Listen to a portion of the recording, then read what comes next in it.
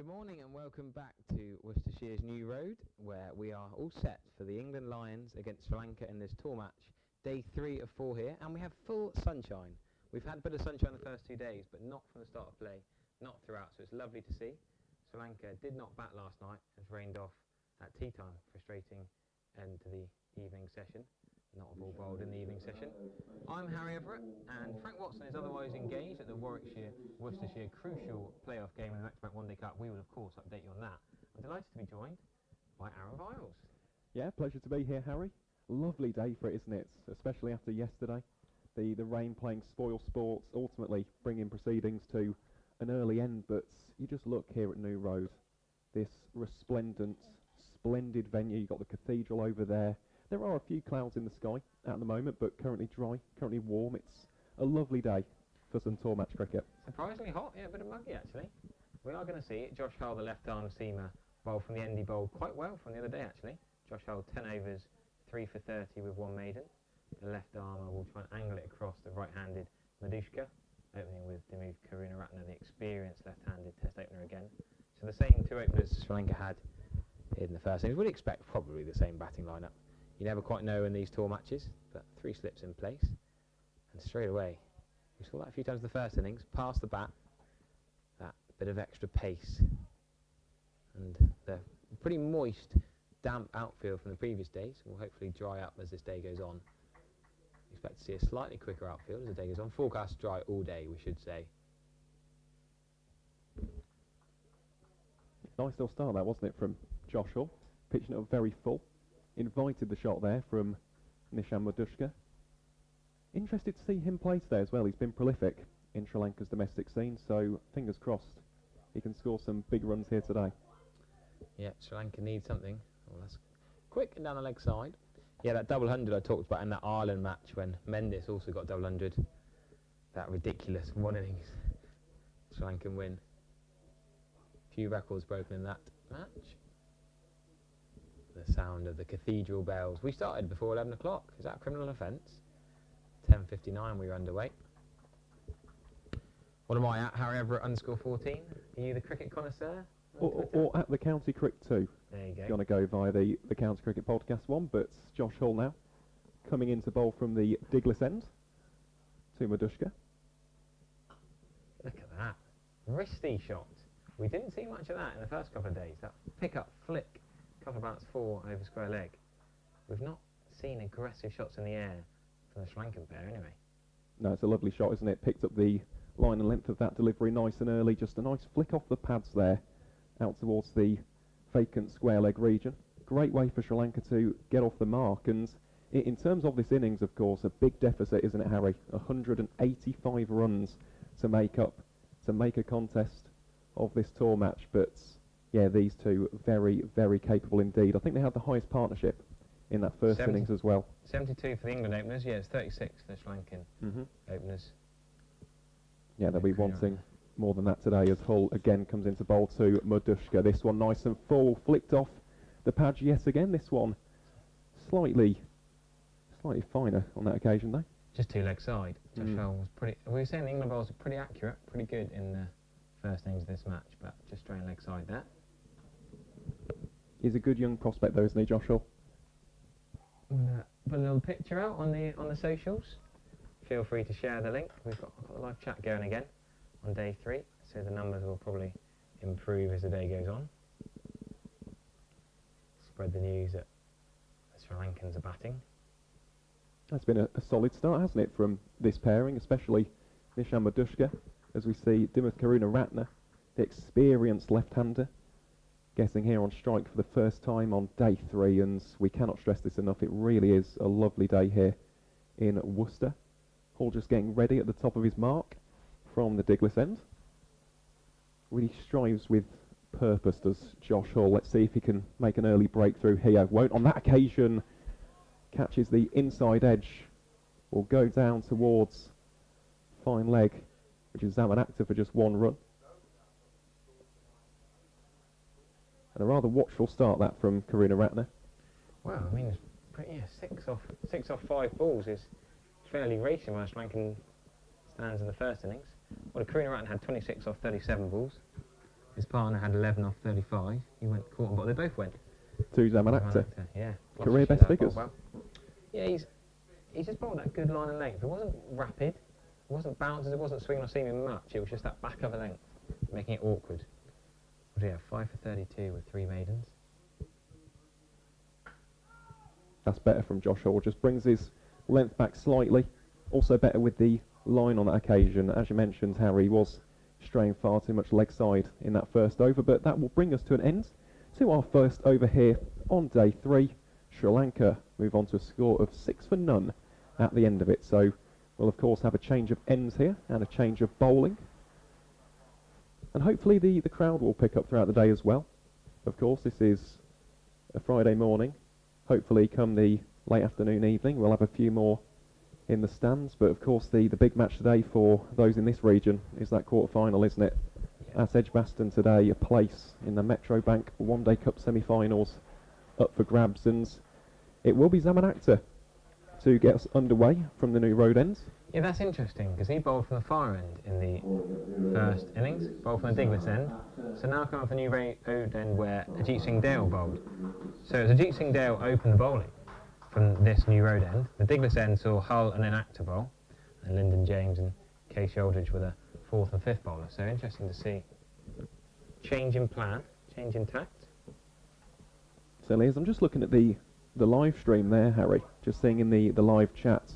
Of course, we have got some viewers from Sri Lanka. If you are tuning in from the beautiful island itself, please do let us know where you're watching from, whether it's Colombo or Gaul or Dambulla, Moratuwa. Absolutely gorgeous island. As Actor into Karuna Ratner bowls this one slightly shorter, attempted carve through the offside there, finds the hands of Casey Aldridge. Yeah, I had a brief chat with Kay Sholdridge as I was walking in this morning. You give me stick for being late, but I couldn't not talk to Kay Sholdridge after his innings yesterday, and had a long chat with James Rue's dad, who's a hardcore fan. He comes and watches pretty much every innings one of his boys plays. Yeah, and just Casey, great to see. He's had a bit of tap in the One Day Cup, had a 6 for 43, then he was going at 10s, but bounced back really well with the red ball yesterday. Well, the red ball bowling on day 1 and then batting against the red ball yesterday. Kay Sholdridge, the top scorer in the match so far, which you wouldn't expect. Number 8, really. Well, I say top scorer. Hamza Sheikh is technically the top scorer. Okay, let's not be wrong about this. Hamza Sheikh 91, but Kay Sholdridge out for 78. Maybe could have gone on to get a lot more if we're being harsh. If he's batting higher up, he's got someone to stay with him. Ajit Singh Dale played a terrible shot. Zamanakta was run out. Well, here is Actor coming into bowl to Karuna Ratner. Well, that's that corridor of uncertainty, as we know it in this wonderful game. Just bowls it outside the eye line of the left-handed Karuna Ratner, shoulders, arms, and lets it go through harmlessly to the wicketkeeper James Rue for no run. This is a nice little battle, this. Zamanakta, he's had quite a good season. For Gloucestershire, he's taken 11 wickets in 5 matches in Division 2 for the West Country outfit so far, and he bowled so well, didn't he, in that first innings. 5 for 32, career best figures for the former Saka graduate, and here he is looking to add to that tally in towards Karuna Ratner, who picks up the line of that delivery nice and early and leaves it behind for dot ball. Have we got any updates from Edgbaston? Yeah, I'll keep you updated. I'll have most of the streams on it. We've got Pollock, left-hander, and Gareth Roderick opening up. Jake Libby's the top scorer in the comp so far, isn't he? So an exciting game. Yeah, that's where, if you're wondering why I've got a slightly different voice in the commentary box today.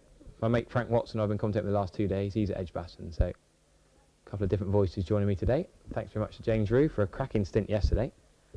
It's going to be a bit harder to get the likes of Rue in when they're fielding out there. It's easier when England are batting. I was going to say, that'd be very impressive.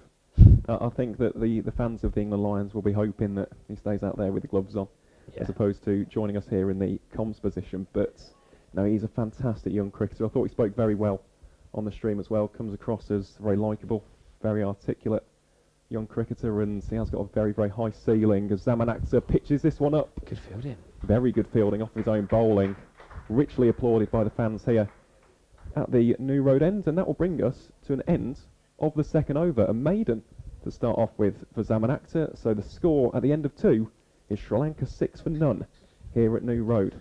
That was an important right hand, that right paw, just potentially saving 4 actually. We didn't see many shots down the ground. Hamza Sheikh played a glorious straight drive. Casey Aldridge went downtown in the air off Lahiru Kumara, whacked a couple over the top as well. But there haven't seen many straight on the ground, just basically because the outfit's been quite slow. The moisture that comes up here right next to the river. But bit of dry weather now. Hopefully the outfield's just going to get quicker and quicker. We'll see a few more runs. Well, we can but hope, can't we?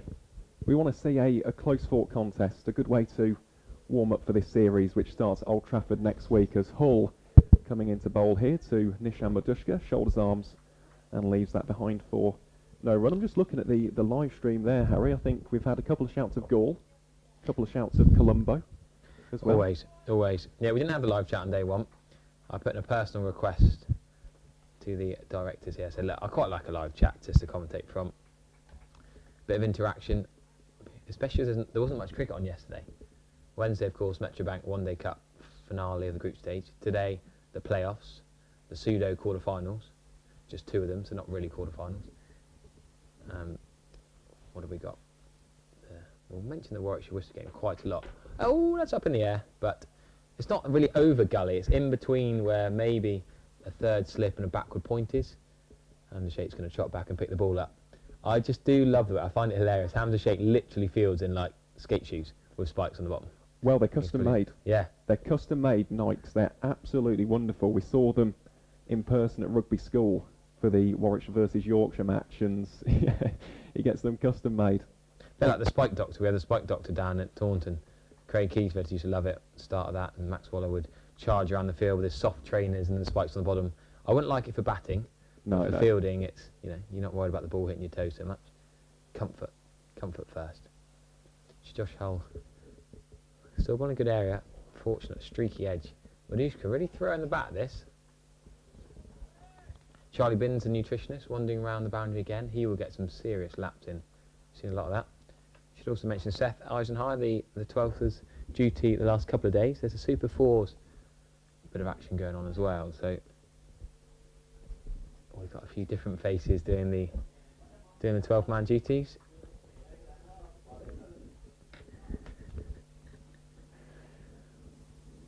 Well, you might hear some laughter in the comms box. We are just looking at the live chat. We'll pick up on that after this delivery from Josh Hull into Nishan Madushka. Again, drops this one slightly shorter. Nicely played off the back foot there. A little bit of a chase on here for Casey Aldridge out towards the point region. And the Sri Lankan openers will come back for 2. Nicely played there from Nishan Madushka. Yeah, the reason why, I've just seen one of the comments from Ryan. I swear this is the cricket the cricket connoisseur commentating. Yes, it is Ryan. Yep. Has that made your day? Is that your first bit of fame? Is that the first time you've ever been recognised on a live chat? Yeah, honestly. So Ryan, thank you very much for that. Oh, bless you. Brilliant. I love the face, the elation, the smile on your face when you saw that comment was cracking. Yeah, it's a shame we don't have a commentary camera here. Cam. Yeah. Honestly, that's... Is that your career peaked? Probably. Yes, mate, brilliant stuff. It probably has. But yeah, we'll be here, myself, Harry. We've also got young Bertie with us in the comms position to take you through all of the action today as Hull drops this one shorter, played with authority off the back foot by Madushka. Out towards a deep square leg. That'll just be 1 run. Keeps the scoreboard ticking. Sri Lanka now 12 for none after 16 deliveries. It's been a nice start this, hasn't it, Harry? Well, I'm finding an interesting approach here. Madushka's looking really quite aggressive. Very different to how he looked in the first innings. 11 off 35 balls. I think he's basically just decided very different conditions. It was overcast and the pitch wasn't bouncing very much on day 1 and 2. Now the sun's out. It's not exactly been baked, but it's a bit harder. And one of the comments saying it's looking very friendly to the England side. Well, England won the toss and obviously elected to bowl because it was overcast on day 1 and there's a bit of rain around. So I can't argue with that decision. It has helped Josh Hull. Not quite got his radar right this morning. Down the leg side, James Reed as well to get down and take that. But England bowled well. You can't deny that. Casey Aldridge came and bowled well, 1 for 20 off his 6. But it was Hull and Apter who were the main stars of the first innings. They picked up 8 of the 10 wickets. I was really impressed with the way those 2 bowled. Absolutely, and to be honest, Casey Aldridge as well, 1 for 20 from his 6 in that first innings. He really is impressing me. Because I just think back to when he finished with the under-19s, there was a little bit of a question about his future at times, in terms of long-term future at Somerset. Would he be able to break through in a very strong attack? But he has, hasn't he? He's a serious option in red ball cricket. He's taken 17 wickets at 29.7 in the Championship this season, and when you factor in the opposition, the strength in Division 1, also the early Kookaburra rounds as well, honestly, he just continues to impress, as we do have a second over coming up here from Zaman Akhtar, from our end, the new road ends, which really does have a wonderful view. We cannot stress that enough. The cathedral, honestly, it is one of the most iconic sights in all of English cricket. Here's Akhtar into Madushka. It's not easy to keep here to the bowlers. They're not quite getting their line and length bang on, but a little bit of swing. James Drew's having to go all over the place so far this morning. He's done well there, though, hasn't he? He's picked up the direction of that ball nice and early, just a little shimmy across to his left. They always say a good keeper makes it easy. They'll move their feet well, just sidle across to one side, a little side step, take it with two hands, that's a good sign. They're having to dive with one hand, that means poor foot movement. Akhtar again into Madushka, well, almost a carbon copy. Yeah, he's not happy, is he? No. Can't be bowling leg stump. It's not even a leg stump half volley, it's down the leg side. What would be a white ball wide, but it's just a dot ball here. Yeah, I was going to say England probably, well, the Lions probably would have racked up a couple of wides if we were playing 50 or 20 over cricket. We see Farhan Ahmed just doing a little bit of warm-up, same with yeah, Casey I want to see Aldridge. him bowl. I'd love to see Farhan Ahmed bowl. I've not seen him at all in the first innings. He's a very good young bowler. Akhtar then in There towards it is. Madushka. Goodness gracious me, that is beautiful. From Nishan Madushka, just a pick up of the hips, clips it over mid-wickets, and that will be yet another boundary to add to the total. Did he even get up to his hip pot? I don't think it's really got. Oh, no, I think it's just a flick off the legs, really. Oh, you're right, wow. It's just almost more shin height. Front foot flick off the legs. It's a lovely looking shot though, isn't That's it? twice he's played it, isn't it? Well, you could argue 3 times. The third only went for 1 run, and the previous. So he's not if he's not ready. Will be on the sight screen? Anyone at the Potentially. stewards? We had the sight screen sheet being moved yesterday, which took about 25 minutes.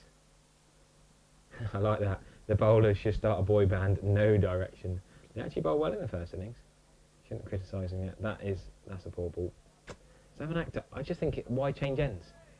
You get 5 from one end, why 2 days later would you want to bowl from a different end?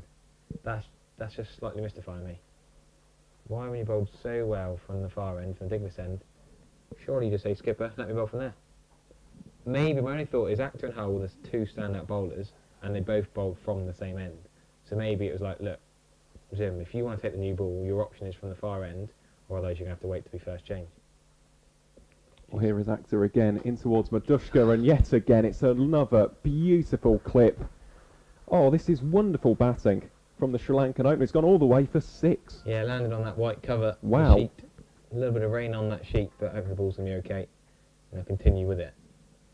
You just can't be buying leg stump half volleys at Sri Lanka. I know the Sri Lankans were really poor in the first innings. Really, really disappointed to see them bowl out for 139. And you thought, wow, how's England? Some people call it England D team. How's that working? But these are talented Sri Lankan batters. If you bowl a bad ball, they'll make you pay. Dimitri's Karuna Ratner's barely had to do anything yet. He's 1 off 8. Madushka's had all the strike. He's had all the bad balls. Also had all of the languid shots so far, and this time he tries and fence it through the cover there at mid-wickets, fielded by Farhan Ahmed. Yeah, just to the right of that. Well, it's like they've got a square mid-wicket and a sort of straight mid-wicket or Straight wide mid-wicket. mid-on in close. It's a weird sort of fielding position. So it's like no mid-on and a forward square leg, you could argue. That gap in between the two, which he picks well there. But when you're bowling leg stump half volleys, you have to change the field. I think Zaman Akhtar, he's having a big chat here. Lyndon James, what's his thinking? Also chatting with Rob Yates, who isn't a vice captain officially, but I would suggest Rob Yates would be as much a vice captain as anyone. Not definitely has Lions experience beforehand, doesn't he? Went on that tour down under in 21-22. Has been a leader on the field for Warwickshire as well for quite a few seasons now. Would have played a lot of cricket here as well, having at university not far away from here in Birmingham, and played for Warwickshire and all the age group stuff. And a ground that's almost, you could say, almost a second home. Think how many times Warwickshire and Worcestershire end up playing against each other over the years. Playing against each other as we speak, we will mention again 17 for none in the 5th over. Roderick and Pollock getting themselves in. No stress. This is Ed Barnard, not Charlie Barnard. Charlie Barnard, the left arm spinner for Lanks. Ed Barnard, the arguable king of the One Day Cup. Takes the throne off Andy Mead again this year, potentially. It is tight between those two, isn't it? Really, really tight. I think Barnard bowling a few more overs than Andy Mead this year helps. It certainly does. And talking of bowling overs, here is Josh Hull coming in from the Diglis ends, in towards Madushka.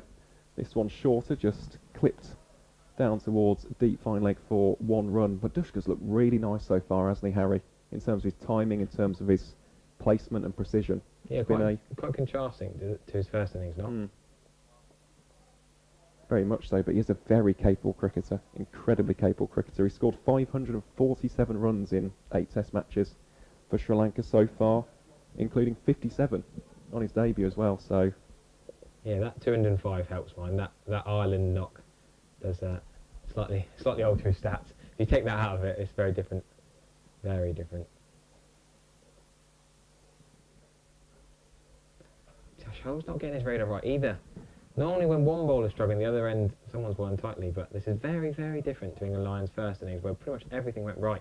All the catches were held, the bowling was pretty much bang on the money. Can't remember. The only mistake I remember was Lyndon James bowling no ball when he had Angelo Matthews out, giving Angelo Matthews a life, but he didn't really make him pay, so it wasn't too costly. that is one of the worst feelings in cricket, isn't it? When you bowl someone off of a no ball. I think back to the 2017-18 Ashes, Tom Curran to David Warner. I think he was on 98 or 99 in the end. I still think that was one of our worst selections, playing Tom Curran in an Ashes deck. Honestly, I thought that was a bizarre selection. He then looked like cannon fodder thereafter, didn't he? Had that chance, you're right. Had that chance, could have had him out early. Then he was marmalised to all parts, really, wasn't he? Mind you, making your debut out in Australia as a seam bowler who's not express pace is not the easiest of things to do. That's what they're obsessed with now, isn't they? That's why we've got Akhtar, Hull, Dale and Aldridge playing, because they're all quick.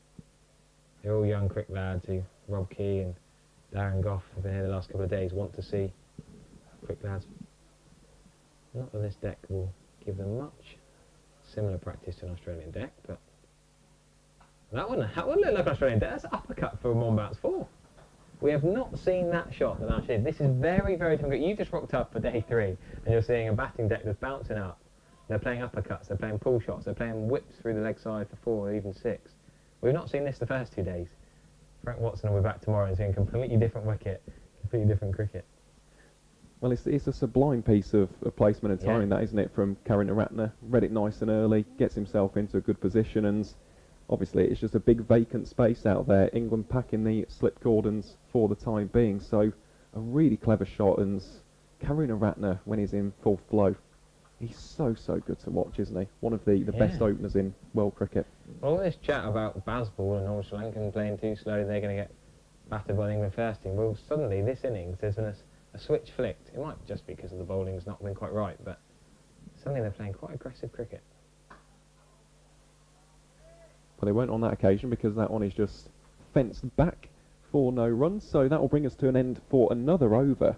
A decent one, that, for Sri Lanka. They move on to a score of 29 for none after 5, and of course 93 overs remaining in the day today. We have got some slightly different session timings, I believe, towards the end of the day. We can play up to 7 o'clock. So it could be a long one, but if it's to this standard, it's going to be a great day, isn't it? Lovely weather. We've seen some excellent batting so far from this duo. They look as though they'll probably surpass that first innings opening partnership, which was 36. It was the highest one in that Sri Lankan first innings. And if these two can just lay that foundation, set that platform for that middle order, which has got so much experience, quality, calibre, with the likes of Mendes and Matthews, Chandimal, De Silva, we could be in for an excellent end to this encounter as Zaman Akhtar gets ready to bowl his third over here from the new road ends. Yeah, good call. Not quite a single day, just in front of point, wasn't it? Yeah. We've not seen a full day's play yet. 1:10 start on day 1. Didn't get any play. So after tea yesterday, it was dry. It annoys me this when it's 20 minutes of dryness and there's no cricket. Then as they came out, it's bizarre. The umpires got up to the middle. All the players were walking out. Didn't face a single ball. Didn't even shape up last night. And they decided to walk off. It wasn't. I didn't think the light was any different. They then said it was bad light. But 5 minutes later, the cover started coming on. I think they stopped playing almost based on the forecast. You could see the grey clouds rumbling. Potentially, as Madushka wafts at that one outside of his off stump. He's wafted a lot, and he's played some marvellous strokes, but he has also wafted. I can't remember him making contact with any but that one edge between fourth or third slip and point over what would have been a gully fielder. Well, I do wonder if this is actually a tactic from Madushka at the moment. Just go out there and try and pile on a few boundaries, get them off to a fast start. With Karuna Ratner, you know exactly what you're getting. He'll just accumulate, he'll sit in for a few overs and get runs over time. But I do wonder if this is a tactic from the Sri Lankans, as Akhtar again bowls that in that good channel. Shouldered arms by Madushka, leaves that behind for no run. Yeah, I think that could well be the way he's going. Also, he's got to do better in his first innings. 11 off 35 against. Yeah, people want to. We'll get you a replay here, but could that have stuck? One of those. He saved 4. You could say. He has saved 4, but is that a potential opportunity? We'll have to watch that back in a second. But yeah, Madushka just flirting with danger at the moment. We have just had a couple of comments about saying if it's a 4-day match. Yes, it is, just for anybody interested. So we do have play tomorrow, as well as Akhtar comes into bowl to Madushka. This one Fuller driven straight back to the bowler, fielded sharply by Zaman Akhtar for no run. Yeah, so this is the tour match here in New Road. The way the first 25 minutes are gone, I think we probably will have a day 4. The first 2 days, I wasn't expecting to see a day 4. It really has been a majestic start to the day. Couldn't be any happier, to be honest. England, of course, need to just tighten up their line and lengths. That's definitely something which they'll be having a chat about as we head towards the midday stage, as Akhtar comes into bowl here again. So Madushka, full driven, just over the fielder. Goodness me, really is living dangerously here. It won't go all the way for 4. In fact, it is just corralled back, and the Sri Lankans come back for 3. You had a visceral reaction to that, Harry. Well, it's not far from the cover man, is it? He's not got all of that. That's not a great cricket shot. He's just chipped that for a couple over his head, really. He's living by the sword. He might eventually die by the sword, but he's getting him more runs than it got him in the first innings already. Well, again, is that the tactic? Because when you think about how England play, if we're looking ahead, obviously this tour match, you have to take this as it is. It's a great way to get some experience under the belts, as we have got a change in the bowling from the biggest end. It'll be Casey Aldridge. But looking ahead to the Test series starting next week against England, is the tactic maybe to just have someone like Madushka, maybe just have a few flashes, maybe just try and score a few quick boundaries and put those English bowlers under pressure? I do wonder if they're looking at the long term, perhaps. But yeah, he has been living very dangerously so far. He's also played some wonderful shots for his 27, but yeah, a couple of near misses and close chances. I like this. I don't think Casey Aldridge has ever in a Somerset shirt bowled the 7th over of a match. Maybe for the 2s, but I can't remember it in recent years in the first team. But here he is, fresh off those runs. Good cricket. That's a great cricket shot from Madushka. He's played some risky ones, but that is good. Just first ball, just tuck it down to third, take the single. Yeah, it was very, very nice. That looked like he had all of the time in the world, and that's how you can tell a good cricketer, can't you? Yeah, I think Casey will get quicker. His first ball is not going to be full pace. He's going to try and get his line of length right, get his radar going. I think you'll see this one a little bit fizz through the air. Well, it's a left-hander now. But the way he bowled on day 1 was really impressive from Casey Aldridge. Then you go and get those big runs. Just a bit of confidence flowing through the veins. 78 off 96 balls. Could have been not out, but was unselfish. Trying to get as many runs as possible for the team, with Josh Hull at the other end, number 11 with him. You always wonder, how much do you trust your opening partner? Josh Hull's not a terrible bat. Jai Sharia bowled so many overs from this end. 31.2 he bowled in the end. And eventually Casey Aldridge hold out long. And he got a 5. I mean, 502, we didn't big it up much yesterday because he bowled it right. But when you bowl 32 overs, you've got every chance of getting a 5, really. And a few of them at the end were giveaway wickets. That one is nearly a chip up. Nearly a giveaway to mid-wicket. Yeah, just has to be careful there, Karuna Ratner.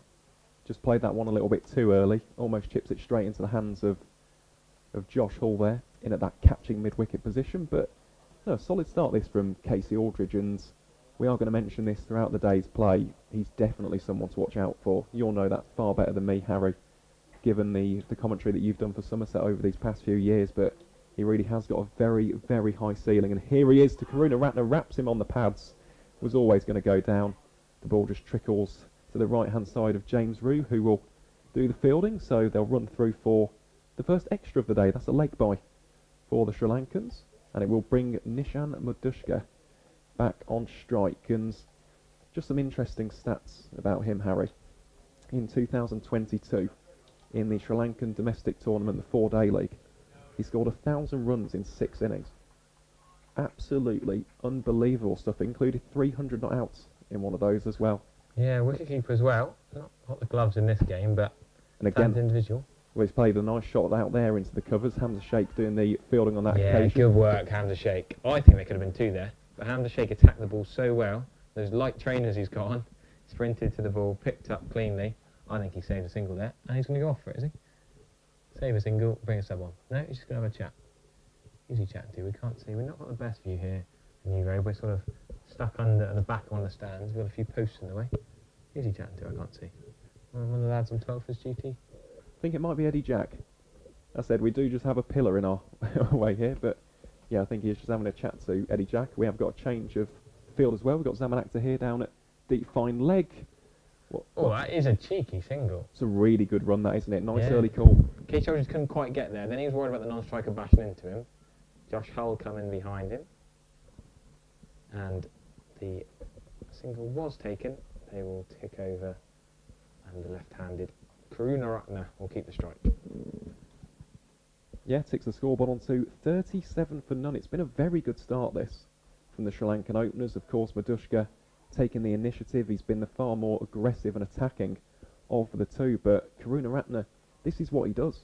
This is his job. It's a case of taking the shine off the new ball, just entrenching himself for these opening overs, and just playing that foil. I think that's something he's done absolutely wonderfully for years. I feel like a lot of people don't give him the credit that he deserves at times. He really has been a great for Sri Lankan cricket as Akhtar comes in to bowl to him, coming around the wickets, in towards the left-hander, clips it down to fine leg, a misfield from Josh Hull, and it will be a boundary. A bit sloppy, that.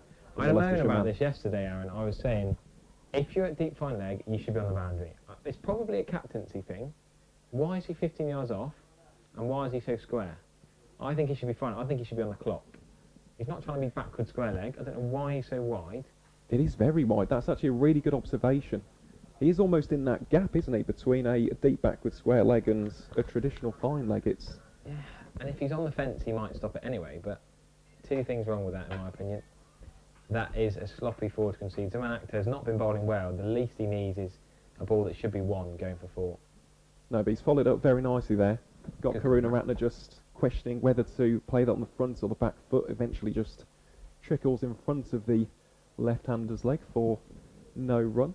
So yeah, Akhtar so far, 3.2 overs, figures of none for 18 so far. England just need to retain a little bit of discipline here. It's not been the greatest of starts. Here's Akhtar again, that's better. It's a better line, better length there.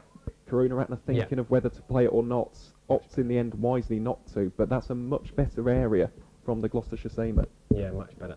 That's the areas he bowled in the first innings. Surprised to see him stray away from that. Absolutely, and we are seeing a lot more of you on the stream now. Nearly 3,000 tuning in, so... Yeah, we had 9,000 at one point yesterday. Well, it'll keep on going throughout the day, won't it? And please do let us know where you're tuning in from around the world. Please do let us know. We like to see that in the comms box as Akhtar again puts it on that penny piece. A good line, a good length, left behind by Dimuth Karuna Ratner for no run. So these will be my final 2 deliveries for the opening stint, and then we'll get Bertie on the comms as well. So yeah, we'll have a different voice in the comms box, but it's been a thoroughly enjoyable first half an hour or so. Sri Lanka currently 40 for none. It's been a very solid opening stand so far. England do have to think about their bowling plans, and we'll see how that changes throughout the day, but it's been a very, very nice start this for the visitors, as again another delivery from Akhtar just watched behind and pouched safely by James Rue the wicketkeeper for no runs. So one final delivery here for Zaman Akhtar in his 4th over. A much better over, actually, aside from that first ball. A bit of a sloppy misfield, unfortunately, from Josh Hull, who, as you've just mentioned, Harry, has now actually got a bit finer. He's listened to me. He's got his earpiece in. I do like when the fielders listen to my analysis on comms and tell him to get in the right place. Amna Reyes is tuning in from Birmingham. I don't know if that means from Edgbaston. You're at the Warwickshire-Worcester game, watching this on the screen as well. We got It's Me's watching from Perth. Good stuff. Bit warm out there. Oh, lovely. And someone else on the English Riviera. That probably means Torquay. Yeah, Gordon Avery. You'll be watching from Torquay. It's 6:30 in the evening in Perth. It's 4 o'clock in Colombo. So pretty good time to watch some evening cricket, actually, down under or in Sri Lanka. Thanks to Aaron Viles, the cricket connoisseur, for his first stint. Myself, Harry Everett, I'll be here throughout the day with various guests coming on and off. And we've got a young lad who Frank Watson had on work experience a couple of weeks ago. Bertie, welcome back to the box. Hello. Yeah. How did you find your work experience then? Yeah, it was really cool experience. Really enjoyed it. Is that the dream now, to get into cricket commentary, cricket journalism? Yeah, would be a dream, yeah.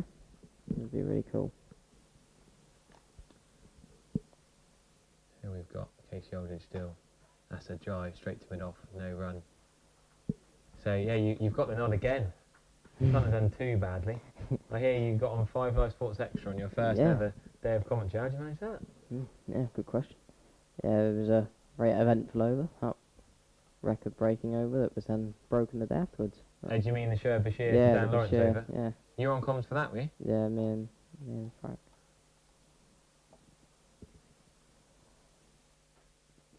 So Casey Aldridge full straight onto the stumps there. Dug out.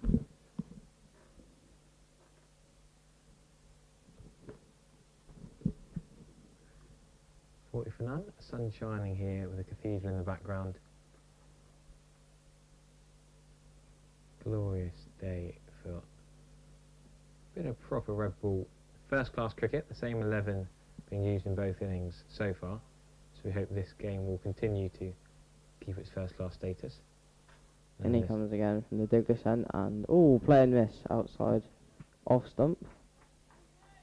So I guess you were doing BBC comms when you first did Yeah. Yeah, so you were doing the radio comms, so you were doing ball by ball with no pictures. Yeah, so for those of you who don't normally watch county streams, there's 2 very different types of commentary. So we have live stream commentary, like for example at Somerset, we have BBC comms and we have the live stream comms. So the BBC radio comms is obviously people who can't watch the cricket, they're not seeing what's going on, so they'll talk about the bowler running in, everything that happens. And we'll have the live stream comms where you can see what's going on, and we just try and add a little bit of colour, a little bit of extra information to the cricket commentary.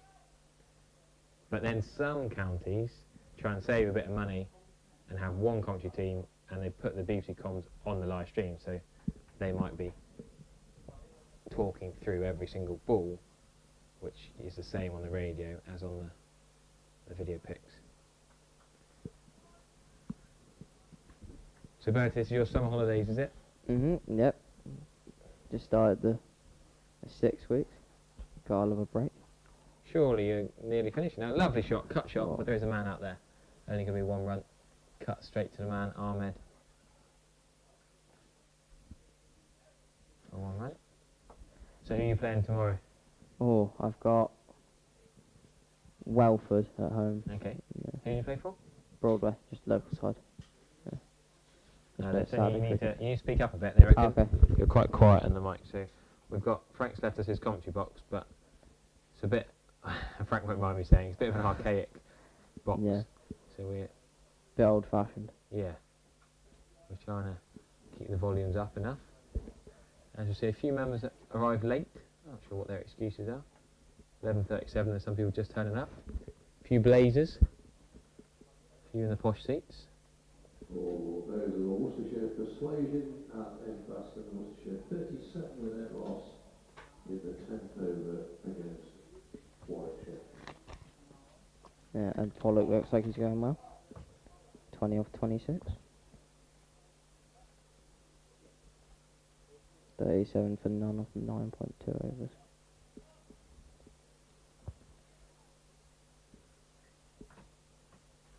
Well, actually, it's going to come round the wicket to the left-handed career right now. We're quite a packed press box last couple of days. They've all decided to have a day off. They were here when it's grey and wet. Not quite sure. George de Bell, I'm pretty sure, was going to Warwickshire, Worcestershire, where Frank is. Maybe Lakeside Lizzie has gone to watch. Is it Glamorgan, Hampshire? We should mention. Not Glamorgan, sorry, Leicestershire, Hampshire. The other game today, the other crucial one-day cup playoff match. Yeah, that scores 48 for none. After 10. Yeah, Leicestershire looking to defend their title. How well they played last year, particularly Harry Swindles in the final. Oh, he's timed that for 4. It's going to go down the ground. That's a gorgeous shot. I'm just going to trickle there in the end, but Yeah. he's got enough on it. Karunaratne at his best. I don't understand how some people don't value him as one of the best test openers in the world the last few years. Him, Dean got Alistair Cook before he retired. For a left-handed opening bat, he's about perfect in test cricket. Not quite the David Warner swashbuckling style, but just proper. Tom Latham is probably another good comparison. Proper left-handed batters at the top of the order. Bat time, bat well. Score runs. That's their job. That's the man actor's line and length. That's where he wants to be.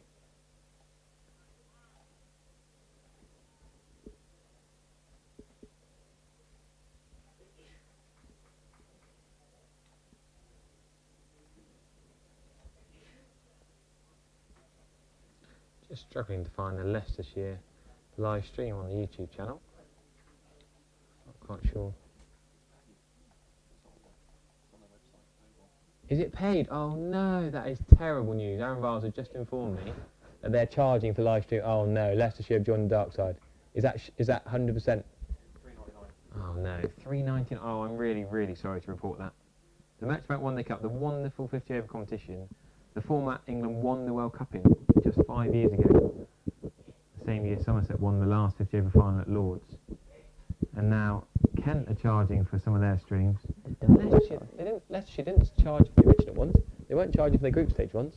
They decided to charge for the playoff. Oh, Sean Jarvis is a top bloke.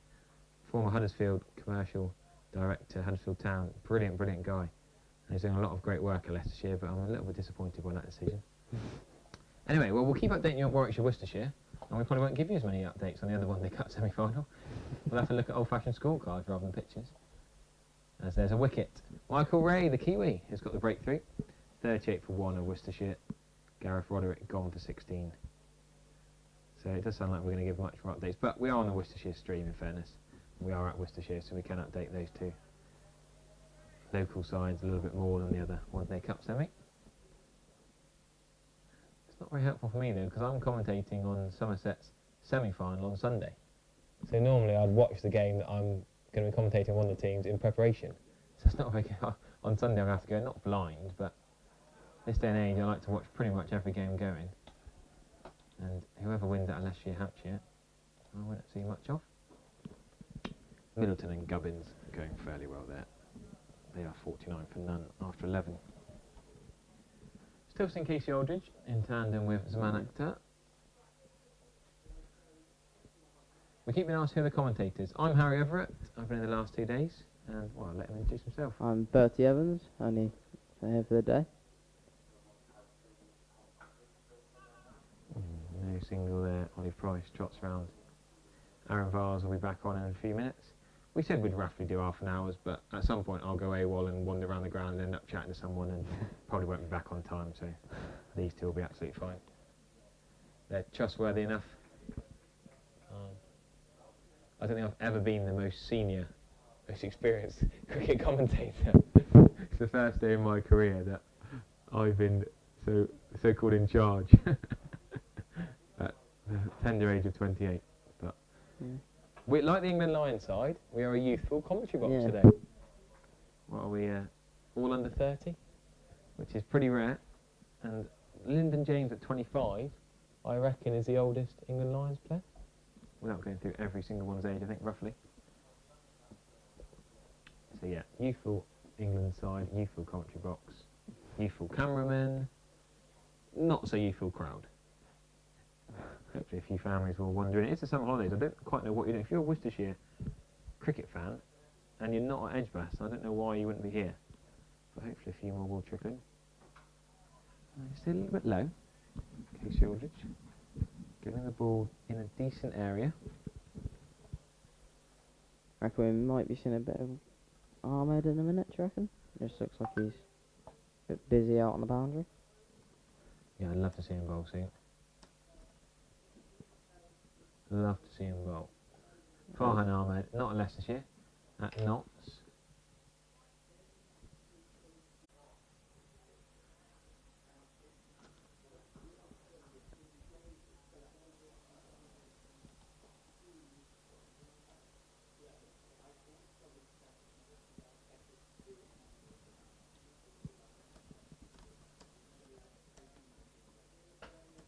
Almost seems like a bit of shift in momentum as that one's punched and fielded at the mid-off boundary, and almost seems as Sri Lanka almost on top at this point, even though they are still massively trailing the game. Just a slight drop in the body language of the England side.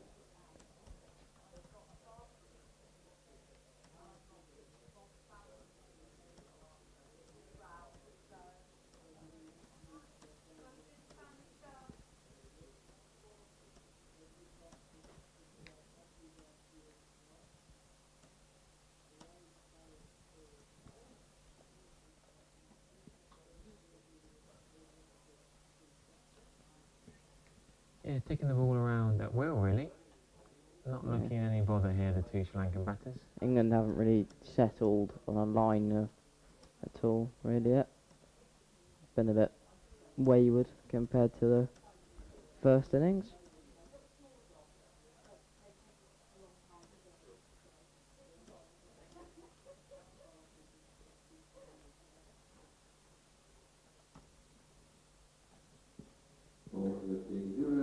We are going to see a change in bowling. Lyndon James, the skipper. I was slightly surprised he bowled himself before Casey Aldridge in the first innings. Well, he hasn't today. Casey Aldridge has bowled 3 before Lyndon James, the all-rounder, the 25-year-old skipper, brings himself on. He's going to bowl from the same end.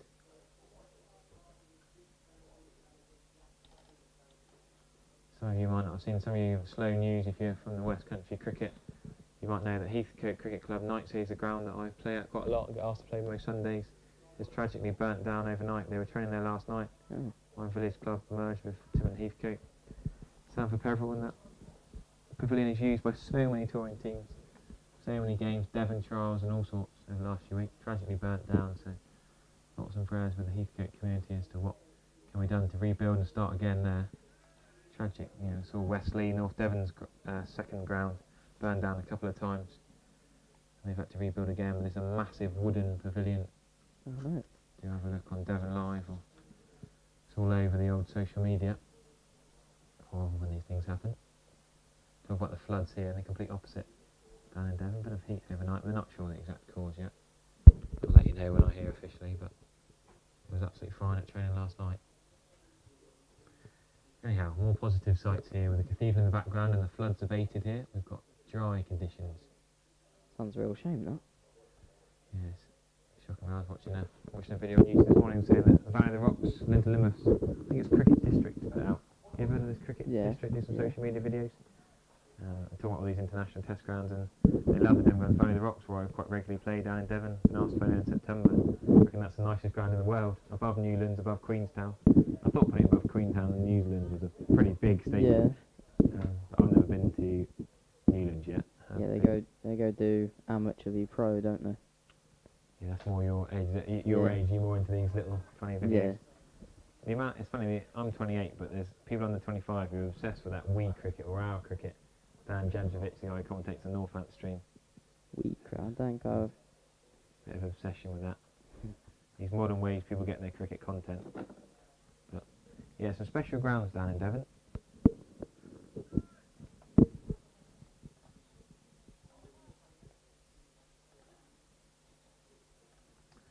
And this is right up there, Worcestershire's New Road. Karina Ratner, well fielded, and a shake, pick up, throw, nice. Yeah, I remember Cricket District did one with Broad and Anderson a while ago.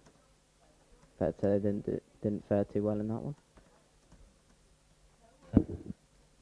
There's so much cricket content out there nowadays that watch some of it, but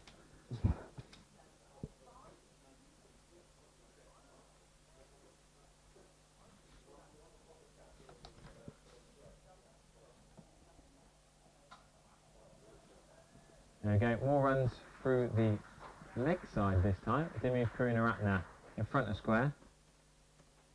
Not a bad shot that, Bertie. Yeah, picked it up, didn't he? Onto the back foot early, just composed and put it away. Just, yeah, well executed. Again, not really settling on the length, and Lyndon James punished to the boundary for 4.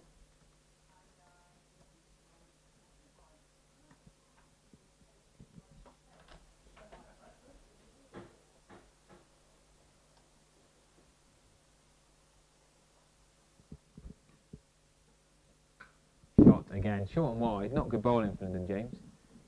Deep point is out there. Case Aldridge can stop that. I guess Case Aldridge isn't going to bowl, is he? To field at deep point and then bowl, it seems a little bit harsh. I don't think he is. Yeah, normally you let your bowler graze at fine leg, third man, or maybe mid on, mid off. Yeah.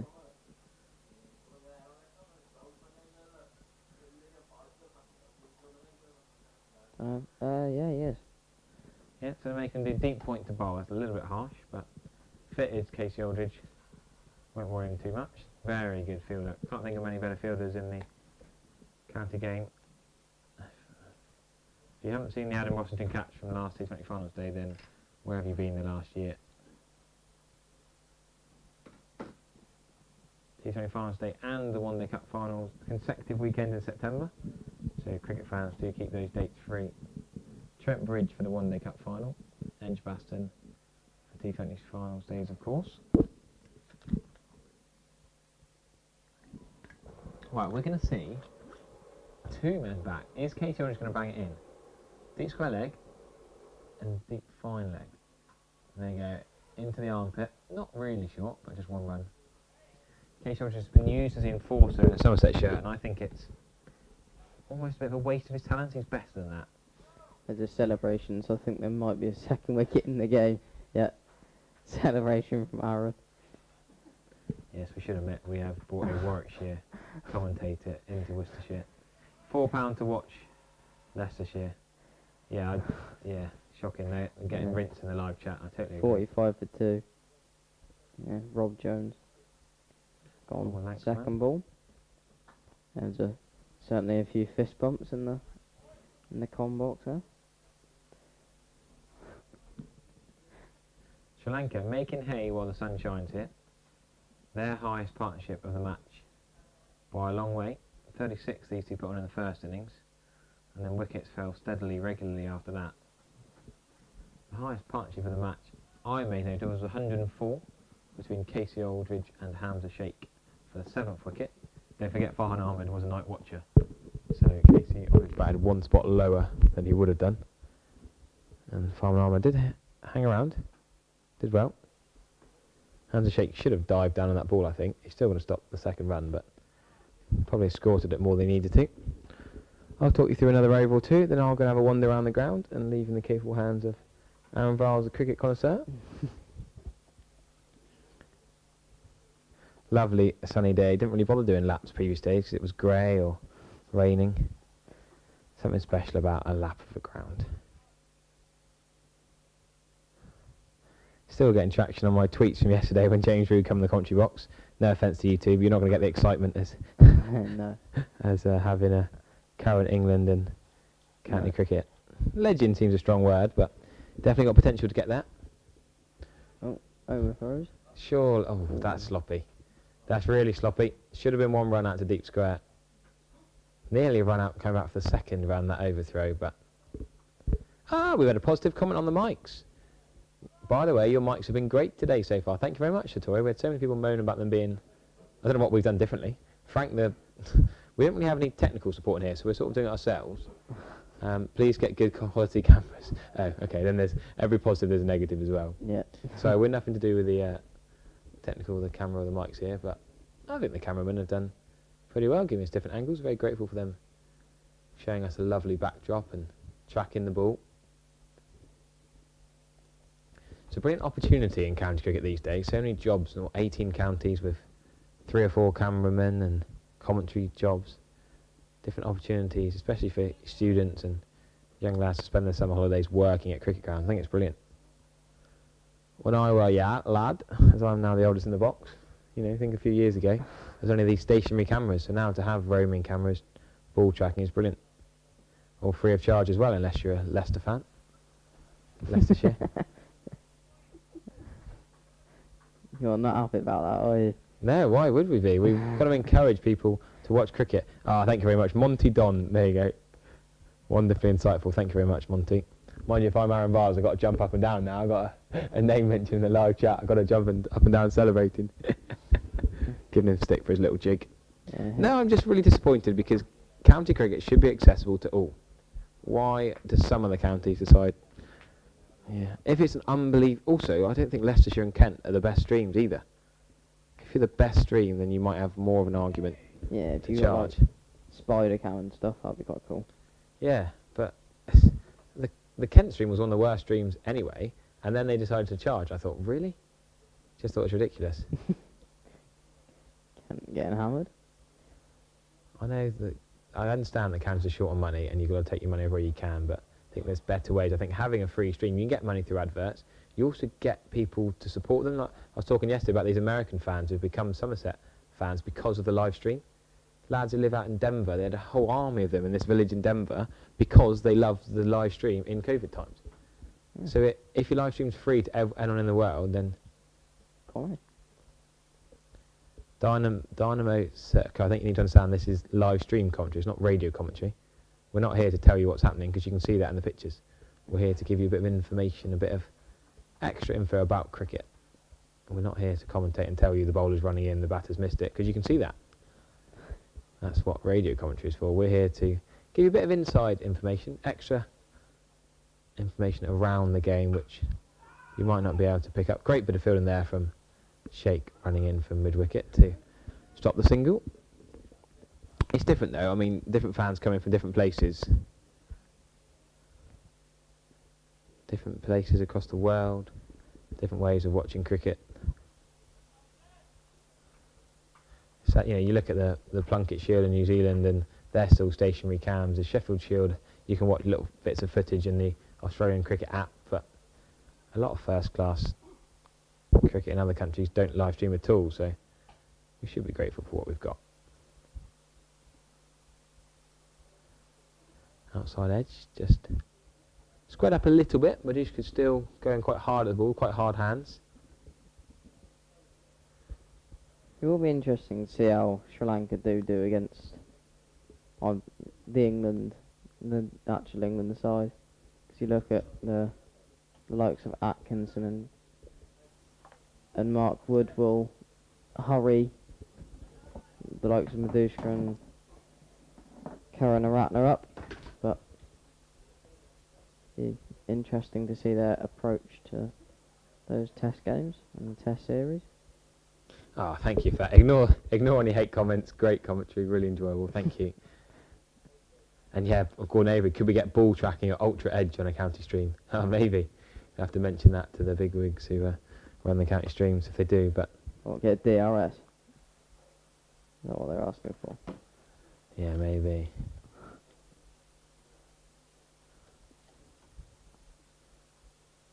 Sure, where would you put it? Yeah, it's a good question. Don't know. We have got the cameras on the umpire's chest. We should mention some of you might have noticed them. We're not getting footage from them. That's not far away. Great effort. Hamza Sheikh, superb effort. It's only going to be 2 runs. Case Shoreditch comes round and does the mopping up. Good job. He's got light trainers on. Those to get him to leap up in the air. Great effort. Right, you'll have 3 more balls from myself, Harry Everett. Then we'll get Aaron Barnes back in. I'm enjoying the fact he's got a pair of dunks on. Is that what they're called, is it? Cricket. Yeah, so you're the trendy. I was going to call them Easies or something. Is that not what they're called? I don't know my shoes. No, Night Dogs. What was that? Yeezys Dunk, or Ben, Yeezys? Ben Dunk? You wouldn't even remember Ben Dunk, would you? Did you used to watch the Big Bash? No, I haven't really watched. Poke Big into Bash. the offside for one man. Watch Blast sometimes. Wouldn't watch Sometimes. Yeah. You're on Or- the county cricket team, you only watch the last match. I wouldn't watch the Big Bash. No.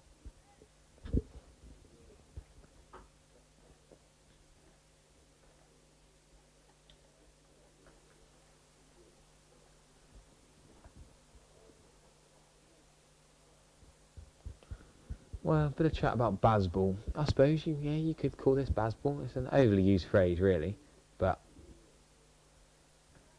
I mean, they are a baseball run rate, to be fair. they're scoring quickly and playing good shots. 5 and over. What are Yeezys then? I don't know. Yeezys. Are they a form of Nike Yeah, trainers? no, that's they're with Adidas, I think. Oh, I don't Yeah. know. Right, on that bombshell, I'm going to walk out the box. Yeezys, I'm not gonna try and talk about fashion on commentary. That's not my job. Aaron Viles, you can come in and talk fashion. The younger audience. Yeah, Yeezys are the Kanye West one. Yeah. He's a bit hot now.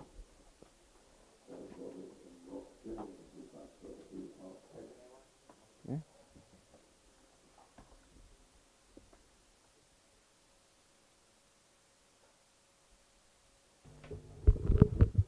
There we go. Yeah. Percy, how are you enjoying it so far? Good, yeah. Scoring at a quick rate. Been nice to watch Manduska bat. Yeah, it's been a fantastic start, isn't it? Sri Lanka 69 for none at the moment as Casey Aldridge gets ready to start his 5th over from the Diglis Road end. Quick single taken by the 2 batters, so that'll bring them on to a score of 70 for none now. He's going hard at it, isn't he? He's got his eye in, got his rhythm after the few early skirmishes, so he's nearly come out a few times. Yeah, well, that's the key. We were talking about this on the commentary earlier. Yeah. It was a case of whether that was an out-and-out tactic, and so far he's striking at exactly 100. 42 from 42. As we have got a fan now in the commentary box, you might be able to pick that up on the mic if you can. We'll have to turn it off.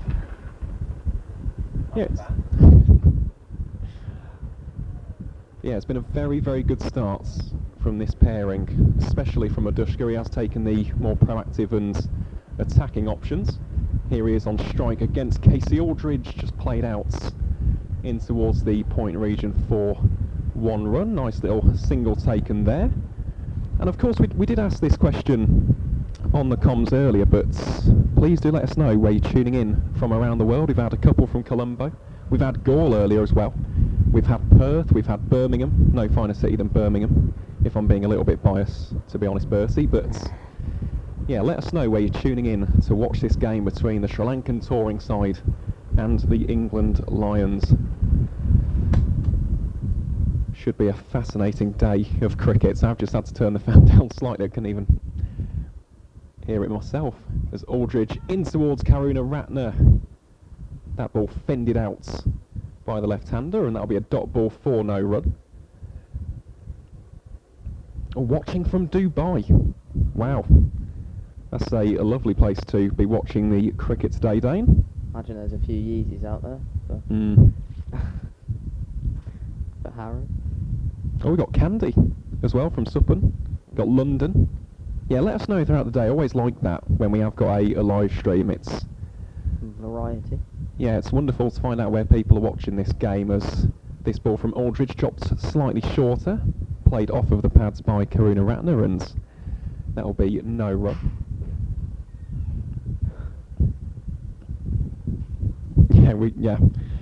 We will have to turn the fan off. Actually, it is going around in the background, so we'll have to just pop that on during the interval. You could put it on the other side of the door, maybe, if you want. Yeah, potentially. Harry is on his travels. Melbourne, Yorkshire. He's got his fashionable sunglasses on now. Got a couple from Sydney as Aldridge, again another dot ball from this Diglis end. Played back to the bowler on that occasion by Karuna Ratner for no run. Wow, Western Australia. Must be late there. Must be pretty late on the evening. West Australia.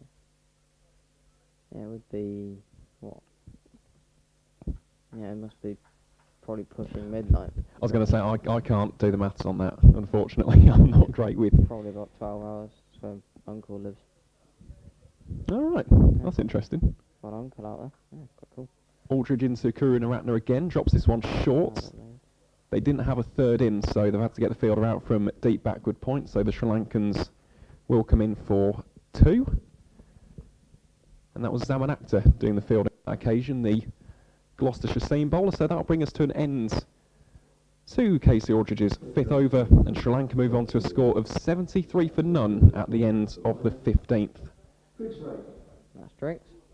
The sports bar review at the New Road. Couple from Newcastle, Greece. Of course, a lot from Sri Lanka. Let us know where in Sri Lanka you're watching from. We've had a few from Colombo, Gaul. I don't think we've had Dambulla yet, actually, on the live stream. I'd quite like to see Dambulla. Also Jaffna. Lovely, lovely part of the island. And a couple from Nottingham as well. So, yes, as we approach the drinks break, Sri Lanka 73 for none after the first 15 overs. Bertie, what have you made of this first hour or so for the visitors? You'd say Sri Lanka definitely on top in that first session. England might look to build some pressure, just look to get some dot balls, and then look to go back to line and length and be consistent with it, and look to probe around off stump. Try and make something happen, because that was a pretty easy going out first hour for the Sri Lankans, you'd say. Yeah, definitely. That's a good insight, that. Weren't really put under much pressure. Almost just came out, played with freedom, and put the England under pressure, and they looked to just drift in line a few times and gave away some free runs, and Madushka and Karunaratne actually. Yeah, just took full advantage. Yeah, they have, especially the former Madushka, currently 43 from 43 deliveries, striking 100. Karunaratne as well, he had a little bit of a slower start earlier, a bit more measured in his approach, but he's now 29 from 47, and yeah, this partnership now double what they got in that first innings. They had 36 between themselves in that first innings, an innings which unfortunately went very wrong for Sri Lanka. They bowled out for 139 runs, gave them a massive deficit to make up in this second innings, but they've done a great job so far, and we did say this is what these two are so capable of. It's almost that fire and ice approach. You've got the cool, calm, composed batting of Dimuth Karunaratne with the more flashy, aggressive, expansive approach from Nishan Madushka. So the players just coming back from the drinks breaks now, of course. Lyndon James, the Lions skipper, will have quite a long conversation, I reckon, about the line and lengths, which the Lions are bowling so far. It has been a tad bit erratic at times, and we might actually see a change in the bowling, which it's a bit of a shame that Harry isn't here in the comms box for, because that is Farhan Ahmed getting ready to warm up here from the New Road end. The 16-year-old spinner from Notts. Looks like there's going to be a short leg in place as well, with the fact that they've got the helmet out. Yeah, it'll be interesting to see what the field is here, actually, for young Farhan. Of course, recently played in the Metrobank One Day Cup. Took figures of 1 for 69 against Leicestershire on his debut at Grace Road. Got the wicket for Sol Budinger. That was his first ever professional wicket for the East Midlands County. So, looking forward to this. Yeah. He's a prodigal of talent, he really is. He's really, really highly sought after. Was excellent in Nottinghamshire's academy. Plays his club cricket for Cavaliers and Carrington Cricket Club in Nottingham. So yeah, this is fantastic. A really, really good opportunity to witness one of England's brightest young spin talents here on probably the biggest stage of his career so far, the England Lions. Yeah. And just looking at that field, you're spot on there, Bertie. Yeah. They have got the short leg in. Yeah. A year and 3 months older than me. Oh, you're making me feel old. Yeah. You're making me feel old as a 23-year-old. Yeah, it's Hamza Sheikh under the lid there. They've also got a slip-in position. So yeah, this will be interesting. And then we've got Josh Hull near us in the comms position. He's down at long on. So here is Farhan Ahmed to bowl his first ball of this match. It's slightly short. It's cut away beautifully by Madushka, and that will just kiss the boundary rope out at deep backward points for 4 runs. Lovely shot that from the Sri Lankan opener. Just missed his length, didn't he? And then when you miss your length as an off spinner, always looking to bowl on that 4/5 stump line. If it's short, then it tends to be short and wide and easy enough to put away. That's a really good shot, that. Very, very good. Just needs to pitch up a tad bit fuller than that against Madushka. He's very, very strong off the back foot. You need to get him probing, and here he is. That's better from Ahmed on that occasion. Drifts the ball into the toes of the right-hander, who can only find short mid-wicket for no run. But he really is such a talent, is Farhan Ahmed. We'll go on to the stats in a few moments' time from that Under-19 World Cup, but he really is a tremendous player as Madushka dances down the wickets. Well, that was a nasty one. It looked to have... Don't want to stop that. He's done very well to stop that as Lyndon James. Yeah, he's done very, very well. Wonder if that hit him maybe on the top of the chest. Yeah. Would like to see the replay with that one, but he's done excellently to stop that. Some venom and some fizz on that shot from Madushka, who so far is utilising the front and the back foots very nicely indeed. Here he goes again, dances down the wickets and lofts him over the covers for 4. He's got his 50. And that is another first-class 50 for Nishan Madushka. It comes from just 46 deliveries. He's played some magnificent shots over the duration of this innings, and as you can hear from the crowd in attendance at New Road, richly applauded, and for good reason. This has been an outstanding effort from the right-handed Sri Lankan opener. 6 4s and 1 6. Goodness me. And to be honest, that's probably one of the best shots of the lot. The utilisation of the feet. He's not allowing Ahmed to get into any rhythm whatsoever. This really is top quality stuff. This is how you should play spin bowling. It's a case of mixing up your approach and also not allowing them to get into a rhythm. Really is top stuff, this, from Madushka. How can young Farhan react, though? With a decent delivery. Yeah, good response. Very, very good response. Slightly mistimed shot there from Madushka, just threw the bats a little bit early. But that's better from Farhan. Wrestles back a little bit of control with the dot ball. And 8 runs coming from this over so far. Can Farhan get the first wickets of the day? He won't on that occasion. Pitches it nice and full, just underneath the eye line of the right-hander, who plays that nice and straight down to long gone Josh Hull for 1 run. So that will bring us to an end to the 16th over. Sri Lanka move on to a score of 81 for none, and Farhan's first over goes for 9. But to be honest, that wasn't from terribly bad bowling. That's just excellent batting from Nishan Madushka. Yeah. Looks a quality player, doesn't he? Yeah, just looks incredibly light on his feet. Just always looking proactive, moving around his crease, and even running down the pitch to Ahmed there. Certainly is. No, he looks the real deal so far. Puts him in good stead as well. That extra confidence boost before the Test series, which of course starts next week at Old Trafford. Can't wait for the series. It's been far too long since Sri Lanka have toured for a Test series. It was 2016, the last time that the Lions have toured these English shores in the longest and, in my opinion, the best format. Always love a Test series against Sri Lanka. They really are one of the great cricketing nations. As Casey Aldridge gets ready to bowl his 6th over from the Diglis end. Well played with soft hand. Yeah, it is. Very, very nice shot, that. Rotating the strike. Very deft on that occasion from Madushka. And it will bring Dimuth Karunaratne back onto strike, who's currently 29 from 47. Have a look what the score is on the Worcester. 79 for 2 after 18. Ed Pollock is 48 off 53. Wow, good innings that so far from Ed Pollock, because Aldridge coming into bowl to Karunaratne just drops that out towards deep backward point, so that'll be another run. Just ticking over, and he's one of those players. I know this is a very cliche thing about Joe Root over the years, but Yeah, accumulator. yeah, you take your eyes off of him and all of a sudden he's on 30 or 40. And that is exactly what Karuna Ratner has done so far today. So moves the score on to 84 for none. Karuna Ratner 30 from 48 deliveries. Really, really nice tempo to his batting this morning, and you can say the exact same thing about Madushka. This one, a full toss driven Yeah, he rather missed out firmly. there, didn't Yeah, to a slightly wideish mid-off he? Yeah. in Lyndon James, the England skipper.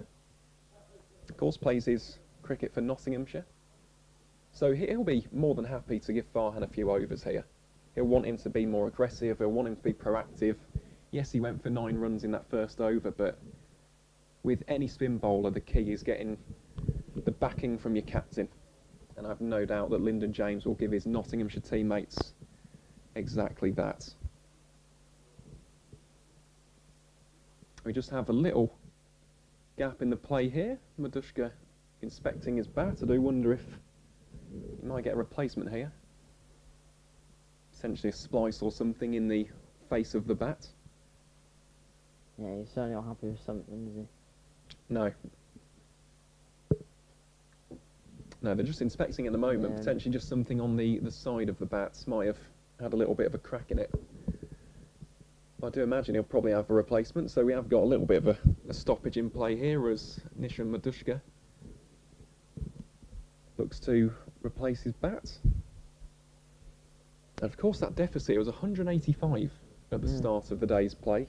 All of a sudden it's already 101, so yeah, it's come down significantly. It really has been quite an excellent start this for the Sri Lankans.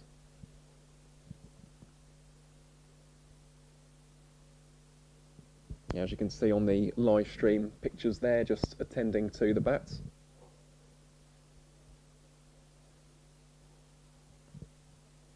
Still plenty of time in the day as well, 82 overs. So if they can get a decent lead here, Sri Lanka, we're in for a cracking day 4. Yeah. We really are, and of course do feel free to let us know where you are tuning in from today. Had plenty of comments from the UAE, Sri Lanka, a couple from Australia, Melbourne, Western Australia. I think we had a couple from Sydney. Really is nice to see that, people supporting the live stream and tuning in from wherever today. And of course we will keep you up to date with the Metro Bank One Day Cup quarter-finals as well. All of us here, massive county cricket fans, so we'll keep you updated the best that we can. And here we go then.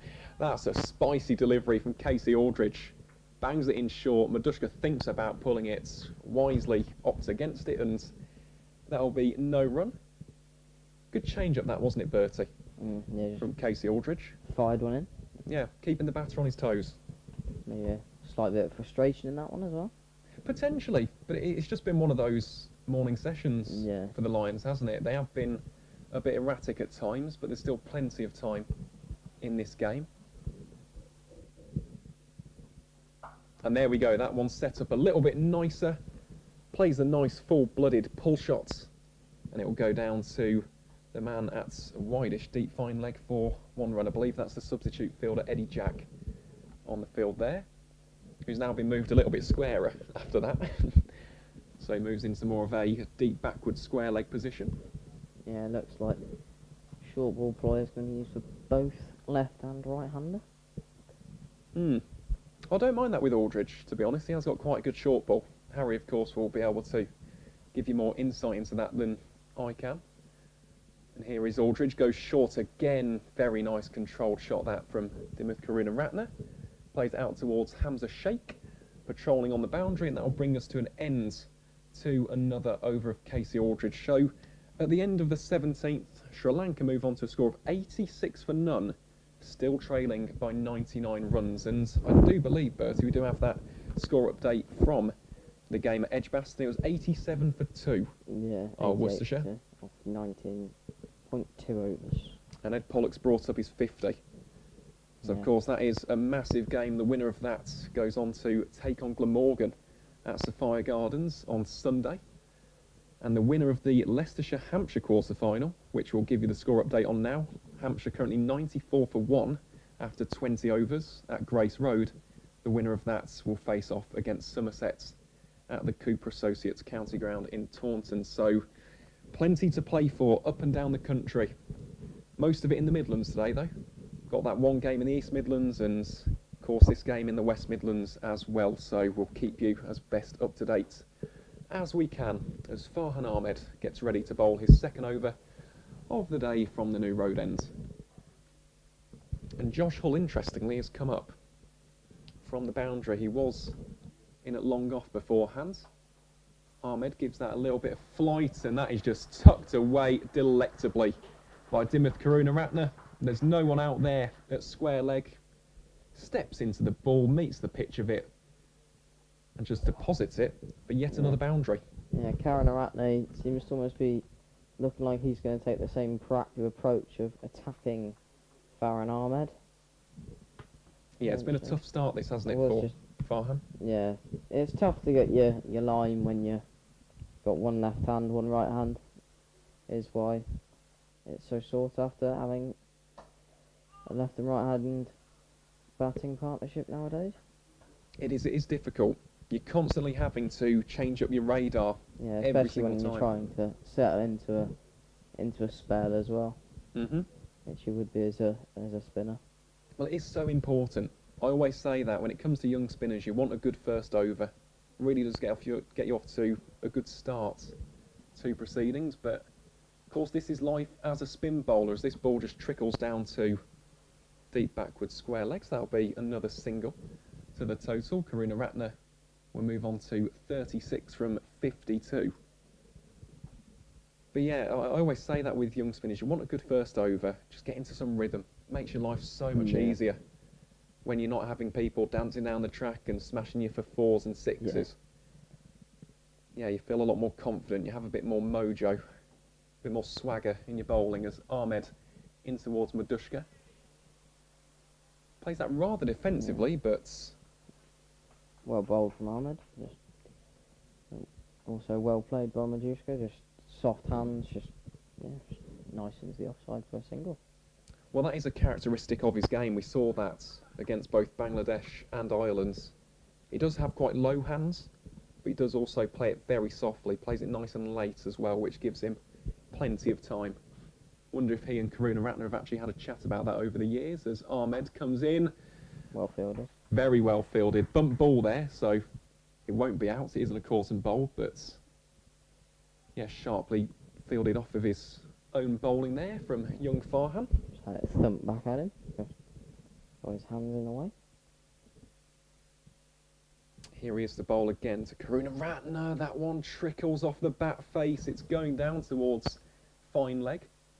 He'll pick up 2. Yeah, good running. Yeah. Really good running. And we've actually mentioned that all morning, haven't we? In terms of how the Sri Lankans have run. There's good communication, nice early calls, making those quick darting singles.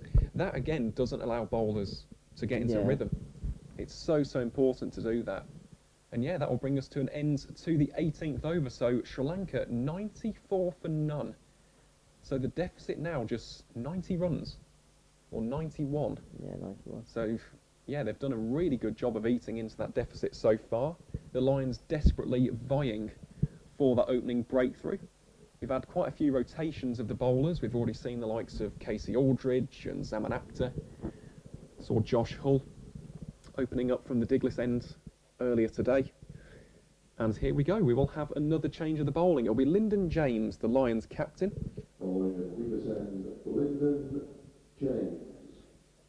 Of course, Lyndon's had quite the season for Notts in the county championship. He's taken 20 wickets at 30.1 in 9 matches so far. Bowls his right arm medium fast. But of course, the ball quite old now, so there won't be as much lateral movement through the air. The lacquer has definitely been rubbed off, especially considering how Madushka's played. Yeah. He has absolutely leathered it this morning. Really gone after it, hasn't he? He most certainly has. And here is Lyndon James then, at the top of his mark. To Madushka. Goes nice and Getting full. good running. Is very good running. Good early call, you could hear it, couldn't you? In the middle, that is really good stuff from the Sri Lankans. And again, it's just ticking the scoreboard over. Yes, we've seen the expansive shots. Madushka's utilised his footwork superbly, but those quick 1s and 2s, they're just as useful. Yeah, just keeping England at arm's length almost, just keeping them under pressure where they want them. Yeah, it certainly works so far, as we do have a little bit of a change in the field here. Hamza Sheikh is down at deep fine leg. Potentially the short ball ploy might come into play. Goes very full on that delivery. A double bluff there from Lyndon James. Fielded smartly at short cover for no run.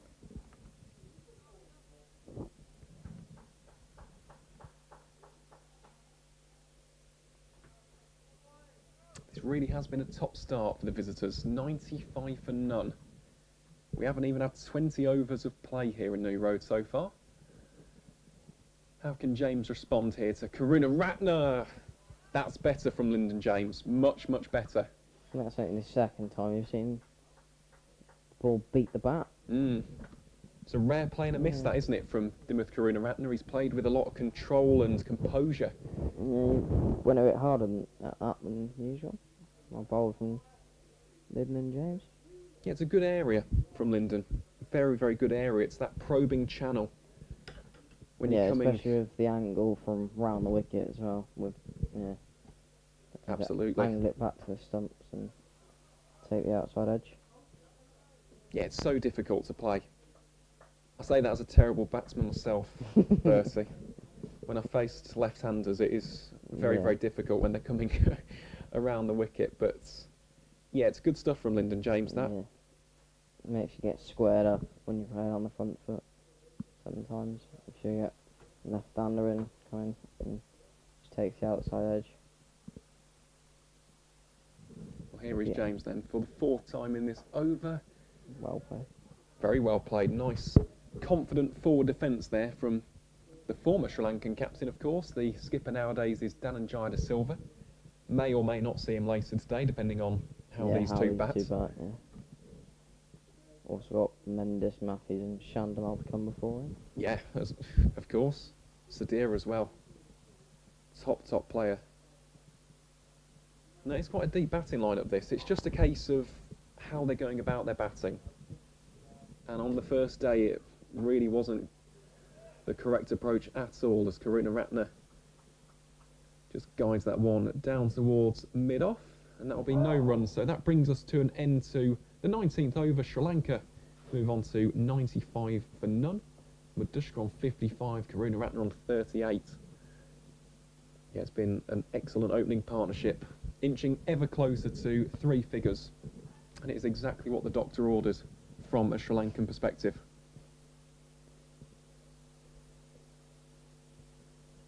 We've got 3,600 people on the live stream now. Again, please feel free to let us know where you're watching from. Let us know your thoughts on what you're feeling ahead of the tour. The Test Series starting on Wednesday up in Manchester. Should be a fascinating encounter between England and Sri Lanka. That's a good ball from Farhan Ahmed. Yeah. Is Stokes going to captain or not? No, Stokes is injured. Is it? Oh yeah, he pulled his hamstring, didn't he? So it'll be Ollie Pope. Yeah. Will be the captain. Is he back for the second game or? No, rolled out for the summer. Oh. Unfortunately, Ahmed's again a probing line and length there from the young right arm off spinner. Former England under-19 did make a couple of appearances at the recently concluded 2024 ICC under-19 World Cup. And he has got this hop, skip and a jump in his action. It's quite entertaining to watch as this ball from Madushka just worked out towards mid-wickets for no run. That's Rob Yates, the Warwickshire opener, doing the fielding on that occasion. Yeah, what are your thoughts heading into the series, Bertie? Are you looking forward to it? Oh yeah, I always enjoy watching Test cricket, and yeah, obviously like watching Bazball, the proactive way England play nowadays. Always good, but always looking to score. Well, I still think back to the Ashes. I mean, that was the kind of breakthrough one, wasn't it? Zach Crawley tonking the first ball through the covers for 4. That was some start. That's Edgbaston. Australian start with 2 men out on the boundary. Again, this is better from Ahmed. He's found his Yeah, radar so far. Will be interesting to see how England fare in Australia in the coming series with the whole plan. Some of these may feature in later Ashes series. Certainly is again Ahmed forcing Madushka onto the back foot. And that's an excellent over from the 16-year-old, warmly applauded by the fans here in attendance at New Road. It's a maiden. Just provides a little bit of control amidst all the chaos so far for the Lions, and Sri Lanka stay on 95 for none. Of course, the other opportunity is for Dan Lawrence, because Zach Crawley ruled out of the series, so England will have a new-look opening pairing between him and Ben Duckett. Yeah, it should be an interesting series. I'm really, really looking forward to it. I watched him play here when Surrey played Ulster. When I did work experience, you can see why he's in the England setup. Just always looked composed, calm, and almost just looked classy in a way. Just waited for the ball, put the bad ball away, was aggressive when he needed to be. Yeah, full package.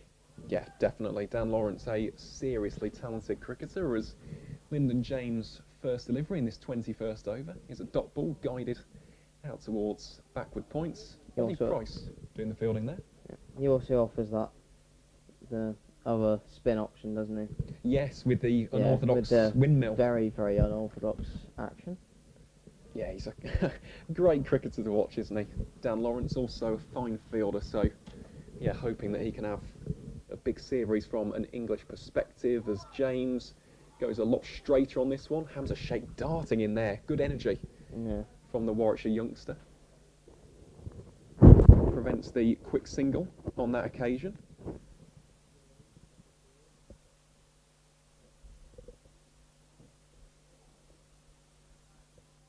Some interesting observations, actually, on the live chat in terms of the spinners.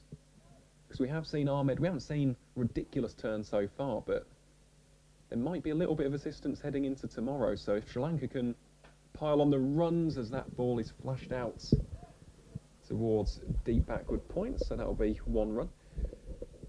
Yeah, if they can get a decent lead, it does make things interesting tomorrow, because Sri Lanka have got some excellent spinners. Yeah. Of course, Prabhath Jayasuriya had that fifer in the first innings. Really, really talented spin bowler. Still remember his debut against Australia. Took 12 wickets. The best ever Test bowling figures by a Sri Lankan on debut, and the 5th in the history of Test match cricket as well. Quite impressive. Very impressive, yeah. I couldn't believe what I was watching. It was outstanding. As this ball guided off the face of the bat, beats the despairing dive of Ollie Price, and that will be 4 more. Just used the pace, didn't he? Just soft hands from Madushka. Yep, it is excellent stuff yet again. Guided it down. And that will bring up the 100 partnership between these pair. Madushka on 59, Karunaratne on 39, and of course 2 extras so far. So yeah, you can't really ask for a better start, to be honest, from a Sri Lankan perspective. It was a big deficit. There was a lot of chat in the media yesterday about whether or not they'd come out swinging. And Madushka certainly has, almost striking 100 so far. This time attempts to squeeze it through the gap in the mid-wicket region, but can only find the fielder Hamza Sheikh on that occasion for no run. But no, that's a really good showing actually from Madushka, because he's displayed a lot of powerful shots, but on that occasion that was just deft. It's just a nice, clever, soft cricket shot, wasn't it? Yeah, especially the way he played early on, with the ball coming on a bit more, is it? No. Well, here is James to Madushka, and again follows it up with that lovely, languid forward defence. Yeah. Nice way to round out the over for Lyndon James. And at the end of it, Sri Lanka bringing up their century partnership for the opening wickets. The visitors 100 for none after 21.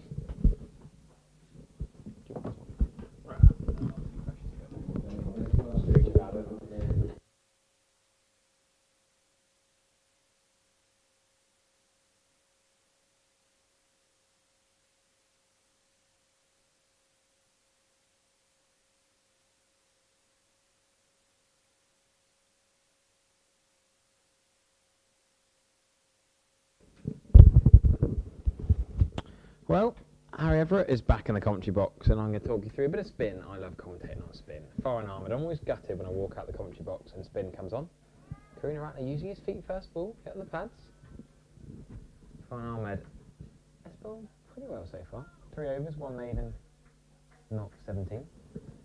He has. It was just that first over. It's something that we mentioned on the stream beforehand, myself and Bertie. It was just good batting from the Sri Lankan openers. They got into him nice and early. Yeah, the 100 partnership come up in quick time, isn't it? 21 overs at the 100 partnership. Madushka, the aggressor. But Karuna Ratner now to 39. Does sweep. Interesting to see whether he would sweep against the off spin. Sweeps and cut shots, that's textbook very Karuna good Ratner, cut. isn't it? I don't think he's going to get many cuts away from Foreign Armoured though. Ball's quite tight, brings stumps into play. Oh, that is a streaky shot. That wasn't where he wanted it to go, really. Bit of whippage through the short leg man. He's going to get a couple of runs. Hamza Sheikh at short leg. Hamza Sheikh with his soft trainers on though. That's a bit risky. Not much protection. If he gets whacked on that foot there, you might wish he had normal spikes on.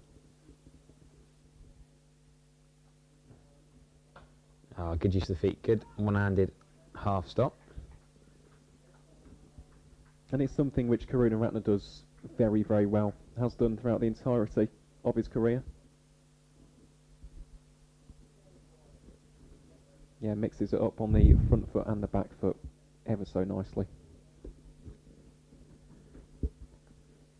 Oh, he could have gone there. Ran down the wicket. Oh, first slip diving across.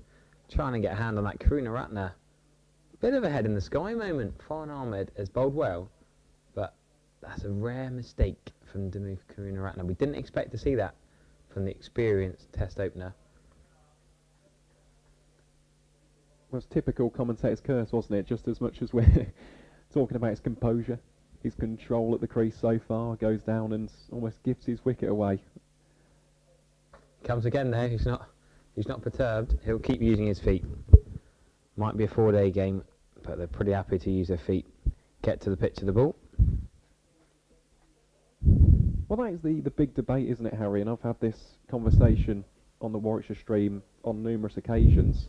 How do you best find the approach to spin? Do you prefer back foot or front foot? What's your Personally, I was talking about this yesterday, actually. I've been batting really well in recent Saturdays in the Wepple for my club where I'm player coach at Wemden. Opening the batting, I faced a lot of seam. I felt really good against the seam. Has been nailing it around. Probably the best things I played last week. Only got 30 odd, but then the spin came on, and I was out. Didn't get any runs off the first 9 balls of average part-time spin. It wasn't really turning. I then got out LBW, so I'm giving my weaknesses away here. But I think actually I'd be better off being more positive and proactive. If you look at basketball, the aggressive way they play nowadays, they'll sweep. They'll use their feet almost every ball. They'll sometimes premeditate, sometimes not. But maybe I just need to be a bit more positive. I keep trying to play off the back foot, and then one stays low on English pitches. I'm triggered LBW. Whereas whatever pace of bowling, I'm generally a bit happier. I mean, people here on the YouTube comments talking about playing off the back foot. You got to trust the pitch. How many of these guys in the YouTube comments play on an amazing deck that they can trust every single ball is going to come on to where you expect to play it? I think that's the issue. The amount of ones that skid on or stay low when playing round my front pad, maybe. But there's technical flaws, of course. I'm not a professional cricketer, but I think there is an argument in this day and age that if you take the positive approach, it can actually be safer, even if you're trying to bat out a draw, even if you're just trying to hang in there. What is it? Fortune favours the brave and all that? Yeah, I agree with that, to be honest. I've had that conversation with a number of professional bats, and also for spinners. It's one thing that you don't want to see. You don't want to see someone right from the get-go taking the attack to you. You'd love to see someone hanging in the crease, not moving their feet, because you almost have the initiative there. Without even having to bowl a ball, you know that player probably isn't going to come down and dispatch you over your head for 6 as Lyndon James comes in to bowl again. Played on the good bit of there. fielding. I think they could have run straight away, really. It had to be a diving stop. It was a good bit of fielding. It had to be a diving stop. He does stop it. They're going to get through the single anyway. You think, actually, could you just go straight away? But yeah, it's funny because me being a leg spinner as well, I bowl first change on Saturday, which I don't normally bowl quite that early. But that actually makes me think the other way round as well. I'm quite happy when hardly any batters use their feet. Sam Young, the former Somerset opener, ran down at me a couple of times, bottled me for 6. But then I got him out, dragged my blanks back. I didn't mind that too much. But not many other batters have used their feet to me. Alan Haggett, former Somerset and Kent lad, we're playing against a week on Saturday. The other week he tried to whack me from the crease. I don't mind that. You think as a spinner, where are you happy with batters trying to hit you? You know, we played against Bath the other week, and Aidan Cahill, the Australian Under-19 World Cup winner, he was just trying to slog me from the crease, and I'm bowling slow spin. I think actually I don't mind this. You know, an aggressive shot. You're thinking, how am I going to get them out? Do you want them playing across the line? Do you want them using their feet? Do you want them staying in their crease? Now, Farhan Ahmed is probably not going to bowl 31 overs like Prabhat Jayasuriya did in the England innings, but there are a couple of part-time off-spinners. We might see Rob Yates have a bowl. Might see Ollie Price have a bowl. Maybe even Hamza Sheikh. He would be the last of those options, I think. You know, Ben McKinney can bowl some part-time leg spin, but Yeah, just about to mention Ben McKinney's name from Durham, but yeah, in terms of the other spin options, I think Yates is probably the go-to. 14 wickets in the Championship this season. yeah, I do like Rob Yates' bowling. I like the way he'll bowl decent area off spin. I think would they bowl them both in tandem? I don't know. That's up to Lyndon James, of course. Oh, that's the appeal for Abu Dhabi. Oh, he's keeping it. I thought he might be going on the leg side. Dimiv Karunaratne does not look best impressed. That has come out of nowhere. Lyndon James, I didn't think would be the man to get the breakthrough, if I'm being brutally honest. But he's wobbled it around on a length, not expressed pace. And Dimiv Karunaratne, I said he doesn't give it away. He's one of them, once he's in, you think, oh, he's set for 100 here. On 43. Oh, yeah, he's played across that, hasn't he? Mm-hmm. Watching that bat. He's out, yeah. I thought he was trying to work it through the leg side, and he is, but off a straight ball. No arguments there. And I would guess Kusal Mendes will come in at 3 again. But you never quite know. Never quite know with tour matches who they're going to give it back to. Still an excellent innings nonetheless from Karunaratne. Departs for 43. And there you go, there is the confirmation. Striding out to the middle is the Sri Lankan number 3, Kusal Mendes, looking to add to those runs that he got in the first innings, only 12. So he'll be looking to get quite a few more than that today. But on this occasion, you look at the platform, 105 for 1. On day one, they were 36 for 1. And then they had a little bit of a collapse heading into the middle order. So you can't really ask for a better start here for Sri Lanka. It was quite an imposing deficit, wasn't it, of 184 runs, but Karunaratne's taken the shine off the new ball. Madushka's taken the attack to both the spin and the seam. Yeah, it's been a decent start this for the visitors, and if you're Kusal Mendes, this is the big question, Harry. How do you go about the next few overs? Yeah, naturally aggressive player, classy straight maker. Many county cricket fans watching on the Worcestershire stream might actually realise that he's got a good test pedigree, but he's probably better known for the white ball exploits. You know, a few franchise gigs across the world, T20, ODI match winning innings. But I don't know, now it's Madushka and Mendes together, do they both go hard? Karunaratne was the rock that they bat around. Be interesting to see now, do the two right-handers both go? Obviously Kusal Mendes has got to get himself in first, but facing spin first ball, the off spin of Ahmed, I like the sort of skip and kick at the top of his run up. That looks, straight away, it looks at ease. I know it's only one shot, one ball, but when you just calmly middle it to mid-wicket for one run, you think, he's good against spin. Kusal Mendes knows how to hold the bat.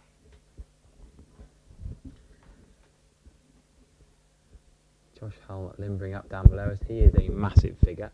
I reckon he's bigger than Casey Aldridge, but I haven't checked the height stats. Probably could. He's around about 6'8" is Josh Hull. And I've got a great piece of trivia about Josh Hull, which I'll mention in a few moments' time. But a really good start to this over from Farhan Ahmed. And this is the key, isn't it? It's building up pressure after that wicket has fallen. Mendes yet to have faced a delivery. It's Madushka on strike. And again, utilising the feet. I'm liking what I'm seeing from Nishan so far. I've just realised, Aaron, I like scoring. Like, not scoring every ball, but filling in my scorecard as I'm commentating. And I've put Madushka and Karunaratne The scorecard had Karuna Ratner at 1, but Madushka took 1 and Karuna Ratner took 2. That's really upset me. There's been a lot of crossing out on the scorecard, because for tour match sheets, we can't blame the guys who produce these scorecards. You never know who's going to bat where, who's even going to play. The England side, they were not far off the batting order. They did have James Drew at 3, which I thought was never going to happen. But the Sri Lankan card is all over the place, so I keep having to cross them out, moving around. That is the joy of tour matches. I need Tipex and I always use a pencil, but not quite enough space in my scorecard. We'll have to try and find an eraser, won't we? Good use of the feet for 1 run down to Josh Hull. Come on, give us this trivia. Josh Hull, he misfields the ball. It's only going to be 1 run. Well, I'll say it after this next delivery, but it is actually to do with Worcestershire County Cricket Club. Look at the size of Josh Hull's feet. It's the closest I've been to him, actually. I've not seen him fielding out here so far in this match. Not interviewed or had much of a chat with Josh Hull. No, he's a lovely character, is Josh. Formerly of Undle in Northamptonshire, that's where he started off. I call it Oundle. And you got a professional, because they come down to North Devon on tour. I play against them. I play for North Devon CC at Instow or Linton Limmer Farrow the Rocks. The Oundle Ramblers, I always call them. It might be, it's just my Midlands accent. Oundle Ramblers. They gave me a little signature bat with all the names signed, and I gave it to the Somerset Stragglers and the Somerset County Cricket Club Museum. Oh, that's a great shot. Only 1 run though. Risky with Casey Aldridge back there. Surprised he's gone for that full-blooded sweep so early on. We keep being asked to introduce yourself. I'm Harry Everett, and this is Aaron Viles on commentary. We keep having people requesting in the chats. Can you please introduce us yourselves? And yes, it is Ryan Ahmed's brother. One of his 2 brothers. Farhan Ahmed, the Ospinat, younger brother. The youngest in the side. Youngest, yeah. And youngest of the 3 brothers. Rehan, the middle child, and then you got Raheem, who used to play for Nottinghamshire's 2s. Do you want this bit of trivia about Josh Hull? Of course I do. Right, because I had him on the County Cricket podcast, and I found out... Nice plug there. I know. Aaron does a great job on the County Cricket podcast. Professional commentator, but in terms of his family, his great uncle on his mum's side was Grenville Wilson, who was a left-arm seamer, played in the county circuits in the 1950s, and he played here for Worcestershire. So I think there's a nice circularity to that. The fact that he's playing here for the England Lions at the venue where his great uncle made a name for himself in first-class cricket. I think There you go. you get that quite often in cricket, and that's why it is a lovely, lovely sport. Those family connections, that connection to the history and the heritage of the game as well. It is fantastic. As Lyndon James into bowl to Kusal Mendes. Mendes' first delivery against Seam here on day 3. A resplendent day 3, isn't it, Harry? This is more like it in terms of the weather, the cloud cover. There's a little bit of cloud coverage overhead, but nothing too menacing. Hopefully it'll stay nice and dry for the rest of today. And over there, from our position here in the comms box out towards Cow Corner, Worcester Cathedral, one of the most iconic sites in all of county cricket. It does not get much better than this, unless Lyndon James, of course, can get a wicket here for the Lions. He won't on that occasion. Oh. The ball cannons back into the middle stump. Is it the 12th man, or is it the 15th man, or is it the 17th man? You know where I'm going with this? There are 11 fielders. There are 3 sticks of wood that are irrelevant because if the ball hits it, it's bowled. But the other 3 sticks of wood with 2 little sticks on top could be argued as the 12th man, or the 12th, 13th and 14th and 15th and 16th if you call the bails on top, I suppose. I always think. I've never heard that before. Never thought of that. I've always thought, well, technically you could hit the umpire, could save runs as well, I suppose. But my point is that was 4 runs if the stumps weren't there. Of course, the stumps are always there in cricket, but no fielder was stopping that. It was so straight.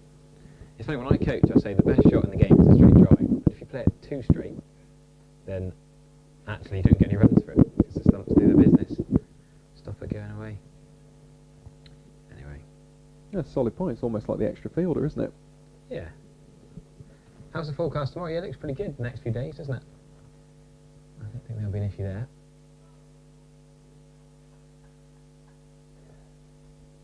Now we should get a full game in here as James comes into bowl. Mendes goes for the flashy shot outside the off stump. I like that. The flashy shot, indeed it was. It was head in hands from Rob Yates at first slip. Ollie Price joining him.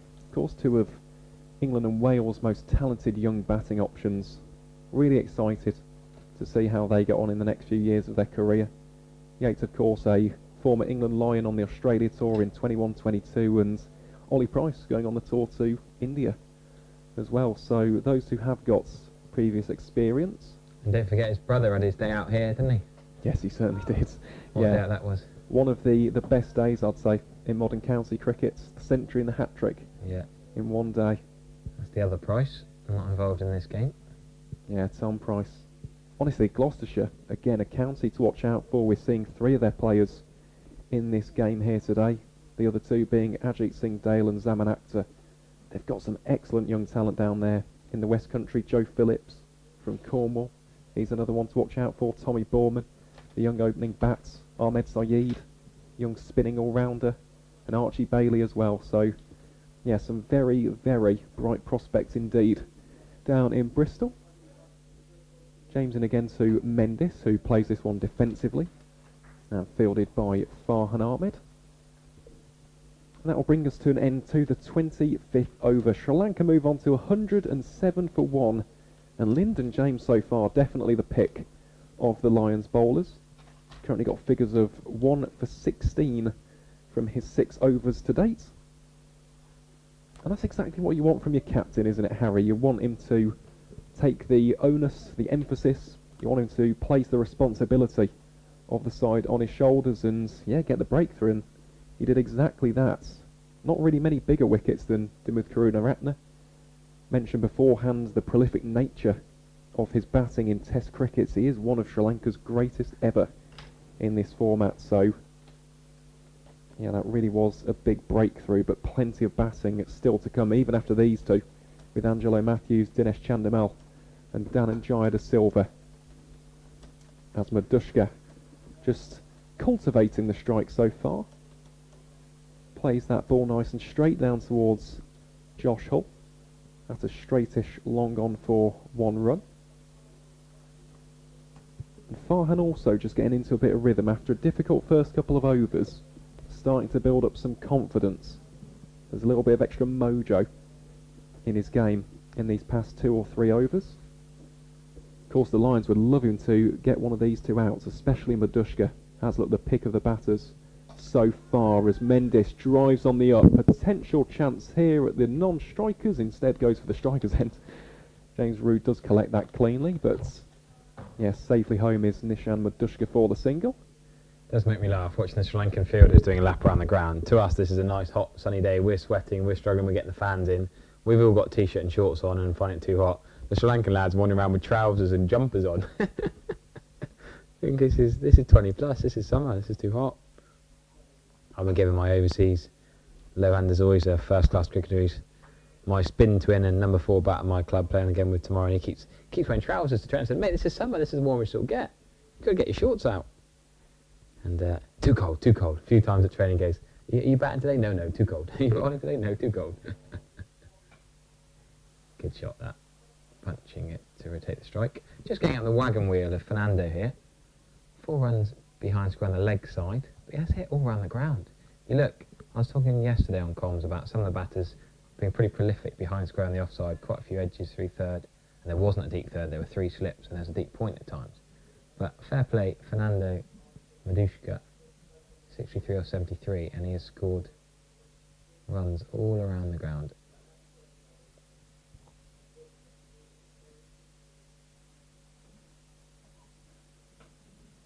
Again, that's a good area for Farhan to bowl that one. Just played into the ground. It's Hamza Sheikh under the lid, under number 54. I'm intrigued to see how Madushka goes in the series. It starts next week. He is the Bazball Sri Lankan, I think. And Mendes. Well, yes, Mendes can be, but do you think he will play like that? I feel like Mendes has got multiple options of modes, do you know what I mean? No, it's a solid point, and again, it depends how the opening partnerships go. I think because he's coming at 100 for 1, he can do that. I think if Mendes comes in the first over, I don't think he would play as aggressively, don't know. No, it's all about the scenario, isn't it? You've got to play the situation, as they say, another one of the commentators' cliches, and that will bring an end to the 26th over. Sri Lanka 111 for 1. So the deficit's still around about 73 runs, still work to be done as we head into the remainder of this 3rd and penultimate day here at New Road. But yeah, it really has been the visitors' morning session. They've done a fantastic job so far, especially Nishan Madushka, who I imagine England fans will just be keeping an extra close eye on heading into that series after this. For those who haven't seen him before, I mentioned it already, but he was prolific in Sri Lanka's domestic circuits. In 2022, hit 1,000 runs over the course of just 6 innings. As Lyndon James gets us back underway from the Diglis end, starts off with a dot ball. Yeah, about time Sri Lanka bounced back in this game. Really poor first couple of days for them, allowing this young, inexperienced England Lions side to really dominate. To bowl them out for 139 and then put on 324 on the same wicket, of course. Yes, it was a little bit drier, but what can we expect from the Manchester pitch for the first test is one of the questions. That's an excellent question. Yeah, generally spins, Old Trafford. England have often gone with 2 spinners there. I wouldn't say a swinging pitch, no, not necessarily, or not compared to other English pitches, not compared to here.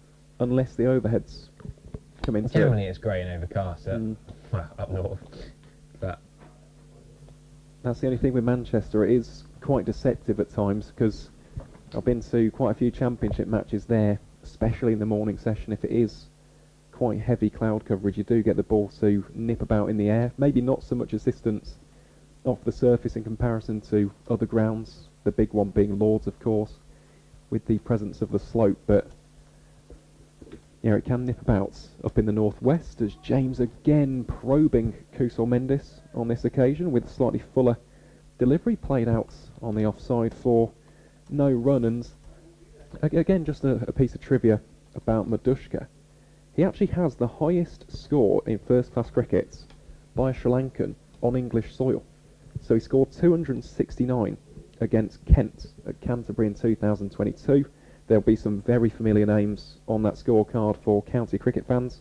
Harry Podmore, Joe Denley, Darren Stevens, George Linder, to name but a few. And that beat the record of Aravinda de Silva, who is one of the absolute greats of Sri Lankan cricket. very good. And in a funny twist of fate, Aravinda did that for Kent, so his record was broken against the county. Proper research. There you go, the cricket connoisseur bringing the goods. Cricket connoisseur for a reason. I've got some more trivia lined up throughout the day as well. You just spread it out. We'll try and... So where's George Linder? I've not seen that name in a while, actually. No, Left so- arm spinner, yeah. destructive middle order bat. Yeah. 7 or 8. got released by Kent Yeah, not seen a it. year early from his contract. Now playing in South Africa. Plays the odd match for the Proteas. But, yeah, here's one for the Badgers out there.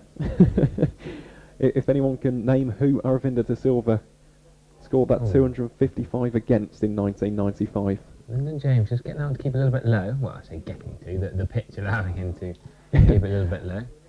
To say some Just run outside the off stump. heavy assistance there from the surface. Although that is just something to keep the batters, well, on both sides actually. Yeah, Hamza Sheikh had one yesterday. Hamza Sheikh really having to drop down low on one, kept it out really well. Yeah, George Linder, T20s for Western Province back in April, but not a sight we're seeing in county cricket these days. 32 years of age. Well, potentially one day there's still time, isn't there, as Yeah. Mendes, another dot ball. But you think if you're not getting called up to county side in this summer when there's been a T20 World Cup, this is the summer of slightly rogue overseas. We're talking here in the press box yesterday. A long chat with George DeBell and a few of the other guys here. Shill Berry was here yesterday. Lizzie Ammon. Great and good of cricket media all here yesterday and then not turned up today. But we were chatting about the overseas. You know, even Ray at Warwickshire is playing today. Some of these names you probably wouldn't have got a chance if there hadn't been the T20 World Cup one. And then there's this American league, there's the Cayman Islands league, Yeah, the there's T10 league. Canadian leagues, Max picking out other 60. players. It's making counties delve deeper into the pot. And we're now the top run scorer in the Metrobank One Day Cup. Jake Libby is on 46. Again, I didn't put him in my fancy team, did I? Oh no, I've just remembered. I didn't refresh my fancy team. I've had a shocker there. My Metrobank One Day Cup fancy team I had all set for Wednesday, and of course we're into a new round now with the pseudo quarterfinals and the semi-finals Friday and Sunday. That's a beauty. Lyndon James, outside edge taken. James Rue comfortably across with his lovely black gloves there in the middle of them, and 113 for 1 becomes 113 for 2 with that key dismissal of One of the big names in this batting lineup, Kuso Mendes. James Room off the bowling. Yeah, he's been by far and away the pick of the bowlers, and that will actually bring us to an end for this morning session. A great way for the Lions to wrap up proceedings at the end of these first 2 hours. James, figures of 2 for 18 from 7 overs. So that'll be a bit frustrating for the visitors. It was an excellent foundation laid by Madushka and Karuna Ratner. It was 105 for the opening wickets. But yeah, a double blow from Lyndon James towards the end of this first session leaves the Lions on 113 for 2 at the end of 27 overs. So yeah, we head into lunch interestingly poised. I think that's one way that I'd put it. And yeah, please feel free to join us here on the stream at the culmination of the lunch interval. We'll be back in around about 40 minutes time to take you through all the action as we head into the second session here at New Road. I've been Aaron Viles, my fellow commentator has been Harry Everett, and we will see you shortly for the resumption of play here in the West Midlands.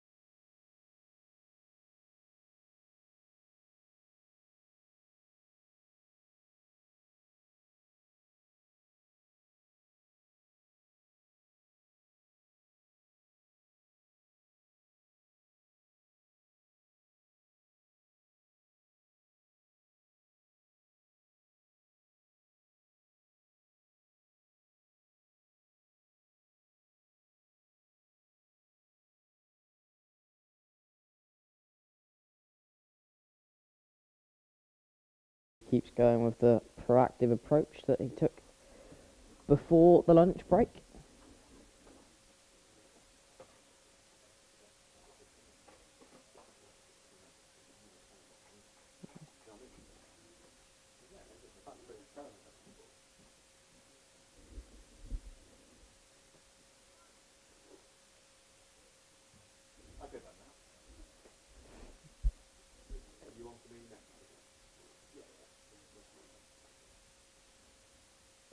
And play off the back foot by Madushka, and they take one.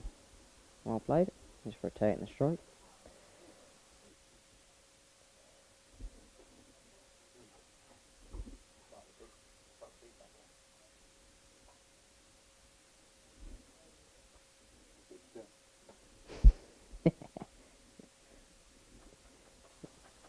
How many did you have? 3. Fair play. That is a good amount of chicken and rice, to be fair. You'll get your protein.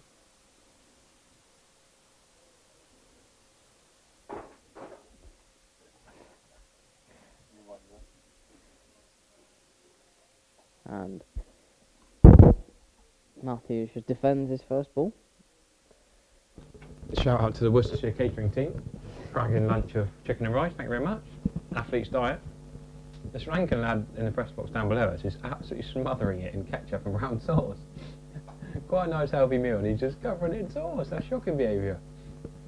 Was it vinegar? I don't know what he's put on it. That should be a criminal offence. I quite enjoyed my pure chicken, rice and veg.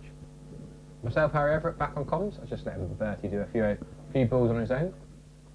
Young teenager, he came around work experience. Fair play, Bertie's jumping in the deep end. How many people start their commentary career with Dan Lawrence whacking Bashir for 34 off the over? 38. 38. Yeah.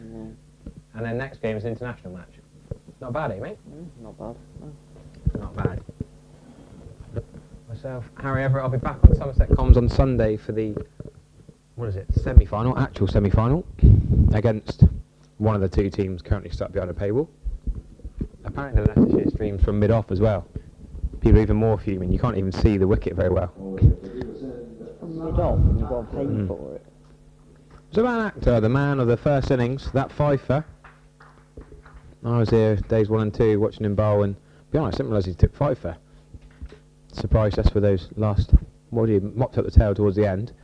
Got the first 3 and the last couple. Well, he's going to bowl from his favourite end now. I think this was a mistake from him and Lyndon James. I think they'll probably admit that. If we were to interview and ask them after play, I think they'd happily admit that too. He bowled really well from this end in the first innings. Hopefully, we'll do so for England Lions now. Yeah, hopefully he'll get his lion length back. He missed his length in his early spell.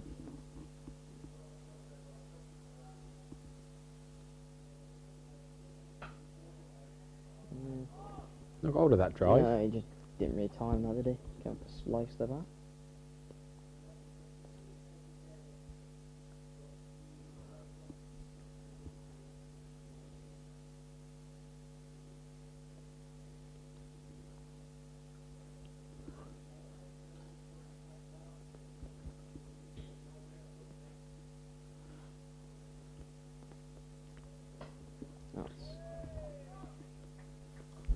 A more decisive shot. Back in his crease. Yeah, the odd one slightly staying low. Yeah. If Sri Lanka do get a lead, it might cause England a few problems. Varied bounce. That is a lovely cricket shot. Cover drive should be for 4. It's not going to race away. Yeah, I just Hamza Sheikh can't quite get there. It's the best shot we've seen in the afternoon session so far. 115 for 2. Now add a 4 on top of that. Nice cover drive. Angelo Matthews, the legend of this side, really. The biggest name, the biggest figure. But wouldn't be happy with his first innings performance. 11 off 31 balls. didn't look particularly comfortable there. He doesn't look comfortable there, really. Half-hearted appeal. Yeah, height. Height an issue. Back pad and side pad on it. Caught Rue Bold Hull in the first innings. Batting at number 4 again. I thought 4 was a space too high, personally. The wicket-keeper Chandimal and the all-rounders Dhananjaya De Silva back at 5 and 6. Thought Angelo Matthews, in the twilight of his career, would be more of a 5 or a 6. Would love to have seen him bowled. Used to bowl quite a lot in the IPL days. Even more recently, Case Aldridge does well to keep that just one single. Just well guided. Delhi Daredevils, I seem to remember him bowling quite well for. Little right arm medium pace. A long time before that, Pune Warriors. Played for so many different franchise sides. Kolkata Knight Riders as well in the IPL, but all through the Sri Lankan system. 37 years of age now, Angelo Davis Matthews.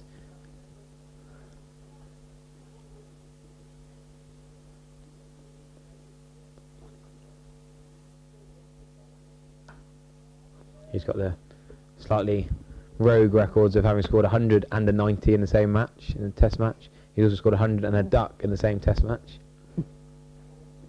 Pretty unusual. Yeah.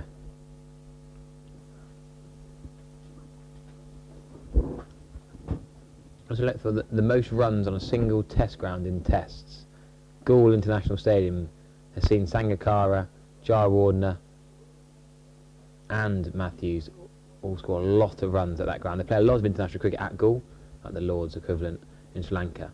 Matthews has 110 as a high score there, but 1,907 runs with 200s at Gaul.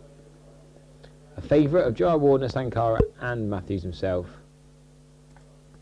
Gaul and Colombo, the most commonly used out in Sri Lanka. Going to see Farhan Ahmed continuing. A slip and the short leg in place. Myself, Harry Everett. Tweet me at Harry Everett _14. You old enough for Twitter, Bertie, or are you? Yeah, just about. Do you wanna shout your hand out, see if anyone's get you some more followers from the Sri Lankan contingent? I think I'm alright. Jake Libby's on 91 now. Yeah, well, he's competing. It's Libby, Amid and Barnard for the King of the Metrobank One Day Cup 2024 title. I think that's a fair assessment.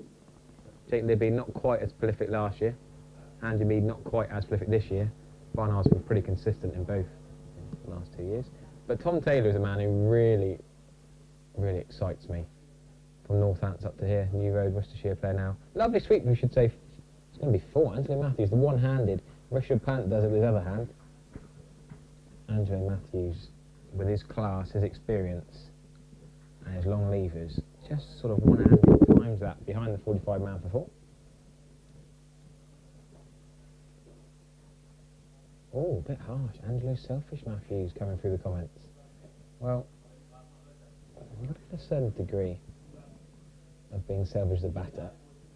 Angelo is on to 10 now of 11 balls. Oh, other player. God, there's some harsh Sri Lankan comments. Not happy with some of the players in this 11. Matthews goes back, then goes forward and just defends. I don't know if you can say biting yourself high as selfish. Well, he's not the skipper, so he probably doesn't get to choose where he bats. Yeah, he's probably got. Probably has a little bit of power, but Yeah, Dhananjaya De Silva. Decent amount of power in that dressing room.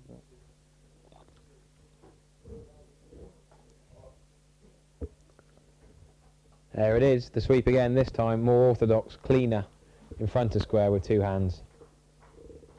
I'd love to see a proper vintage Angelo Matthews innings here. He's had 2 4s off this over so far. Where's he going to go next? Farhan Ahmed with that short leg, shining the ball quite vociferously. Hands a shake, I think, in there. Oh, you got the tether on.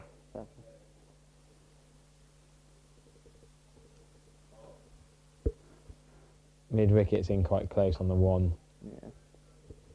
Quite attacking field, this. Yeah, it's just almost a balanced ball style field. Other than the deep mid-wicket, and there was a Yeah. deep backward square for that ball. Quite a lot of people in on the square on the 1. thanks for the update in the Warwickshire-Worcestershire chat. We can find out the Hampshire score. They're 238 for 6. Liam Dawson out for 50. Now, he would have been an easy pick for your fantasy team. Now he's playing, but if you like me, there's so much cricket on at the moment. Well, we almost had a day off yesterday other than this game, but struggled to keep up with the One Day Cup. When suddenly you've got knockout round 2 days after the group stage finishes.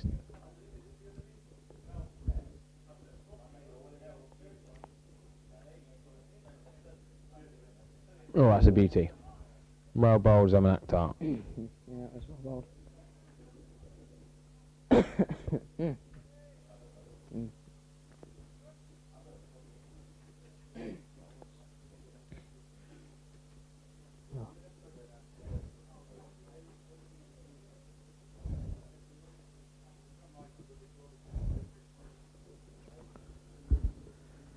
What's Lily on now? Still on 92. There's a big cut shot in the air. It's going to be a 1 bounce 4. Safe enough, actually. I was going to say a false stroke, but there's a deep point in place. A couple of slips. Madushka sees a short wide delivery. Gets it away for 4 quite comfortably. 53 deficit now? Yeah. Yeah, you think Sri Lanka batting really well, but still technically behind in this game. Madushka does look rather settled there. Could he be the first centurion of the match? Can he get where Casey Aldridge and Hamza Sheikh flirted with, but couldn't quite get over the line?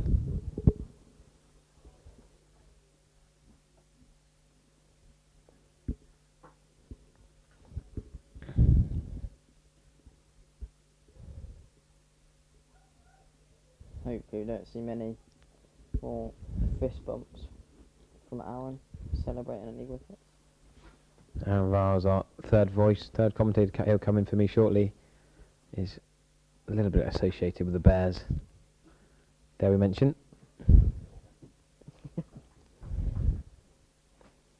What a setting for cricket though. Sun's out, the cathedral's looking beautiful over to our left.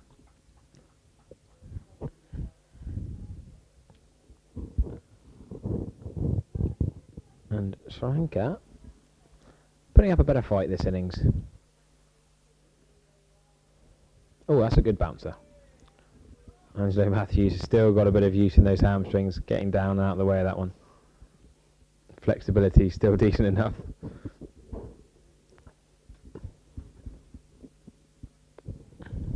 I reckon we got a slightly better crowd than yesterday, which is odd because Worcestershire are playing at Warwickshire today.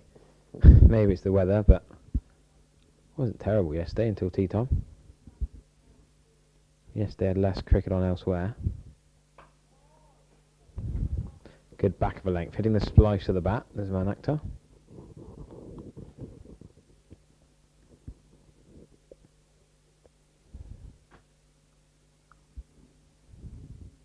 Case Shoulders coming out to marshal the deep mid-wicket boundary. Farhan Ahmed will continue. They like bowling spin from this end. Well, Sri Lanka did anyway. Prabath Jayasuriya, 31.2 overs. Will they try and get that money out of Farhan Ahmed?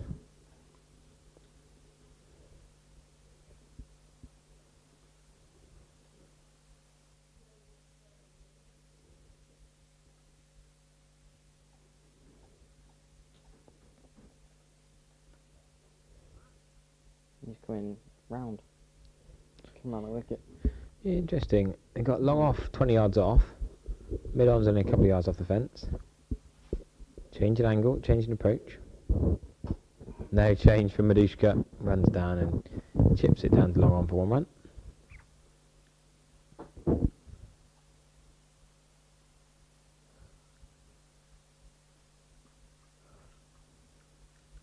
Looks like a ploy to Madushka that, because he's gone back over the wicket to Matthews. He's also put the man back out on the boundary now. Yeah, Matthews, the 2 sweep shots for 4. Yeah, because got protection at deep square.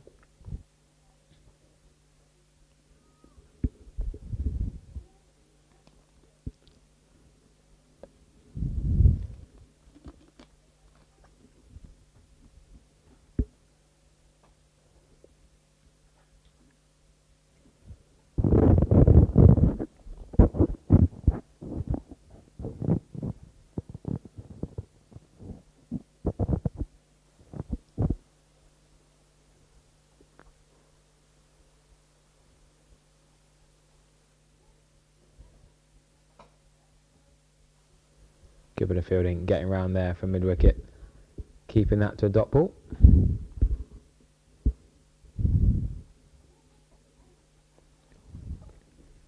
So the One Day Cup semi-finals will be Somerset and Glamorgan having home ties on Sunday.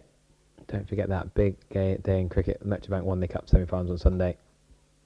Somerset versus the winners of Leicestershire and Hampshire, and Glamorgan versus the winners of Worcestershire and Warwickshire. Jake Libby has got his 100. He's 100 off 107 balls. Yeah. Top knock from the Cornishman. Not played much cricket down in Cornwall in recent years. Been pretty busy up at Notts and then at Worcestershire of late.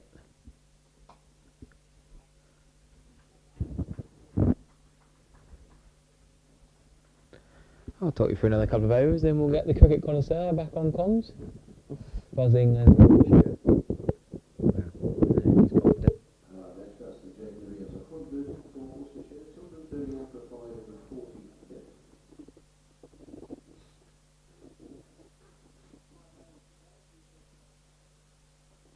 Yeah. You'd want 280 from there minimum. Talking about the Edgbaston game, you want 200 at Edgbaston, yeah? Yeah, you want. That's a good shot from Taylor.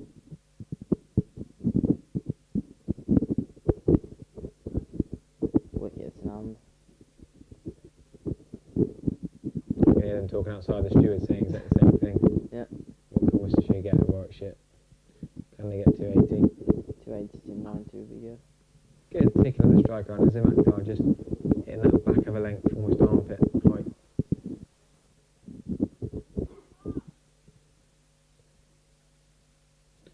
Oh, so we're going to have a little lie down after my chicken and rice helpings. Didn't like seeing the waste, so I had to help out and eat a few leftover spare ones as well, you see.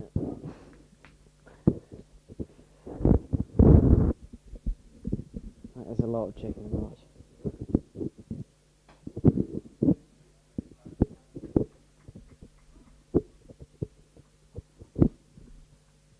When will they go to double spin? That's what I'm excited for.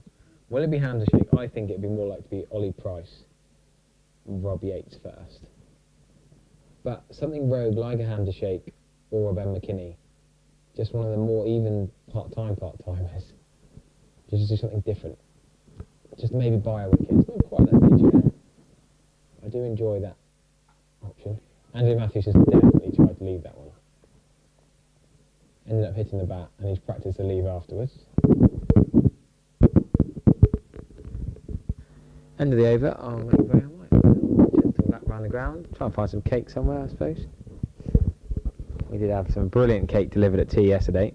Bit of passion fruit cake. We're very grateful for. Thank you very much. Don't think I've ever had passion fruit cake before.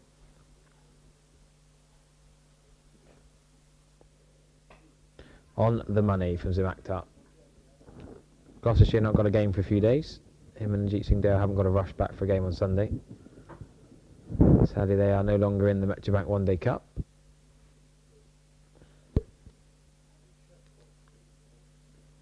The other game we should mention, Nick Gubbins scored 136. Quality player. We were talking earlier about whether Jake Libby could have had a go for England when Sam Robson got a go, when Adam Live got a go. Alex Hales had a go opening. That post-Strauss alongside Cook era when most openers in the county game were tried.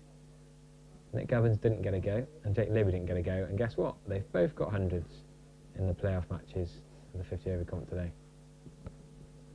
Liam Dawson, a class act, batting as high as 5 today, ahead of Tony Albert and ahead of Felix Orban. Eddie Jack not in that side because he's here with England. 12th is duty, but they've still got Carl Abbott and John Turner, which is pretty exciting seam attack alongside Dom Kelly. No Sonny Baker yet. He's been injured since his move from Somerset, Hampshire. But with Sri Lanka going nicely on 135 for 2, myself, Harry Everett, will make way and bring the cricket connoisseur back into the box.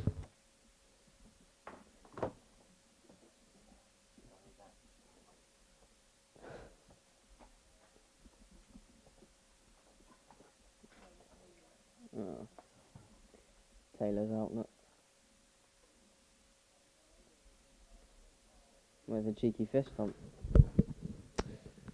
Well, at 243 for 6, Bertie, I'm not sure the fist bumps are there, to Not be as honest. confident anymore. I don't know, it's a funny one, to be honest, at Edgbaston. Sometimes it's quite a nice venue to chase on, but yeah, we'll keep you updated with that. So Taylor, the latest wicket to go for Worcestershire, who are now 243 for 6 at Edgbaston. And of course, here at New Road, Sri Lanka, 135 for 2 as Farhan Ahmed comes on to bowl from the New Road end, and that is sensational. Goes into the crowd here by us in the comms box. That is an exceptional shot. I did wonder when he was going to look to run down the pitch, because he did it before lunch and he hasn't done it since. And he's picked his ball, picked his moment, and picked a chair in the crowd. Oh, it was really good use of the feet yet again from Madushka. Looking excellent so far, utilising both the front and the back foot to perfection. And that really was a lovely looking shot, wasn't it? Just lofting it out towards that vacant deep mid-wicket region, and yeah, there we go, another 6.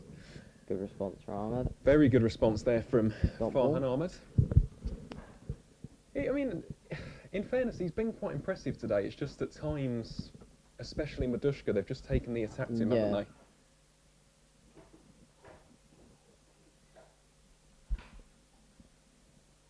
Just one too many He only balls. missed his length once or twice, but with no man out on the offside really. That if you miss your length, it's 4 on most occasions. Oh, especially here, because they are Yeah. relatively small boundaries here in Worcester. There is Especially very... leg sides, because you're further over. Oh, 100%. Yeah, it is quite short actually towards the members' pavilion today, as Ahmed, again, into Madushka, plays that firmly off the back foot. Fielded comfortably. Of course, England having plenty of fielders out on the boundary. We've got Josh Hull by us at a very straight long on. Over there, the captain, Lyndon James, just patrolling in a few steps from the boundary rope at long off. And there's also a deep square leg out on the leg side as Madushka advancing again. Just toying with Farhan Ahmed there. Maybe just making him question which delivery he should go for on that occasion. But yeah, we are set for a very intriguing afternoon session here, because of course if the Lions can take a few quick wickets, as they did on day 1, they'll be in a very good position here. Will they take it with this ball? Yes, they will. Josh Hull comes around to his right, long on, and Farhan Ahmed has the big wickets. It's the opener, Nishan Madushka, who departs for 77 from 88 deliveries. He's had some tap today as Farhan Ahmed, but he showed a great deal of resilience, resolve and character on that occasion, and that is a massive wicket for the England Lions. Sri Lanka now 141 for 3, and the set batter is out. Yeah. Ahmed was just persistent with line and length, and 77. Madushka looking to go into the same position he went for that 6 just a few balls ago. This time doesn't get it out the middle of the bat, and a relatively simple catch for Josh Hull running around to his right hand side. Yeah, good field placement that, wasn't it, from Lyndon James? For Sri Lanka, Dinesh Chandimal. Very, very nice, and yeah, here comes another one of Sri Lanka's experienced middle order bats. Wearing the number 56 is Dinesh Chandimal. Been around the side for years, made his debut against South Africa, I believe it was, back in 2011 at Kingsmead in Durban. And he's Sri Lanka's 9th all-time leading test run scorer. He's racked up 5,479 runs at 43.14 over the course of 79 tests for his country. So plenty of experience out in the middle now between Angelo Matthews and Dinesh Chandimal. But there's still a job to be done, isn't there, Bertie? They cannot afford to lose some more quick wickets here. No, you need one of Chandimal de Silva to dig in and get a few runs here, because otherwise they will be looking to put that lower order under pressure from an England perspective, and potentially keep them to a relatively small lead. Well, that's the key here, because at times it has been a little bit inconsistent in terms of the bounce. We've seen a couple keep low, other ones rearing up from Casey Aldridge, coming from that Diglis end, which is where Zamanakta is getting ready to bowl here to Angelo Matthews. He's played that exceptionally well. England don't have the fielder in that third region, and that will race away to the fence for 4. Moves Angelo Matthews on to 18 from 28. Really nice looking shot that, wasn't it, Bertie? Yeah, it was a good shot. Just used the pace of Actor and just guided it down that third man region.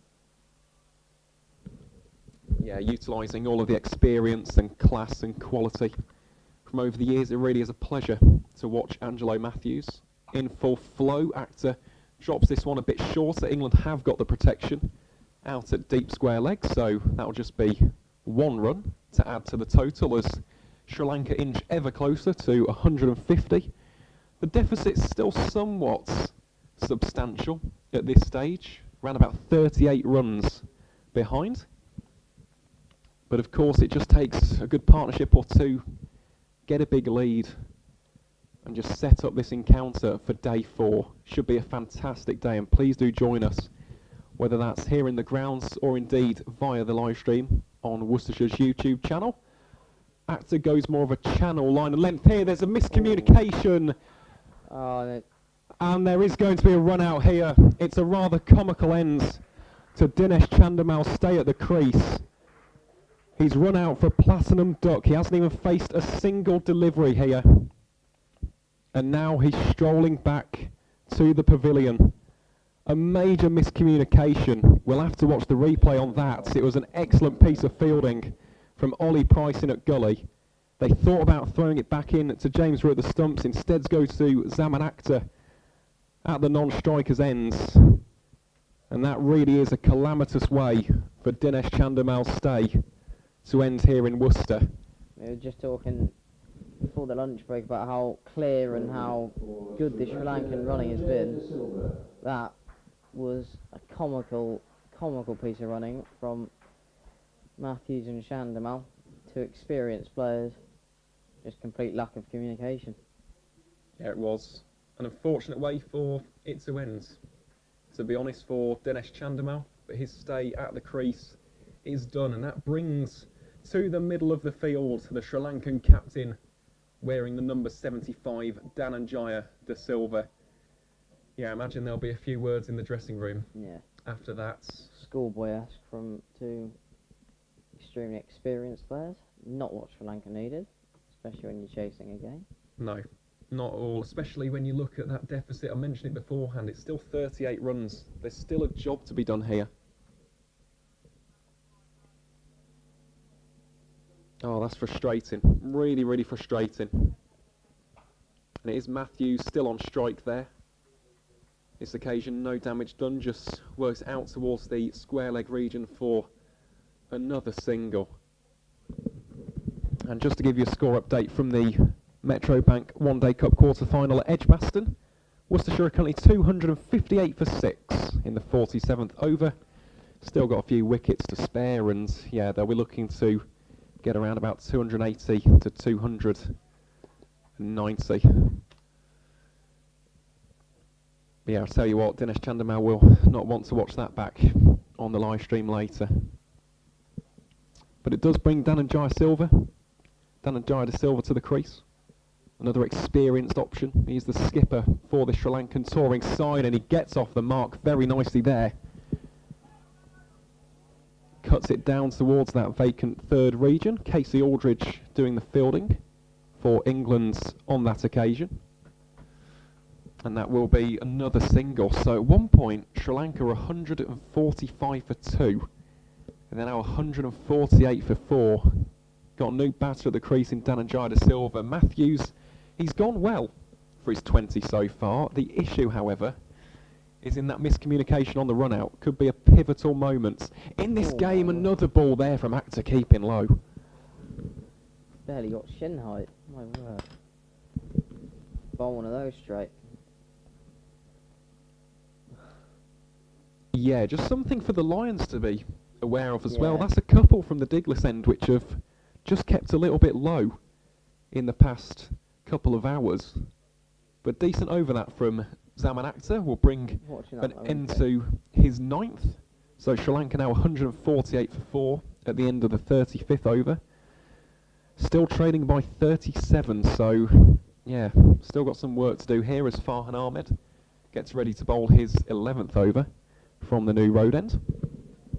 Yeah. I think we might be seeing a bit of left arm from Josh Hull coming back on after a few more overs from Akhtar, because he looked like he was just going for his paces there. Well, potentially we'll have to see in terms of any other spin options as well. I know Harry did mention it. Yeah, you want to see the double spin combination. Yeah, of Rob Yates and Ollie Price potentially. Here is Ahmed looking to get that 5th breakthrough for the Lions here on day 3. Ahmed has really settled into his spell after lunch, hasn't he? Just hit a line, hit a length. Looking to take the 5th wicket. And that's what you need as a spin bowler. You need rhythm, you need confidence, you need that self-belief that every single ball is going to be a moment. It's something which leg spinners talk about all the time. It's the exact same thing for finger spin as well. You're an X factor, you can win matches, especially here in England. It's a very, very underappreciated art form, is finger spin. And Ahmed is a very good proponent of it. Here he is into bowl to Dhananjaya De Silva, plays that watchfully, just defends it, and a big thank you to, well, over 2,000 people tuning into the stream from around the world. Again, do let us know where you're watching from today. I know we've had quite a few from Colombo and Gaul, had a couple from Kandy as well, and Western Australia and Sydney, so let us know where you're tuning in to this tour match from as Ahmed bowls another dot ball. De Silva just guiding that one back to the bowler. No damage done on that occasion. Josh Hull also just going a little bit deeper on the boundary now. Just an observation from us here in the comms box. He was standing a couple of yards away from the boundary. He's now hugging the rope. Lyndon James has also come up on the single. He has, hasn't he? Being almost 3/4, trying to get him to hit over his head. Take Ahmed on. Well, at this stage, I think the Lions can afford to be proactive in that sense, can't they? Yes, if it goes over his head, it's 4, but yeah, there are opportunities. We've seen that all day long. Well, that's what led to the dismissal of Madushka. Although he did play excellently, didn't he? Yeah. I must say, Madushka, that's one of the absolute best knocks we've seen in this game so far, along with Hamza Sheikh's 91. Again, that's good bowling from Ahmed. Played watchfully by Dhananjaya De Silva, who stays on 1. That brings Farhan's 11th over to a conclusion. And at the end of the 36th over, Sri Lanka 148 for 4. And I got a couple of viewers from Oxford. Lovely part of the world is Oxford. Love the Bodleian Library down there. Also home to some excellent cricketers is Oxfordshire.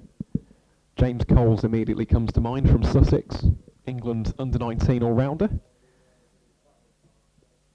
Got a few more from Kandy. I don't think we've had any from Dan Buller today. I've not seen it in the live stream, but yeah, a massive thank you to everyone tuning in today. Worcester win the one-day cup, 269 for 7. Jake Libby's out. That's a big wicket for the Bears. Only 11 balls to go. 269 for 7. To 85, do you reckon? 290. Yeah, I reckon about 290 would be quite good for the Pairs, but again, we'll have to wait and see. You can never ever predict it at the end of the first innings. Here's Ajit Singh Dale then. For the first time here on day 3. Had an impressive season for Gloucestershire so far. He's taken 17 wickets in 7 matches in Division 2 of the County Championship. I was in Bristol last Wednesday as well for the one-day cup. They played Sussex and he took 4 for 15 from 8 overs. Very impressive bowler, put on a yard of pace in the past 12 months. Yeah. Good spell, 4 for 15. Very good spell. Outstanding spell. Don't mind those. Wish I'd had a few more of those in my playing days. Here is Dale into Matthews. Plays that comfortably out towards square leg. That'll be another single. Moves the score on to 149 for 4. Couple from Adelaide, watching from Tokyo. Tokyo. Wow, it's 10 p.m. in Japan. Well, a massive thank you for tuning in. Adelaide. Hope that we're not sending you to sleep and we're entertaining you during this match. 11 o'clock in Adelaide. Wow, 11 o'clock in Adelaide. That's commitment, Minora. That really is incredible commitment. And of course, yeah, the fun's only just getting started. Here on day 3, that one attempted pole shots from De Silva, keeps a little bit low. There's actually a really good take there from James Rue behind the stumps for England. Still hard to stop that. Tough to judge and a lot of the uneven bounce. It isn't, it's all coming from that end, isn't it? Yeah, the Douglas end tends to be the one with the uneven bounce. It was because Jordan Clark bowled from that end, got a fifer a few weeks ago. I had the work experience. He got a decent amount of uneven bounce from that end, hitting a length.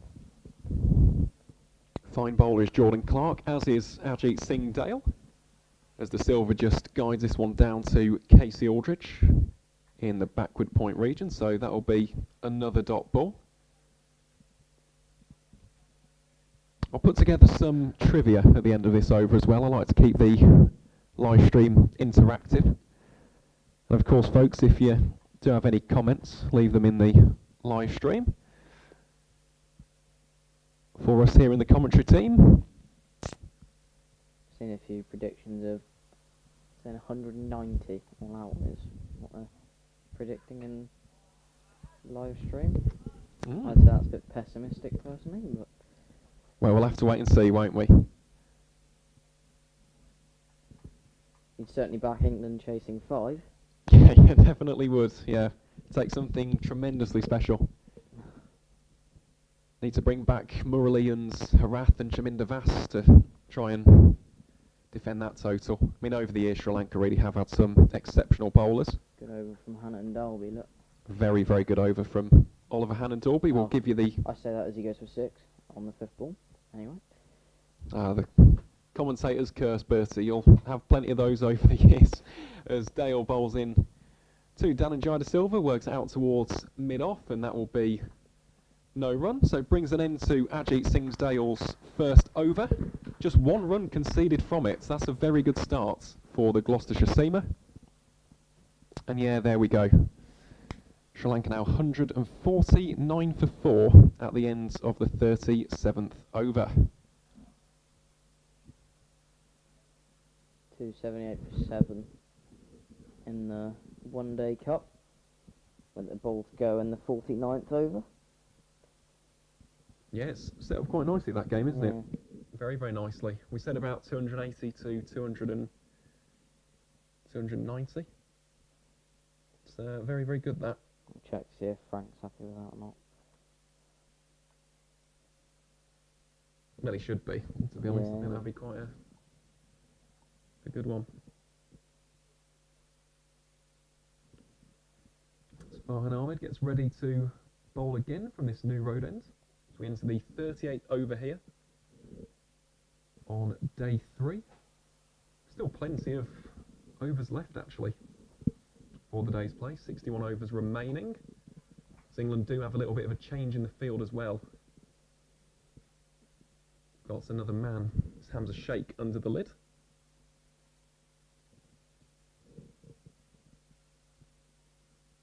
In that catching position, looking for those leading edges. Won't get a leading edge on that time because that's played powerfully off the back foot by Angelo Matthews for no run. That's not the ball you want to bowl with a short man in short on the offside. No, it isn't. Short. Exactly, and there's no protection out on the Absolutely none at offside all. either. So yeah, 279 going into the final over. So scramble another 10, 12 be nice from a Worcestershire perspective. we'll have to wait and see what the final score from that game is then. Either way, it's going to be quite a substantial chase for the Bears at Edgbaston. That one again slightly Short from Farhan Ahmed, cuts away from Angelo Matthews, but finds the fielder yet again, so that'll be another dot ball to add to it. It's just about full enough, wasn't it? Because he couldn't fully get on the back foot and flat bat it. Couldn't cut it at all. He just had to punch it instead. Farhan again, good use of the Oh. feet there, obliterates the stumps on that occasion, does Angelo Matthews. Thankfully for Sri Lanka, Farhan Ahmed didn't get any contact on that with his fingers. Annoyingly for Sri Lanka, I think the stumps would just say 4. Yeah, As that was rather well timed by Matthews. very, very nicely timed. Bit of power on that shot as well. In terms of the stadium, we have got some comments about the stadium. This is New Road in Worcester. Yeah. Lovely, lovely place to watch some cricket, whether that's county cricket or indeed a tour match like this one. Worcester have just lost their 8th wicket. 2-8, 1 for 8. 4 balls remaining in that first innings. Yeah, that's going to be very, very nicely poised, that game, Yeah. to say the least, as Farhan rounds out his 12th over. Currently has figures of 1 for 43. Good maiden over that from the youngster, and Sri Lanka now 149 for 4 at the end of the 38th. It will be Ajit Singh Dale getting ready to bowl from the Diglis end. Oh, that's an interesting Yeah. score as well at Grace Road. 290 for 8. Dominic Kelly scored a few later on, that got them to a good total. 39 off 20 balls. I'm glad to see that. That's an excellent pull shot. He's pulled it in front of square leg, and that will be 4. Great way for Sri Lanka to bring up the 150. It's an emphatic pull shot from Dhananjaya de Silva. Gets his first boundary of the day's play. That really was a thumping shot from the Sri Lankan skipper, and interestingly, I'm seeing a few comments about Sri Lankan players playing in the county circuits. We've seen Vishwa Fernando this season for Yorkshire. I think back to a couple of seasons we saw Dimuth Karunaratne playing for Yorkshire, but this season we haven't actually seen too many Sri Lankan cricketers in county cricket, and they are relatively undercooked. It's something which I've seen a lot in the written media. The National 4-Day League in Sri Lanka finished back in May, and in terms of the test series, they haven't played a test match since April against Bangladesh, so yeah, this is the first time that a few of these players will have played competitive first-class cricket in quite a few weeks, potentially a few months.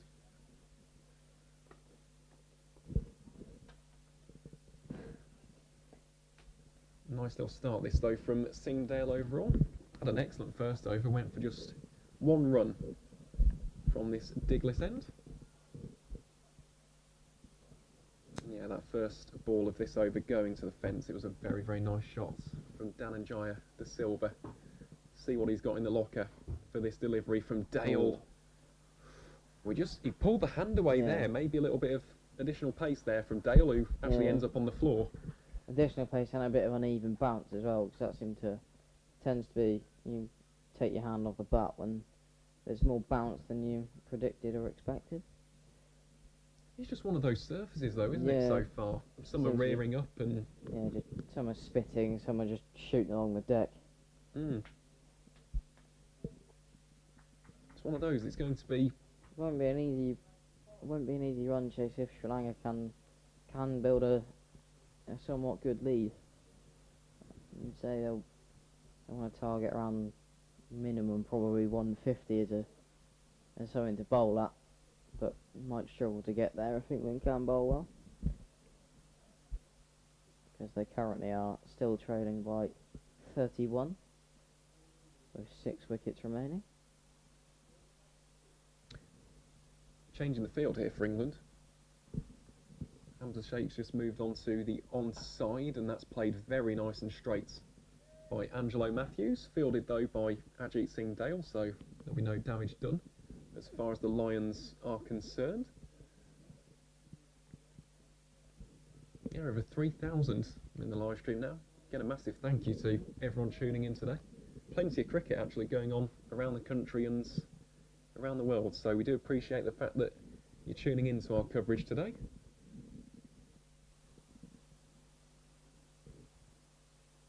Ajit Singh Dale would appreciate a wicket here in his second over. Coming into Matthews, who swivels around. A little bit too leg side from Ajit on that occasion.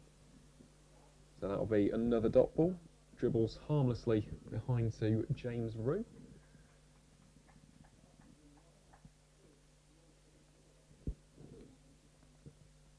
Ended 286 for 9. So chasing 287. Definitely a game in the balance, that, I'd say. Definitely game on at Edgbaston then. So, yeah, we'll keep you updated with that game as well as the Leicestershire-Hampshire game over the course of today's play. I mean, they are some massive encounters. The winners of those going on to face Glamorgan and Somerset in the semi-finals of the Metrobank One Day Cup, as Matthews just cultivating another single on that occasion. Nice way to end out the 39th, and Sri Lanka will move on to a score of 155 for 4. So Warwick should have to bat quite well to get 287, but you'd also say Worcester would have to bowl also quite well to defend 286. So definitely a game in the balance. Yeah, it's one of those. It depends how the Bears get off to their start. If they have a good start with Ed Barnard, then you'll have to wait and see. That could be an intriguing game, but yeah, one-day cricket's funny like that. All it takes is one big partnership and a game can be taken away in an instant. But then, on the flip side, if you have a bad start, it's difficult to get back into it. So, yeah, we'll have to wait and see. We shall have to wait and see what happens, but we will keep you updated with that game as well as the other quarter-final throughout the entirety of day 3, as Farhan Ahmed coming around the wickets on this occasion to Angelo Matthews. Yeah, he went around the wicket to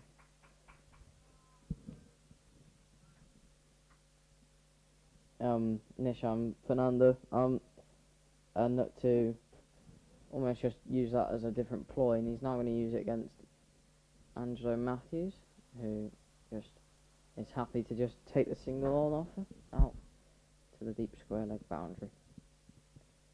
Just, if you're Sri Lanka in this position, you just want to take your time. Just got to keep batting, haven't you? You just got to keep digging in, keep looking to score, but you can't score runs if you're not out on the pitch. So need to value their wickets, especially when you're training a game as they are. Of course, yeah, they are still trailing, aren't they? By nearly 30 runs, so a little bit of work to be done, but they have gradually eaten into it.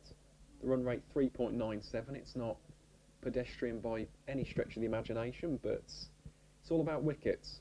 There's been some very avoidable ones for the visitors here at New Road today, as again Ahmed bowls another dot ball. Oh, in fact it is. It's called a no ball. Pretty poor from a spinner to bowl no ball.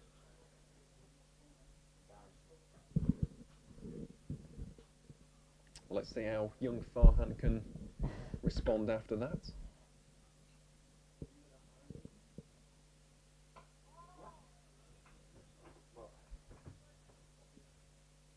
Bowling a no ball as a spinner is pretty impressive. Shouldn't really ever be doing that. Well, it does happen from time to time, doesn't it?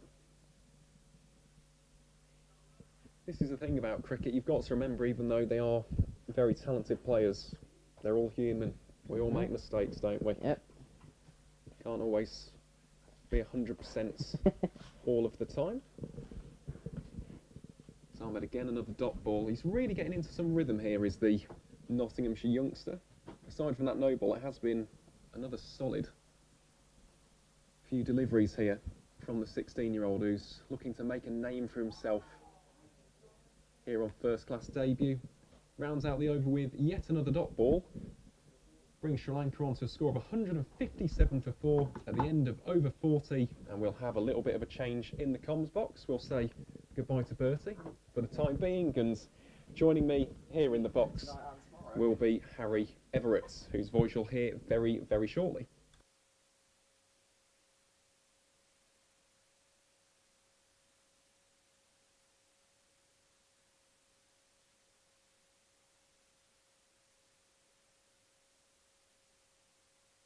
Still reckon England Lions could win tonight.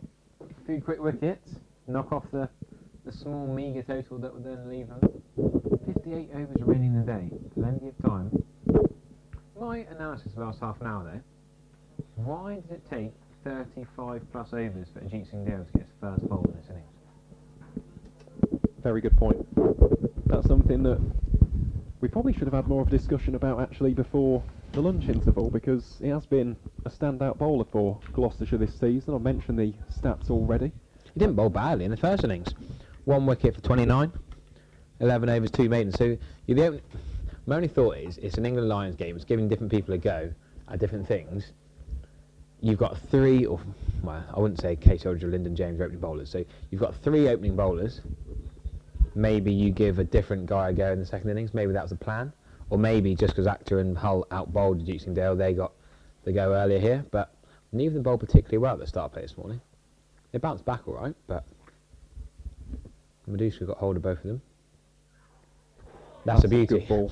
That's maybe why Ajit Singh Dale could have had a point to bowl a bit earlier. He got a massive round of applause when he came on to bowl. When he was announced that he was coming on to bowl. The biggest round of applause of the day. I don't know if that's his fan club or just people in the crowd thinking, why is this lad not had to go earlier? Did it make me laugh? Well, potentially it is, because he is an incredibly talented bowler, and I've made this point on the commentary before, but in the past 12 months, he does seem to have added an extra dimension of pace to his bowling. Skiddy, whippy, isn't he? Mm. Get a little bit of lift out of nowhere. Nice back foot punch. Cut, really. It's a straight back cut. Matthews annoyed he's missed out there. Does he not realise how good a fielder Casey Aldridge is? You'd have thought he'd realise how big he is. He's got a big old wingspan to stop a couple of yards in front of point, a couple of yards behind point. Who would you say is... Give me some... Here we go, here's a question for you. I want the best fielders in county cricket. You can name a few. Which position? Are we talking outfield or slips? Ooh. Outfield. Outfield. Ooh, okay, there's quite a few. Jacob Bethel has to be up there. I'd say took that ridiculous catch against Nottinghamshire as Dale comes into bowl here again. That's another absolute jaffer from Ajit Singh Dale, and you can hear the crowd. They're absolutely loving this so far. I imagine his teammates as well. Angelo Matthews looks like a cat on a hot tin roof here. You know, all this talk about Mark Wood or Gus Atkinson, all these test bowlers. Well, this exact Sri Lankan 11 could shape up at Old Trafford. I think the bowlers will change. I'm pretty sure we'll see a Fernando steaming in with the ball, but the top 7 with a bat, I think, will be pretty similar. I'm going to throw a name out there. Go on. Ramesh Mendis. Yes, something slightly different. We talked about earlier, I was talking about it on comments yesterday, how they had 3 right-arm seamers who were similar sort of pace. I mean, you could argue Actor, Ajit Singh Dale and Casey Aldridge similar pace, but they've got the left armour of Hull, then they got the medium pace of Lyndon James, then we've seen the spin of Farhan Ahmed. Sri Lanka didn't have much variety in their attack. Dhananjaya De Silva barely bowled. Joshua, the left-arm spinner, bowled 31.2 overs. I keep mentioning it. But then it's just 3 right-arm seamers. I think they just might need, either whether it's express pace, whether it's not many mystery spinners that are going to bowl well in England, but I just think something different in that seam attack. And you think Mendes could be the key there? Potentially. Also with the bat as well. Yeah. Was a standout in that Bangladesh tour. Also did excellently in the 4-day stuff, and again Dale getting that one to rear up a bit. You could see Matthews' reaction brings an end to another outstanding over by the Gloucestershire seamer. Sri Lanka 157 for 4 after 41. It's been a lively start this, hasn't it, from Ajit Singh Dale? Indeed, lively. Very good word. I like that. Very good words for Ajit Singh Dale's bowling. No, he really has. He's found an extra gear to his bowling. We saw it, didn't we, down in Bristol just last week in the both One Day Cup. 4 for 15. It was an outstanding spell. Completely killed that game. Got Gloucestershire into an exceptional position.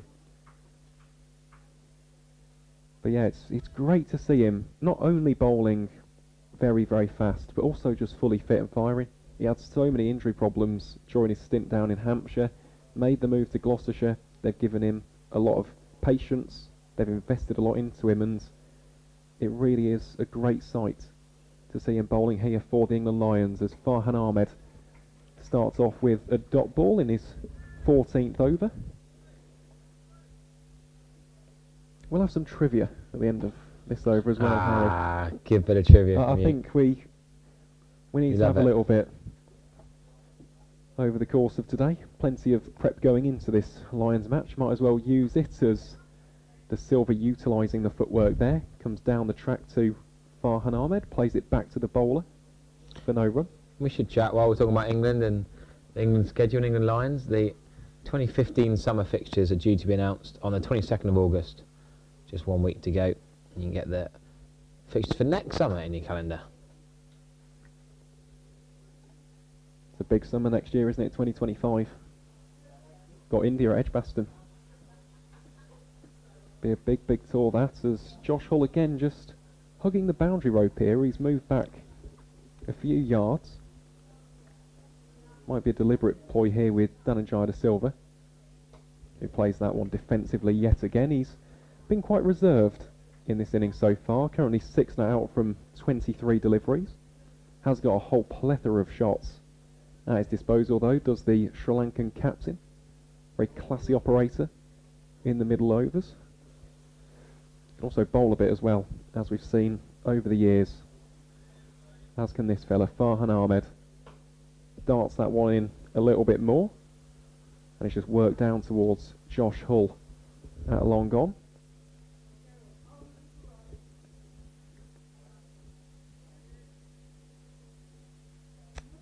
Just a case of rotating the strike here, isn't it, for Sri Lanka? They've just got to get past that 184, 185 mark, get into a lead, and then from there, I mean, you've got to look at something quite significant, well over 200 realistically, on this surface. Yeah, I don't know how bothered will they be by the team score. It's tricky. In these warm-up games, it is almost an individual sport played in a team, isn't it? Cricket generally, but in a tour match particularly. All 22 guys on show, these England Lions guys, know that the result of this match is pretty irrelevant. But if they get a 5 for 100, that is very relevant. You know, Hamza Sheikh and Casey Aldridge are the two men, and Zaman Akhtar, two big scorers and a fifer. They are the men that are potentially going to be looked at because of their performances in this game. The Sri Lankan lads, some of them could get 2 ducks in this game and still be picked in the top 6. You know, maybe Kusal Mendes, for example, or Karuna Ratner. But some of the fringe players know that they need to perform well here to make sure they're in that game at Old Trafford for the first test. Of course, winning the game might help, but realistically, it's maybe, if they take this game into a 4th day, more time for them and their teammates to show what they can do individually with bat and ball. That's a solid point, that. It will be interesting to see how they go with, won't it, in the Yes. opening test up in Manchester, because we have already stressed the point it does turn at Old Trafford, especially at this time of year. If the forecast does stay nice and true, we get some sunny weather up in the northwest, then yeah, there is just that extra degree of turn. In terms of the English test venues, it has actually got the highest average degree of spin over the duration of a test match, and then Edgbaston's in second, so might play into Sri Lanka's favour in that capacity, but they've got to bat well, and that is very, very difficult against England, given this current Bazball technique, as Dale gets ready to kickstart his 4th over. Starts it with a dot ball, watchfully played there by Dhananjaya De Silva. Plenty of experience at the crease, we've said that throughout the day's play. But then after this, you look at the remainder of the batting lineup. Still got Sadira, you got Prabhath Jayasuriya. Yeah, he looked quite good with the bat. Mm. Like the look of him. Andy Crick's a very good spin bowler. Rafa Naika looked alright for his 17 off 19 balls. Played a couple of lovely cover drives. Part of me is just sad that we're not seeing Ramesh Mendes though Yes. in this game. Quite. Dale into De Silva, flirts with that one.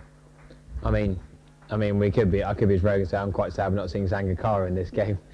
He's doing well in the Dorset League. Bowling off spin, isn't it? What's his club? Is it Wimborne? Yes, He's it playing is. at Wimborne in the Dorset League. Yeah, Maybe Sangakkara's trying to get a call up back in the Sri Lankan team. that's a lovely club down there as well, in Wimborne. This is another question for you. Favourite all-time Sri Lankan batter. There's one or two. There are only two options. I think you probably know the two I mentioned. I think I know who you would say because of the a bit Somerset of bias. connection. Yeah, I knew that was coming. You've got to go Jar Warner or Sangakkara, but for a left field chap, an underrated one would be Tiramana, Lahuru Tiramana. I really enjoyed his left-handed, silky stroke play. Now, soft hands. I think That's good on four. method out there. Soft hands, we're giving him that. Deliberately played just past the slips. With what? 3 slips in play. Soft hands, just pushing at it without it going to hand. I'm going to give him benefit out there. We'll take a look on the replay of that. Doesn't really matter for Sri Lanka though, it's 4 valuable runs, isn't it? So they won't mind that 1 iota. So I was out in New Zealand, we were talking about this actually, myself and Frank Watson yesterday, as an 18-year-old working in school out there, playing a bit of cricket. And it was the 2015 World Cup in Australia and New Zealand. Now, you might remember Tim Southey's 8th Against England. at the Cake Tin in Wellington. Yeah, I was there for that. Now, Sri Lanka played England in the same group stage. And I was desperate to go, all set to go, and I fell out. I lost a lot of respect for my teaching boss out there, who made me do, I think it's a swimming sports day thing on a Sunday, and I was like, come on, I live here on site, I work 6.5 days a week as it is. Can I have another day off to watch a Cricket World Cup game? It's not often you get to see England and the big greats, you know, the Sri Lankan legends. Anyway, Southey and New Zealand ripped into us, and New Zealand smashed England in that game. And then, I think it's the same venue, 9 wickets I remember, Tiramana 100, and someone else got 100. England scored a decent score, but the top 3 did all the work and no one else needs to bat. And Tiramana, I watched on telly, watched the highlights of course. Tiramana was pretty useful in that tournament. So yes, obvious answer is Jar Warner and Sangakkara, and I'd probably err towards Jar Warner being right-handed as well. But Jar Warner and Sangakkara, class acts. But Tiramana, just one of these guys who's fallen out of it really. He's not ancient, you know. He was in that in-between phase. Not the age of Sangakkara, not the age of Jar Warner.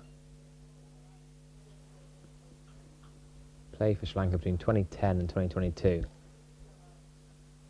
Part of me would love to have seen him have a slightly longer career. Back number 3 a lot of times, only 35. So we talk about Matthews. He's actually younger than Angelo Matthews. He was the ODI captain. Who's your favourite Sri Lankan bat then? Reverse the question. It's a tough one because I think for me the obvious one is Sangakkara. Has one of the best cover drives ever, as we do see the players just having a quick drinks break. A lovely time actually to discuss the Sri Lankan greats from over the years. Sanath's got to be up there as well. Yeah. Surely. Yeah. Especially in ODI cricket. Changed the way the game was played in ODI cricket, indeed. Marvinata Patu. Yeah, that's a name. I was just looking through Tiramana's quick info page, and there's mention of Atapatu straight away, and Aravinda de Silva. Well, I suppose if you're of a Kent persuasion, I know a lot of Yeah. Kent fans would definitely say Aravinda de Silva. He was absolutely outstanding for the Southern County back in the 1990s. One of probably their best modernish overseas players, you'd have to say. Just every single game, he looked to score at least 50, if not 100. Had some huge knocks as well. I did allude to that one against Derbyshire in 1995 until Madushka broke that. That 255 against the East Midlands County was the highest ever first-class score by a Sri Lankan on English soil. And here's the other bit of trivia, right? Go on then, I've been waiting for this. Exactly, as we're here with the drinks interval. Right, Sri Lanka had their full test status in 1981. Okay? That's when they became a full member of the ICC. Yeah. They played their first ever test in 1982. Who was their opposition? Oh, I'm not going to know this. I'm going to go someone rogue like Zimbabwe, straight away. Should I know? 1982, Sri Lanka's first ever test match opposition. Are they still a test match country? They are indeed. South Africa? Nope. England? Yep. Oh, alright. Third There's me time. overthinking this. I'm overthinking this, trying to go wild. Yep. It was England. And here's one for everyone on the live stream. Who was Sri Lanka's first ever men's test captain? There we go. Interesting. One of the comments saying they should come forward a bit to face the swinging ball. Yeah, fair point, but it's 43 overs old, this ball. It's not swinging that much. It's not overcast. It's sunny. Stuck in the crease. Yeah, that's a fair point. Some of the Sri Lankan batters, but... Oh, here we go. We get another question. Who is our favourite Sri Lankan bowler of all time? That's tough. Tell you what, I'm going to go for a really rogue one. Really rogue. Nuwan Kulasekara. I don't think that's that rogue. No? Okay. I don't. He was a fantastic white ball bowler. I mean, I thought Harath would be my other one, but I thought that was a little bit too obvious. Well, Love just Vangana Harath. phantom-like drift, wasn't it, from Rangana Harath with that left arm angle? Obviously, Murali is the greatest. I was telling that story, the Flintoff story. You heard the Flintoff-Murali story? Murali and Flintoff were such good mates. They had a little pact. When Murali came on to bowl, Flintoff would often have long on back already. Murali would say, there you go, Freddie. Just take your one down the ground, get off the mark. And then Freddie fell out with Nas Hussain at one point. He would not bounce Muralitharan. Said, I'm not bouncing Murali. And that was the deal. I thought that was pretty cool. Okay, so that's a lovely little story. Again, Murali, one of the greatest to ever grace our wonderful sport. 800 test wickets. I don't think we'll ever see that. No, I don't think we repeated. will. You're right. Sad though it is. Here's another piece of trivia. Who was his last test wicket? It's one of my favourite. Jimmy Anderson? Nope. One of your favourite? Right, I'll give you the country. They played against India. Murali's last ever wicket. Go on, give me the... Well, I should know the year, roughly. We'll leave it to the live stream, although we have They'll had get it straight quite away. a lot of correct answers for Sri Lanka's first ever test captain, so yeah, good to see the knowledge on display as Farhan Ahmed coming on to bowl here from the new road end. Good strike rotation there on that occasion from Angelo Matthews, just works it down to Josh Hull at long on for 1 run. There you go. Yes, Nuwan is a champion bowler, yes. How about someone like Ishant Sharma? No, Not a bad shout. not a bad shout at all. Indian. How about... Oh, not the left-arm spinner. Not Pragyan Ojha, was it? I did see the comment there. I might have got that, but I was just thinking bowlers of that era. Good use of the feet. No run. Pragyan Ojha said that. Yeah, okay. Harbhajan Singh might have played in that match then? They might have gone double spin. Do you think it might have been Harbhajan, right arm off spinner? And Pragyan's left armers. Before Jadeja's era, really. Farhan again, that's an expansive shot. Should be 2. They're not running hard enough. I know Angelo Matthews is late 30s now, but you've still got to take a 2 there. I don't know, because the fielder came across very sharply there. But right-handed thrower, picking up with his left hand to pick up to turn to his right. Definitely 2 there. I'd have to agree. But then again, 30s with me here. well, I'm just going to play devil's advocate because we did see that run out beforehand. Well, yeah. Right, I wasn't on comms during the run-out. I should say, actually, I go off comms and bring 2 wickets. Thoughts on the run-out then, Aaron Viles? Yeah, Whose fault? miscommunication. Come on, I want you to pinpoint the blame. Well, to be honest, it's probably Matthews. Because Probably Shaw. I think Matthews and Chandimal have a little bit of history with running through the wickets.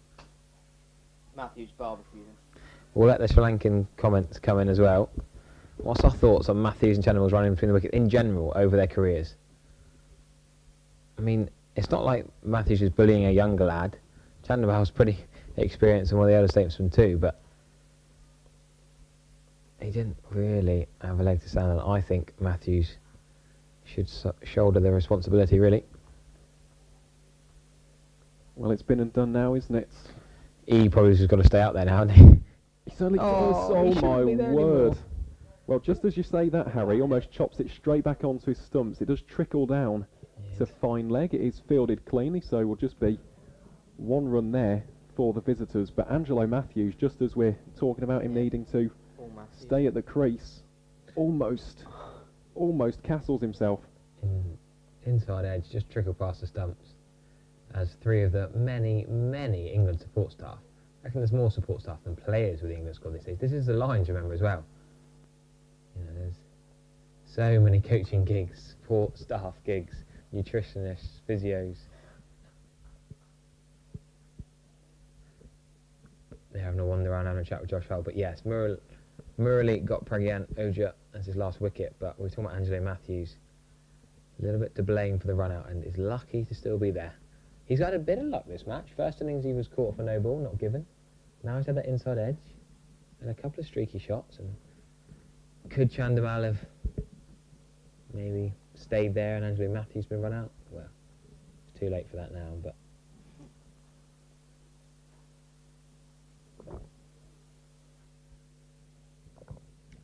Did you answer your favourite Sri Lankan bowler? I don't think you did. I didn't, did I? Come on. I'm going to throw one out there. Chaminda Vass. I thought you might go there. Chaminda Vass, one of the most underrated bowlers, I think, in cricket history. Underrated, okay. I don't think many people... You think he should be rated in the Steyn variety? In that calibre? McGrath, Steyn, not quite Anderson, but... Dale Steyn was great.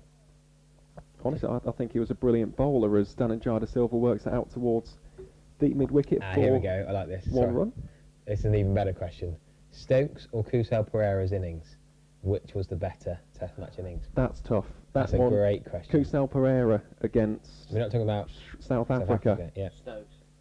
Does Jack Leach's one not out get a mention here?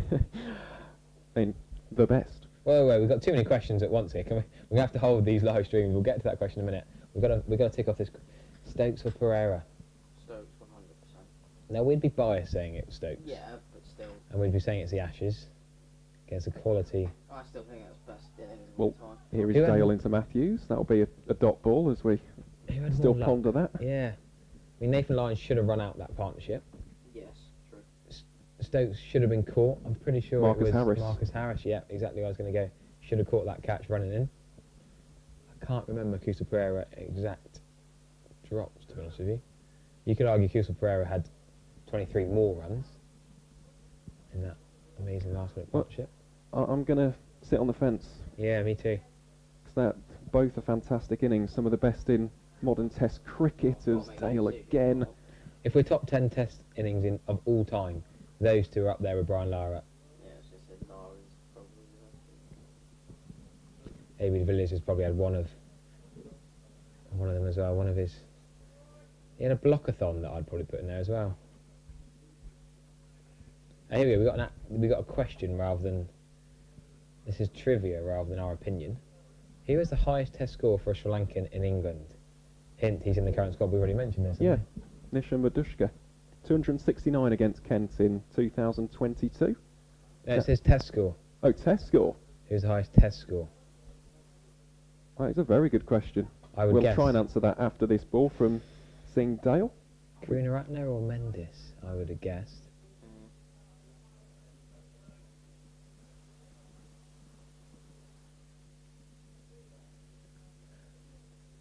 400 ODI. I'm just trying to think back to that 2014 series because I imagine it would have been in that one. They did give you a hint that he's in the current squad.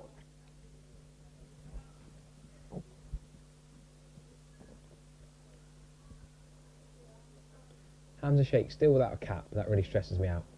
Fielding without a cap should not be allowed. People get funny about long sleeve for wicket keepers and colour of gloves, etc. But for me, it's fielding without a cap. Just really gets me. Oh, that's a beauty. Ajit Singh Dale, I love this. A bowler who's disgruntled, let's put it politely, that he's not been bowled, given a chance to bowl earlier. Really proving a point here with a cracking little spell. God, the comments are flying in. We can't keep up. Matthew scored 100 back in 2014. 160 at Headingley. That's not a bad shout. Dilshan's 196. And people saying Chandamal and Karunaratne should be replaced, but they're not saying Matthew should be replaced.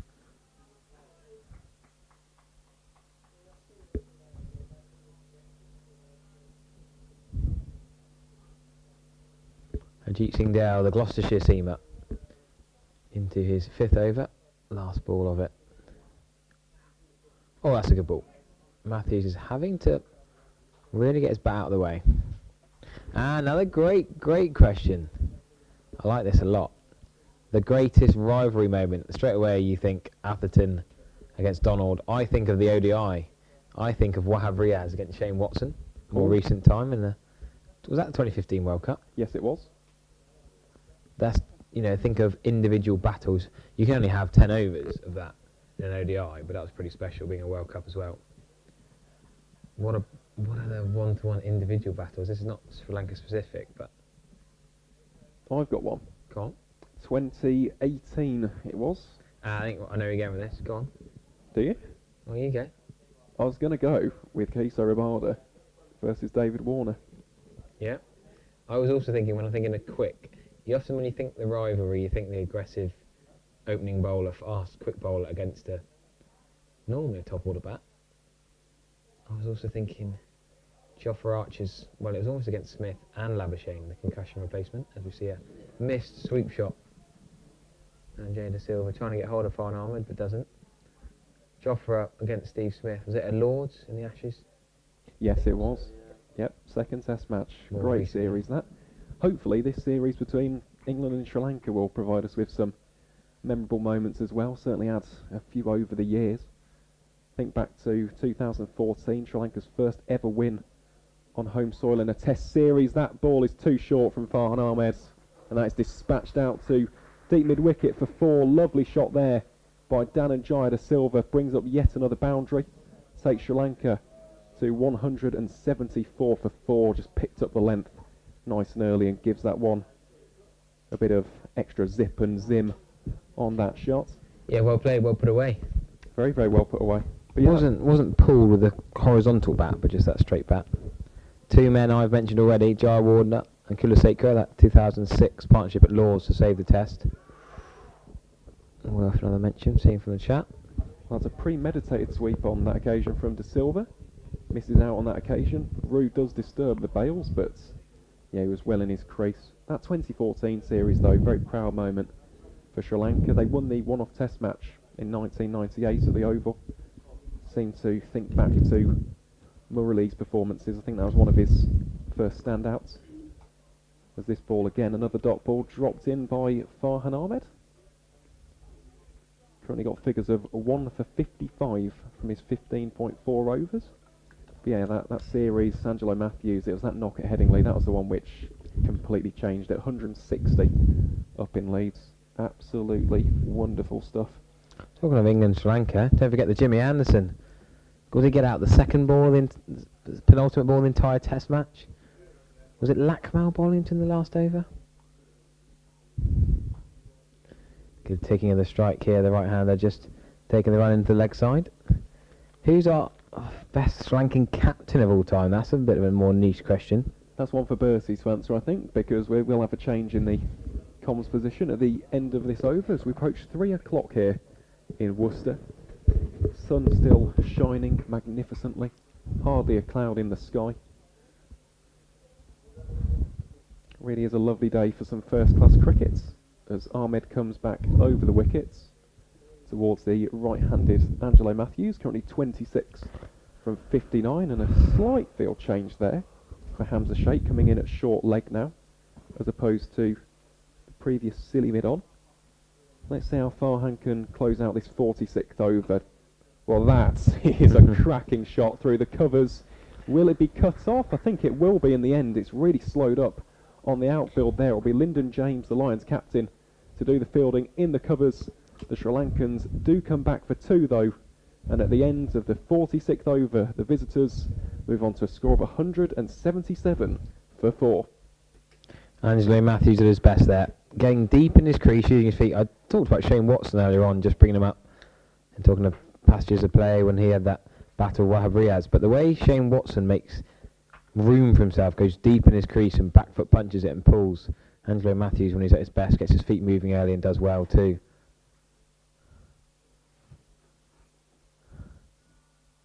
Yes, it was a ranger by Jimmy Anderson. I think Lakmal might bowl the previous overs, but I did really enjoy that.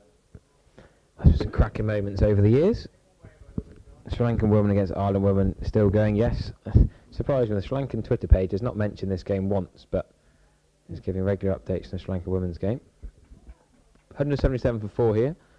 The church bells are striking. The cathedral bells as Ajit Singh Dale continues from Diglis End, and young Bertie, he did his work experience here. What is this, your second ever day of cricket commentary? I did 4 days. You did all 4 days that match, Yeah, I did you? did Sorry, all 4 your days, second ever yeah. game then. Yeah, second game. Second game. Yeah. And we got to think, do we think leg spin has a place in modern test match cricket? Yes, we do, definitely. 100%, yeah. Van der Sar Hasaranga could be given opportunities. Yeah, but there's difference between being a white ball successful bowler and being a red ball successful bowler. True. You got to tie up an end rather than keep varying your Yeah. deliveries. Players like Zampa and stuff, successful Yeah, leg, Zampa never quite made it, did he, in the leg red ball spinners, stuff? but in the white ball game, but not in. Oh, So now edge for one of the coaching staff's going to field this. Nice clean pick up. Yeah, lovely left hand pick up. Toss in, great arm as well.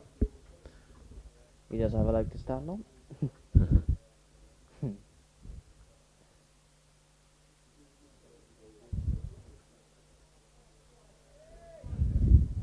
Only 3 runs behind. 3 runs is the deficit now.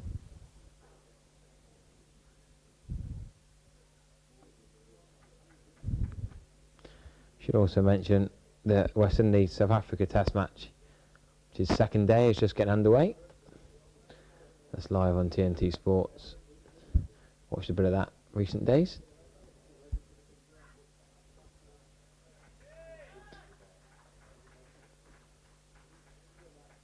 Didn't look a very good pitch to bat on that. In the West Indies. In the West Indies, no. Well, Shamar Joseph bowled really well though. Rally around the West Indies, and my favourite national anthems going. Big fan of Rally around the West Indies.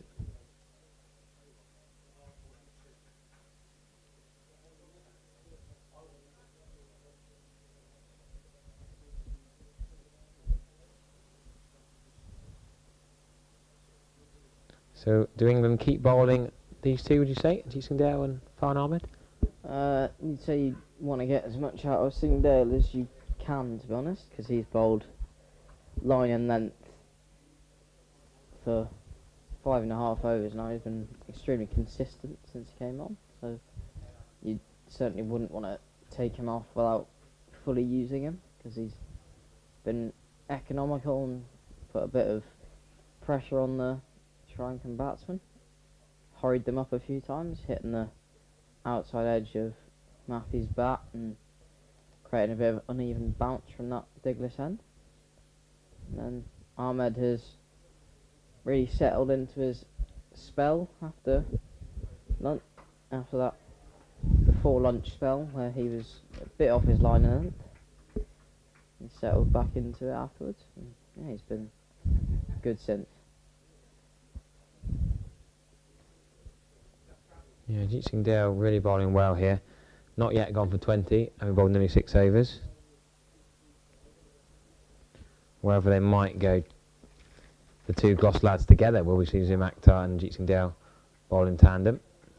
There has been a wicket at Edgbaston. We were updating plenty of games in the Worcestershire against Warwickshire game in the knockout stage of the One Day Cup. So that's another solid defensive shot from Angelo Matthews. So Ed Barnard, there's a comment in the YouTube chat, that's a wily dismissal. I like that, that's good. Good chat, clever chat. He's the first wicket to go. Worcestershire. Want some early breakthroughs. 11 for 1. Oh, Warwickshire. Harry Darley getting that wicket. Nah, Casey Aldridge has come into the attack from the New Road end. Has bowled from both ends in the match so far.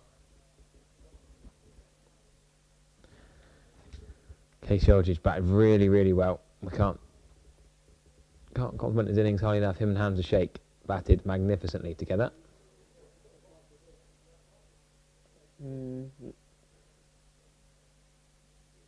Certainly looks like I think Jeet Singh Dale is going off. So subfield has come on.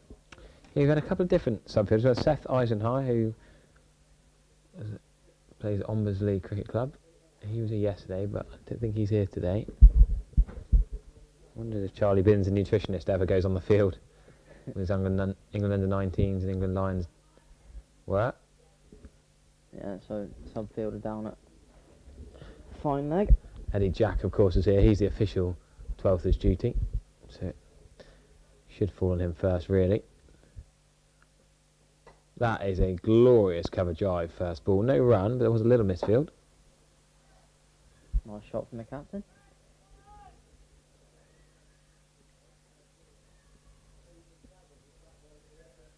Done deal. Oh. Good sign from him. Bertie's getting distracted by football news. Sunshine's out. There should be no chat of football, really. The Premier League starting today. It's criminal offence, really, isn't it? You know what I Glorious mean? sunny cricket weather. Battered. And there's Premier League and Championship action tonight. Lovely cover drive again. Good fielding. Oh, great stop. Again, there could have been a one. Angelo Matthews doesn't fancy it. De Silva ran probably a run, or he ran a third of a run and then back a third. I reckon he ran 2/3 of a run. Matthews having none of it. Great stop from... That was from captain to captain. Great stop from Lydon and James.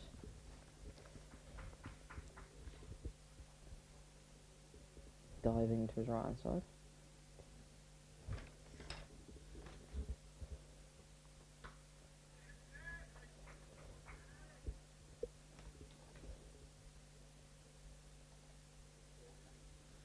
So 2 slips in play for Casey Aldridge. That catching mid wicket. I think that's Mo. Is that Mo Babbitt down below us? Watching the cricket here today. Not seen him for a while.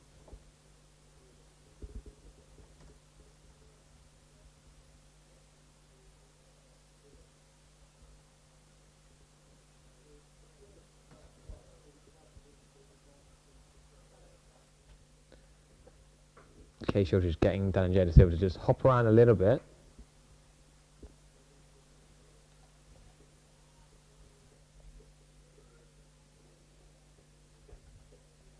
Silva not keen to take the pull on, clearly.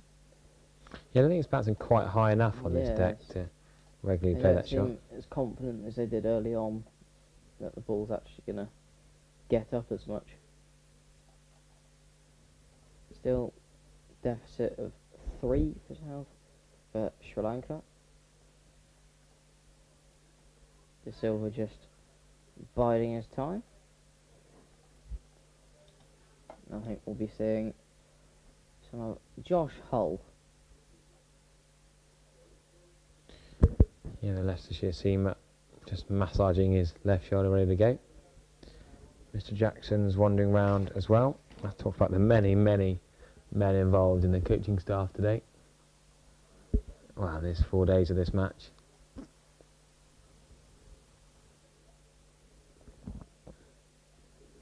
Good line of length from Casey Aldridge.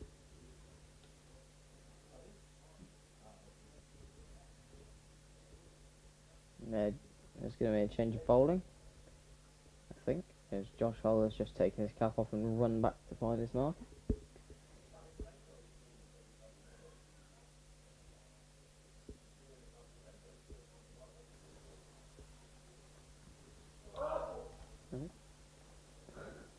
Bowling at the Douglas end, Josh Hull. Josh Hull will bowl from the Douglas end then, away bowled pretty well from earlier in the first innings.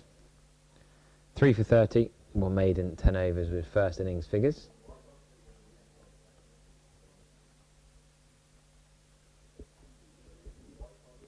What do you reckon England will be targeting before the tea break?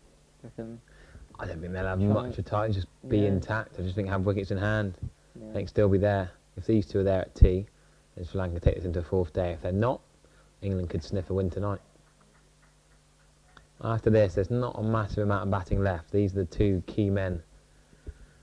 4 big wickets gone, Madushka and the 3 experienced men in Mendis, Chandimal and Karunaratne, all gone. After these 2, pretty much into the bowlers.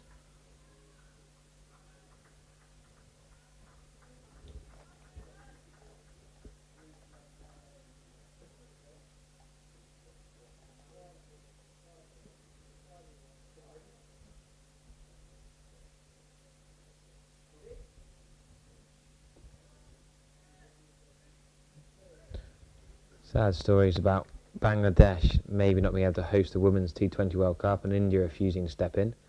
So development World Cup may be starting in October. The ICC are hoping to make a decision by the 20th of August. That's just a few days away. Still waiting on a Mark Wood injury update. Whether he's going to be fit for the Old Trafford test, potentially unlikely.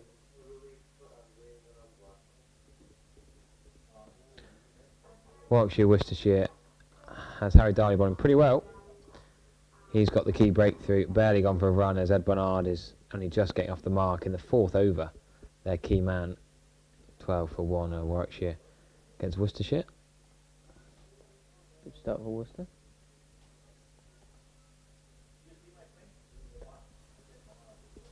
Apologies, I do not know the ins and outs of the exact figures that the players are paid. Some of the people are asking me in the live chat. It's going to be 2 here for Angelo Matthews through the offside. Not fully got hold of that cover drive. No, not really our place to give out figures of payment on commentary in the live chat, I'm afraid. Not that I would know exactly anyway. I'll have to ask.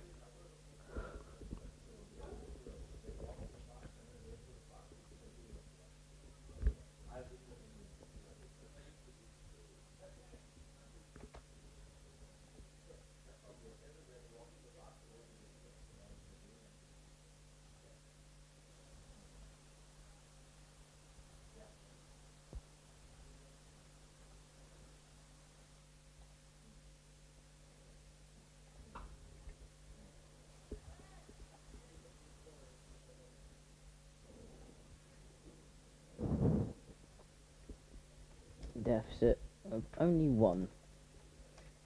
One more. And Schranker can start building a lead.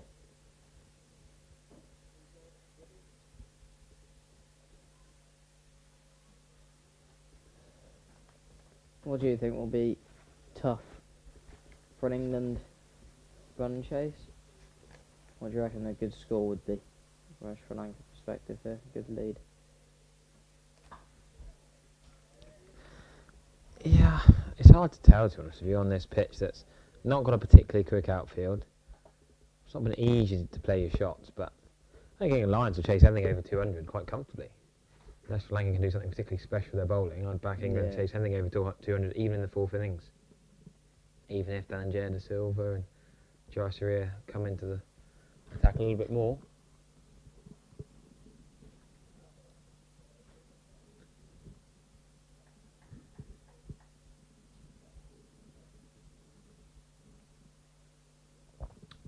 Yeah, I thoroughly enjoyed training at Ombersley CC last night. Gareth Andrews, former Somerset and Worcestershire seamer.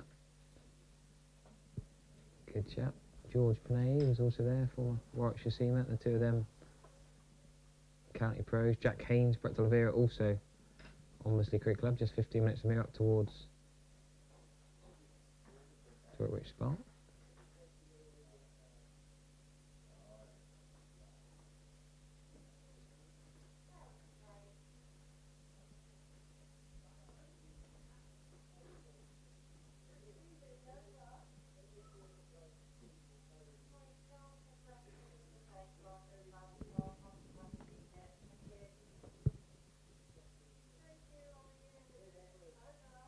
Oh.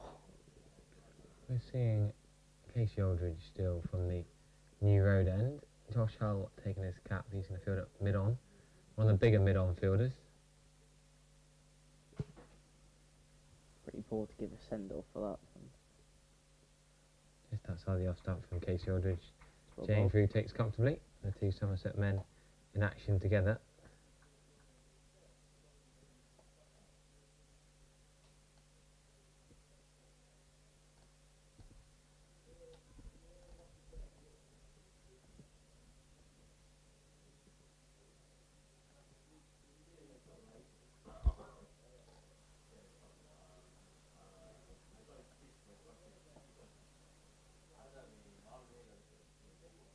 That is pulled. First time we've seen a pull shot in a little while. Andrew Matthews looks increasingly frustrated here. Yeah. Picked up the fielder completely, didn't he? Zayn Malik's gone. I'm enjoying the Warwickshire Worcestershire chat, it's great. Zayn Malik's been sent in one direction, that is towards the changing rooms. Lovely one direction reference there. Harry Darley got first wicket in this Worcestershire Warwickshire game. Not seen any Aaron fist bumps for a while, have we? The off stump bowled. Not happy. Tom Taylor had that beautiful in swinger first ball of the match down at Taunton the other day to see the back of George Thomas, a recent Centurion. Tom Taylor getting the second breakthrough for Warwickshire. So you'd say the Birmingham Bears A little bit of trouble there. Worcestershire just on top in that one.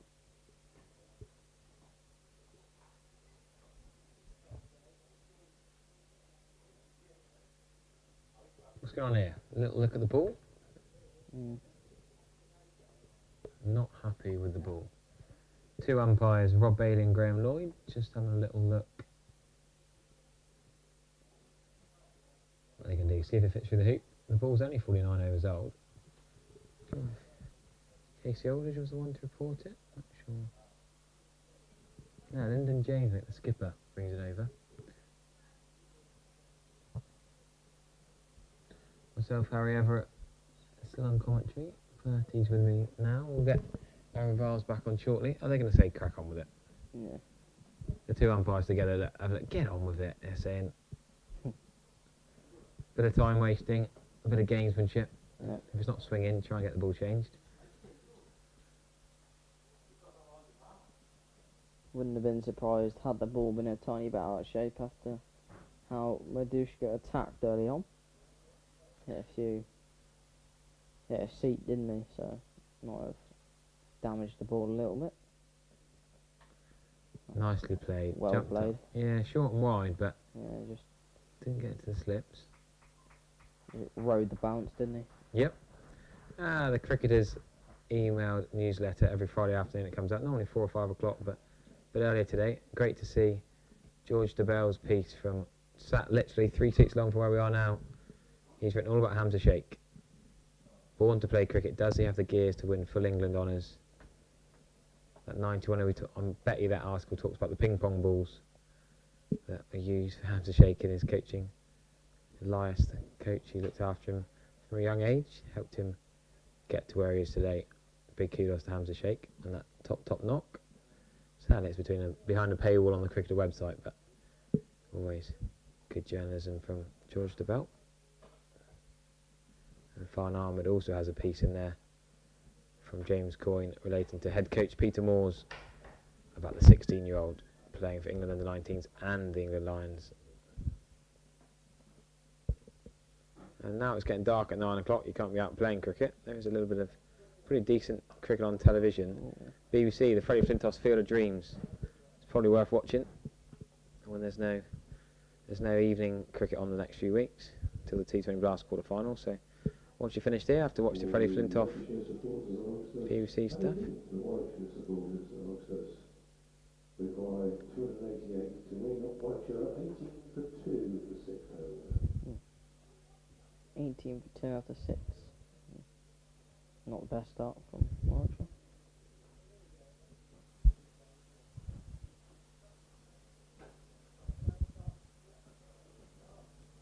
Lanka leading by 2. Yeah, not far away from tea here. Are we going to see a second spinner before the tea interval? I don't think so. Surely we will after tea. There's still a mammoth 48 overs due to be bowled today.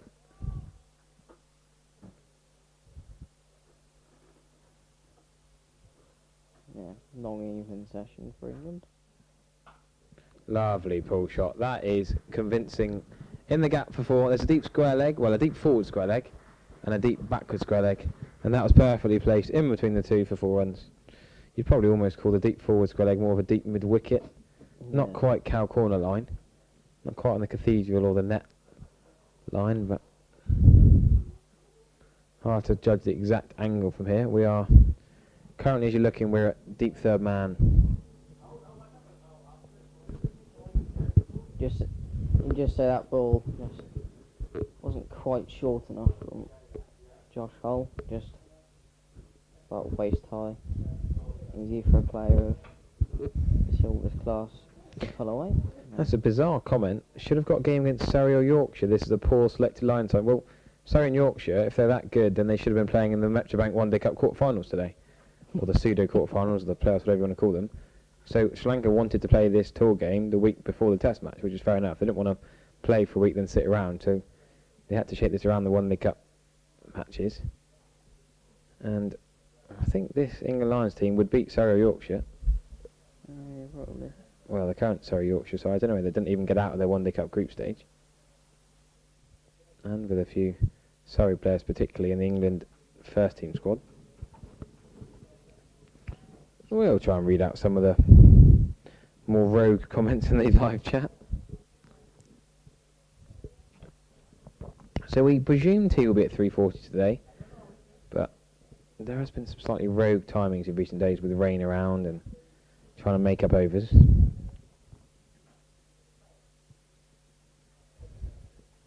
I also don't think Sri Lanka would want to play a warm-up game against a second division side. If they were going to play, they're not going to play second division Yorkshire, are they? No. That wouldn't make much sense.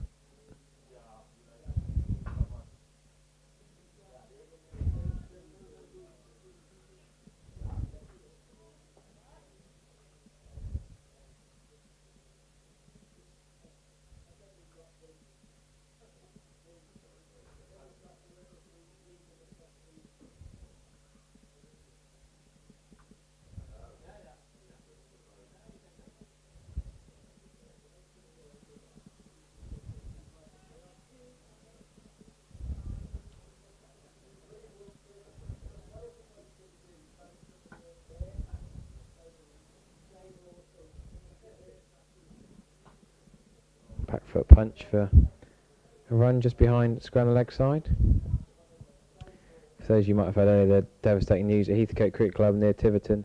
There is now a GoFundMe page endorsed by the cricket club to try and raise money for the burnt down wooden pavilion that hosts so much cricket there. Tragic news this morning. I remember it being built, the wooden pavilion, back in 2012. Great when the cricket community gets around things, when things go wrong, when things burn down or someone dies, there's all the community spirit, try and fight back. Without a cricket pavilion, pretty hard to host cricket matches, teas and shelter from wind or rain. Oh, gully fielder there, Ollie Price. A little bit gutted there. Angelo Matthews, we mentioned in that first innings, he had a life, out for no ball, not having to walk on that exact moment in the first innings. But Angelo Matthews, again, this time, Josh Hull, the bowler. Flashed it wide, wasn't he? He sent it straight to him, really. Yeah. Cheers, Joe Burns. Thanks for the stream and commentary, lads. Appreciate the work.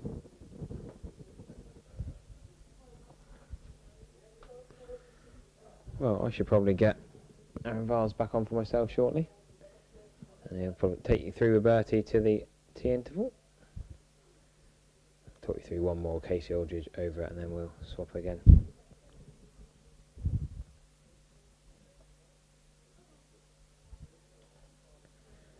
Bertie only with us for one day, so we'll make the most of him. Might be fed up with my voice, I haven't had me the last 3 days on England Lions Sri Lanka comms.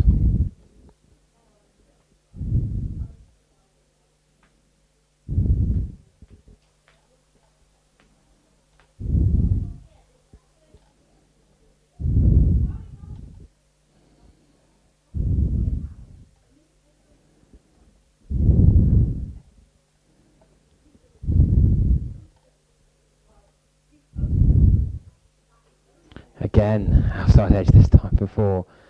Angelo Matthews is living on the edge here. It's got a little bit fortunate. Certainly riding his luck, isn't he? Thick outside edge to the third man region.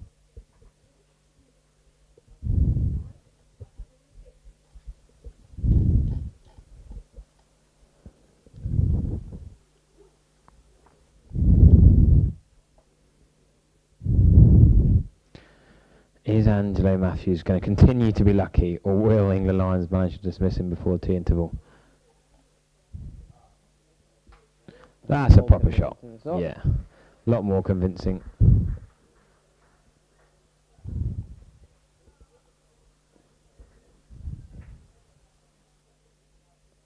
Still don't run away for 4 though. Not really timed much, has he? Timed a few sweep shots early on, but not really say, middled anything since.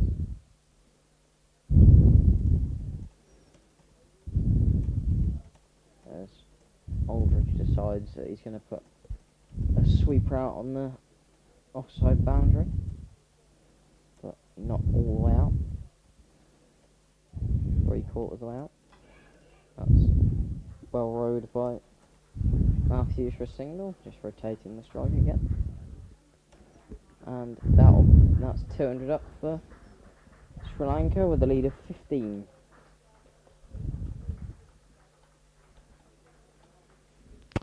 Yeah, they'll be happy to get a few more runs than they got in the first innings. 139 all out they were, don't forget, in the first innings. So, big improvement.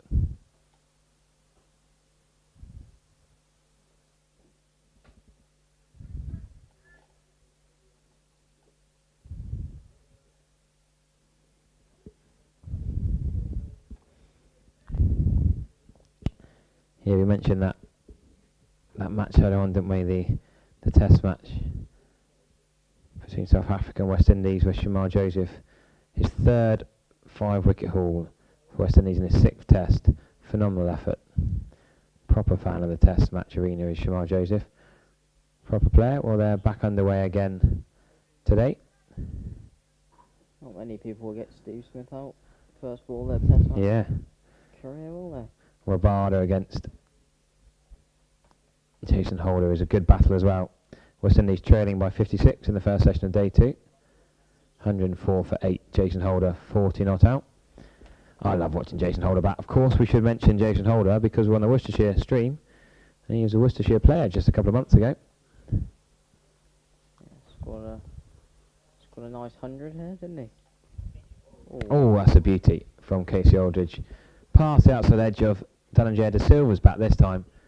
Brought some lovely areas as Casey Aldridge. And I'm going to bring in Aaron Viles and myself, Harry Everett, to talk through.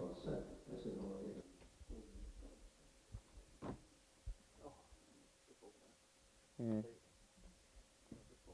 Squared him up completely.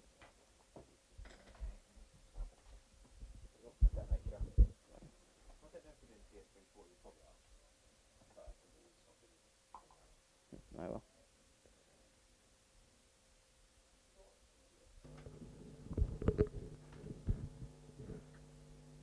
And we're back. There we go.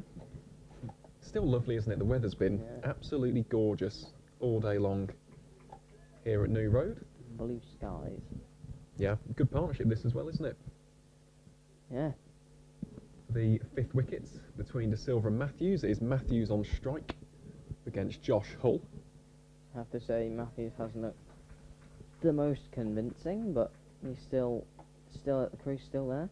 He's rode his luck.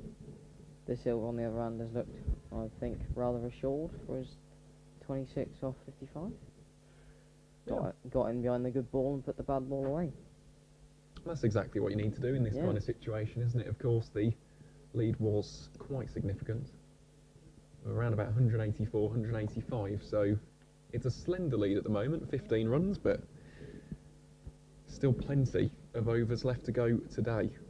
As Josh Hull comes into bowl here to Angelo Matthews, rises on the back foot, plays it out to the fielder at point for no run. And Angelo Matthews inching ever closer to what would be a 58th career first class half century.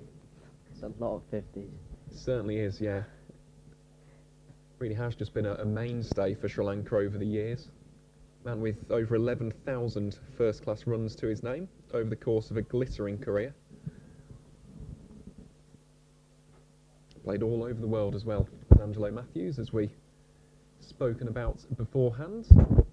Ball into Matthews, goes for the cut shots, finds the fielder Casey Aldridge along the ground, so that'll just be 1 run. Just good strike rotation, that, isn't it, from Angelo Matthews? Yeah. Top quality stuff. Also look at the number of 4s that he scored over the duration of his career, over 1,200. Goodness me, that's a lot of runs coming from 4s, 142 6s. That's 852 in, I think, 800 1,252 in sixes, and how many fours was it? Over 1,200. That's a good Yeah, pull so- shot there from Dan and Jai de That Silva. is 5,652 runs in boundaries. Great maths. Mm. Excellent maths there, Bertie. Fair play. I would have needed a calculator for that. No, he's always possessed that power, hasn't he? Angelo Matthews loves a good pull shot. We've seen a couple of them so far. I was just about to say this morning, it's this afternoon.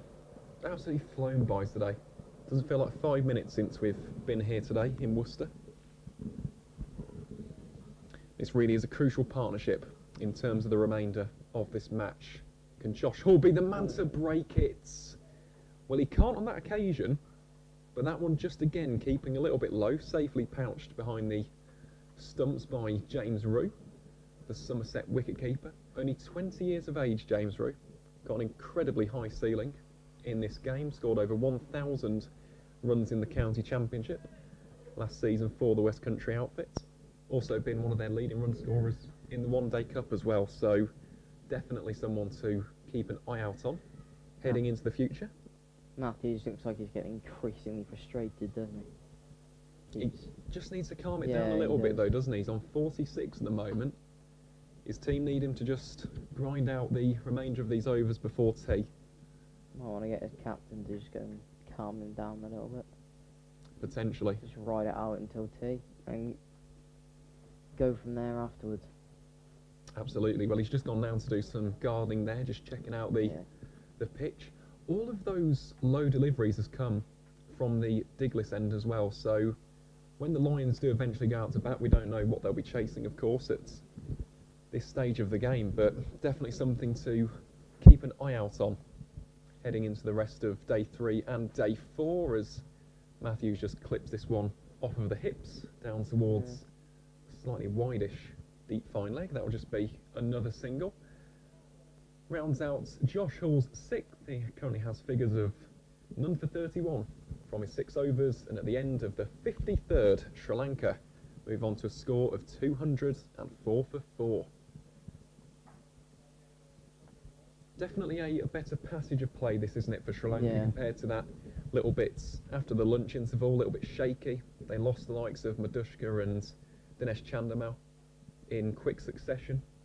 But these two, they've just steadied the ship, a partnership of 58 at the moment between Dan and Jai de Silva and Angelo Matthews. So yeah, so far so good for Sri Lanka in the second half of this afternoon session. Still plenty of overs still to go though, 45 remaining in the day. Casey Aldridge gets ready to bowl his 10th here from the New Road end, and that one's risen. Yeah, good carry through. Just hitting a length, unsettling Matthews again. Just trying to ride it out. That was a very good ball from Aldridge. Just squared Matthews up completely. Just beats the bat. Haven't seen that too many times today. No, we haven't. That is an absolute beauty. Just that quintessential channel bowling outside the off stump of the right-hander. Thinks about playing it as Matthews does play that one on the back foot. Goes straight to Ben McKinney, the Durham opener, formerly of the England under-19s as well.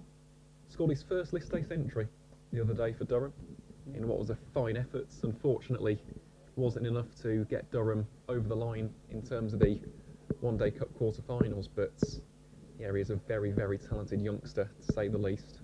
Very handy up the top of the order. Speaking of the One Day Cup, what's the score? I'll get that up in a second, Okay. just after this delivery from Aldridge. This one a lot fuller, worked off the toes.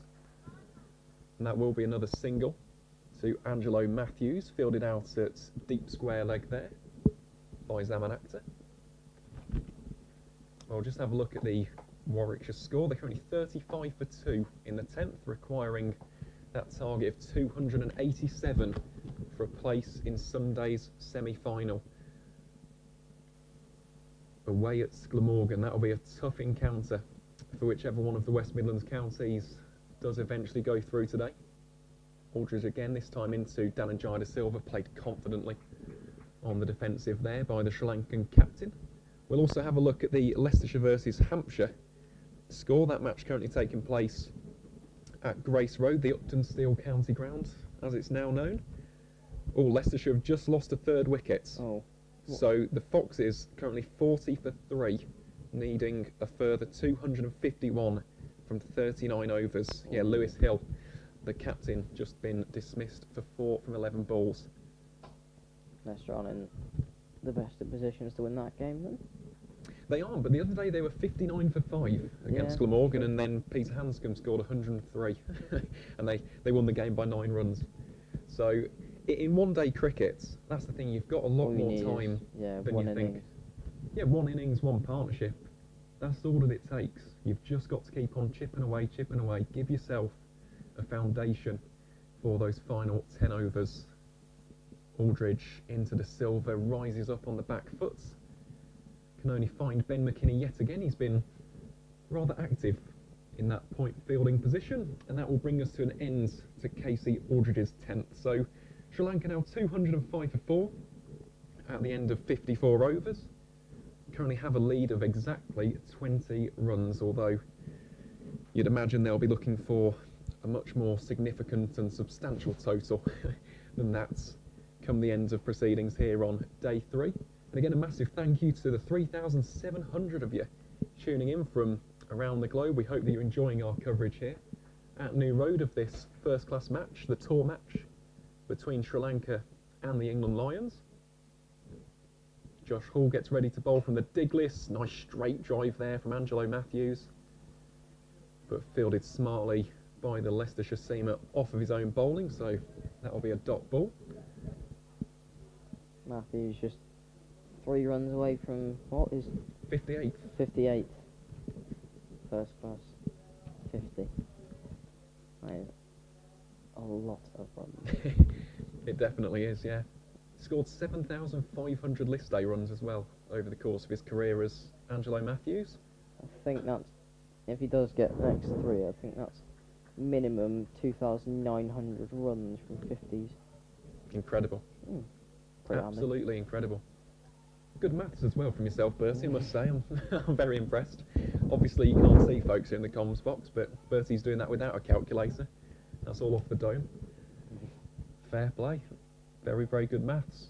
Josh Hall back-to-back dot balls as well to kickstart his 7th over. Been a little bit expensive today in comparison to day 1, but just beginning to find his radar after that early stint. Goes short on this occasion though. It's pulled in front of Hamza Sheikh out at deep backward square leg.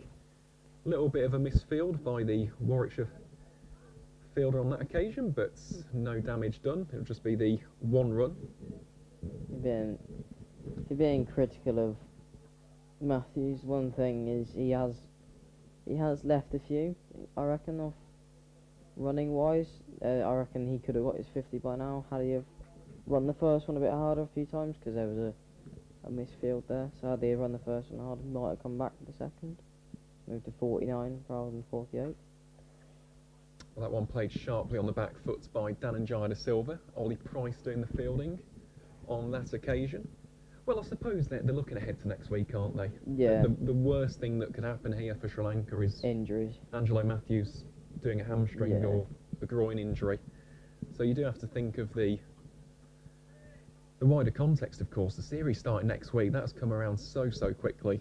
The first time that Sri Lanka are touring here, the men's side in a test series since 2016. It's been far too long since we've seen the Lions versus the 3 Lions and a Crown, but we will see the resumption of that great cricketing contest next week at Old Trafford. So that ball again guided down to Ollie Price at backward point for no run.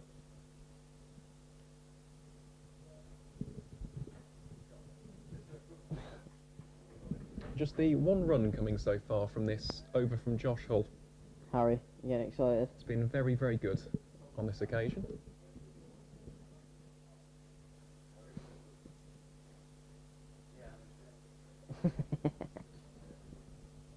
Here we go then. How can Josh Straight in Hull there. finish off his 7th over? Well, very nicely actually. It's yet another dot ball. Nice, yeah. 5 dot balls in the over there for Josh Hull, finding his radar. Concedes just the 1 run from that over. And at the end of the 55th, Sri Lanka move on to 206 for 4 runs. As you can see, folks, that will be the tea interval here at New Road. 43 overs of the day remaining. Sri Lanka 206 for 4 after 55. Dananjaya Silva currently on 27 from 62. Angelo Matthews inching ever closer to that 58th career first class half century. He's currently 48 now out from 93. As we head into the tea interval, Sri Lanka have got a slender lead of 21 runs. We'll be back shortly for commentary of the evening session. That is the end of the afternoon session here at New Road, and we hope to see you at the end of the break in around about 20 minutes time here on the live stream.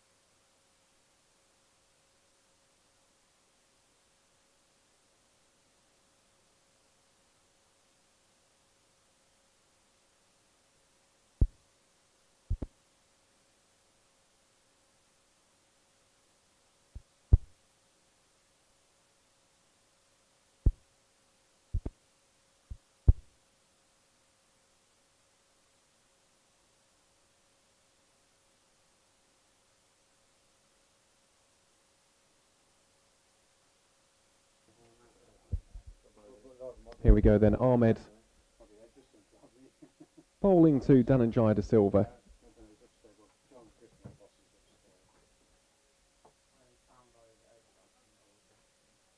Not everyone, surely like there's 10 in the media team, surely like one of them.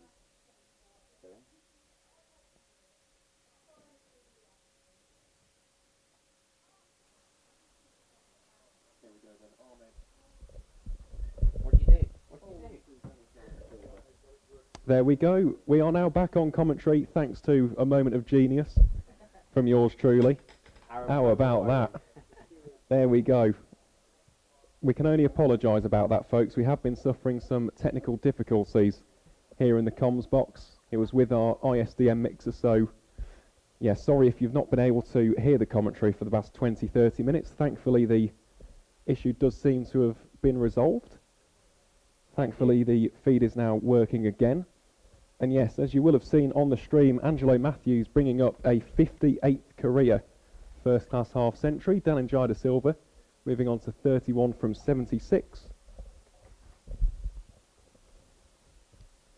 Yeah, these two going very, very nicely in the middle, to say the least. Aaron, great work there. Plug in and plug in. That's good work, that. Massive kudos to, well, plug in a plug. Well, yeah, we're not entirely sure as to what the issue with the ISDN was, but thankfully it does appear to be resolved. Again, thank you to the live stream comments for letting us know. And Lyndon James will get us back underway from the Diglis end, coming on to bowl his 10th over of the day. Currently has figures of 2 for 21. It's a good job we had the live stream chat on, isn't it, Harry? Otherwise... That's it. Without the live chat, we could have been talking to... what, no one?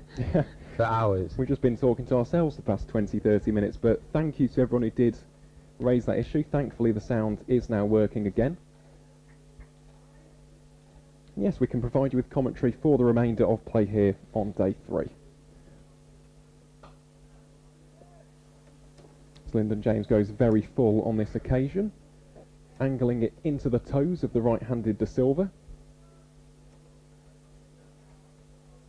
And he digs that out for no run. So Sri Lanka 212 for 4, De Silva on 31. Matthews on 50 from 109. So that is a 58th career first-class half-century for Angelo Matthews in what has been a glittering career in both domestic and international crickets. Really has done a fantastic job there as De Silva just works this off of his hips. Fielded cleanly by James Rue. And that'll be another single to add to the total for the visitors. 213 for 4 now. So the lead ever so slightly beginning to just increase. And that's exactly what Sri Lanka need here. It's just partnerships. It's a case of accumulating consistent runs. Building those stands and, yeah, building on that lead as well. And these two have done that excellently. They came in with their side on 146 for 4. Matthews, they go for the quick single. Shite of the stumps there from Hamza Sheikh. He's given up. If that's a direct hit, Angelo Matthews could have barbecued 2 of the key middle-order Sri Lankan batters. Look how much he's given up. Hamza Sheikh with a sidearm, Flintoff, almost Pratt-type fielding there. Gary Pratt, of course, that incredible low 5-1. Oh, it was nowhere near. The throw was a yard away from the stumps. Getting very excited because Dhananjaya De Silva was so far out of the ground, but that's a pretty poor throw from Hamza Sheikh, sadly, for the England Lions.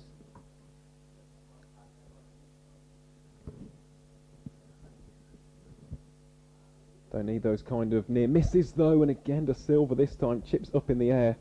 Thankfully the Lions don't have a player in that position to catch the ball, so no damage done on this occasion, but yeah, that's the last thing that Sri Lanka would have needed in that situation. We've just been talking about how crucial this partnership's been, how well they've ran between the wickets, how well they've dispatched those bad balls. To have got run out in those circumstances would not have been ideal at all. Yeah, Warwickshire 85 for 5 against Worcestershire. A bit of trouble there, Edgbaston. Rahane and Hanscom going pretty well for Leicestershire in that crucial game against Hampshire. And in terms of the test match going on today between South Africa and the West Indies, how's that going? Because it's been quite the game so far, hasn't it? We've seen some wonderful bowling, especially from Shamar Joseph yet again. He's had a great start to life in the test arena. Yeah, I got that on the 4th screen. There's a slight delay, but that's because of the innings change around. Dazorzi and Markram walking out to bat. Jaden Seals with a new ball. Day 2, session 1, and West Indies are back with ball in hand. That really is going at a breakneck speed, isn't it? And that will bring an end to Lyndon James's 10th over. Look at that economy rate of 2.3 runs per over. He currently has figures of 2 for 23. Sri Lanka 215 for 4 at the end of the 61st. Still 37 overs remaining here on day 3. So plenty of cricket still to be played. I imagine we'll see quite a few overs of spin as well from Farhan Ahmed. We've already alluded to the possibility of potentially Rob Yates or Ollie Price. Yeah, surprise still not yet. What are they waiting for? The seamers aren't bowling bad. I guess he's going to rotate his seamers, and then when the seamers are tired, then maybe goes to double spin. But I just like an all spin attack. One of my favourite periods of play to commentate on is when 2 spinners are in action. Josh Hull being moved 5 paces to his right. Quite pedantically from Farhan Ahmed. I like that from a young spinner. What, 16 years of age? Playing as big quick. Well, you go exactly where I want you. Shows confidence, doesn't it, from Farhan as Matthews gets forward to that one smartly, defends it back to the bowler for no run. Yeah, Josh Hull is a very, very impressive young character, I must say. Really did have a breakthrough season in 2023, the hero of last year's Metrobank One Day Cup final. Seeing out that game against Hampshire as Matthew goes for the reverse. Potential chance, what a catch! That is a cracking catch. Diving one-handed to his right. Take a bow. Angelo Matthews. Well, we've got to be honest. Angelo Matthews has had his misfortune. Well, he's had his fortune. Now he's got his misfortune. But if you hit the ball in the air, you risk getting caught. Angelo Matthews caught by subfielder Flynn Gunston. Flynn Gunston, the substitute fielder, with an absolutely unbelievable catch there. Diving to his right. Something like a Renaissance painting. Goodness gracious me, that is a magnificent piece of fielding from the youngster, the substitute fielder. Yeah, Flynn Gunston. I think he's an Ombersley boy. We were talking about it earlier. The 12th is duty. We've had Seth Asenhai come on and field. We've had Eddie Jack, the official man on 12th is duty. But just about to ask you, can you remember a bigger age gap between bowler and batter? 37-year-old Angelo Matthews, 16-year-old Farhan Ahmed. So what's that? 21 years. Potentially, it probably involving Darren Stevens. Okay, but how about an international match? That's a very good question. Not a test match this, but a tour match. I reckon there would be more than that, because in a T20, Turkey had a 59-year-old bowler. Oh, I'm not having that. Okay, I'm going to have to describe this better. Not a T20, in a numerous day. Yeah, we can't call it a test match. In a numerous day Red Bull match. What's the youngest West Indies player? Because Jimmy Anderson was 42 when he was over 20 or so. So I went to net. So Frank Watson's been on commentary with me the last few days, and I said, "Oh, I'm missing my club training. I'm player coach back at Wembley in the Whipple, and I'm missing training Wednesday, Thursday night." And he said, "Oh, I'll set you up with the club." So I went training at Ombersley last night. Gareth Andrews, former Somerset and Worcestershire seamer. I mentioned him earlier. George Pinayi, who played at Warwickshire, seamer, played as trying to get that Chris Wokes role in that sort of Lintott sort of era. Played a few List A games. And 2 more Ombersley lads, pretty famous, Jack Haynes and Brett D'Oliveira, 2 lads. I think they're back in the side for tomorrow. Well, maybe 2 bigger names to come through in the future. Seth Eisenhire and that Flynn Gunstone, the taller of the 2 12ers who just came onto the field then, has just taken that cracking catch at point. A reverse sweep. It's one of those which you imagine will be filtering all over Twitter and social media in the next few hours. My only worry is, did it just miss the camera? It's going to be Run's first ball here. Will be for Sadira Samarukwama. Really good first shot that, wasn't it? A nice, just conventional cover drive. Played well in the first innings. Quite like the look of the way he times the ball through the covers. He's got a nice flow to his batting, hasn't he, Sadira? Really, really nice flow to his batting. Well, I'm hoping that it has picked up on one of the cameras. I'm praying that it has, because He'll be gutted if it wasn't. I'll be gutted. I want to relive that moment time and time and time again. Now you can only imagine what's going through Flynn's head. Honestly, that is such a stunning catch from the substitute fielder. Ahmed goes very full on this occasion, worked down towards Josh Hull at long gone for one run. Ahmed quite happy with the bonus wicket. Well, I think he's deserved it. Yeah. To be honest, I think he's just plugged away. He's grafted. He's grinded away all day long. Really, I mean, he's bowled a lot of overs. He's into his 20th over here. Now, should we mention that movement of Hull at long on? Has that got in Matthews' head? He's moving long on a little bit wider. Then Matthews thinks, oh, I can't hit it down the ground for 4 now. He's got my area sorted. I'm going to go for a reverse sweep. Maybe.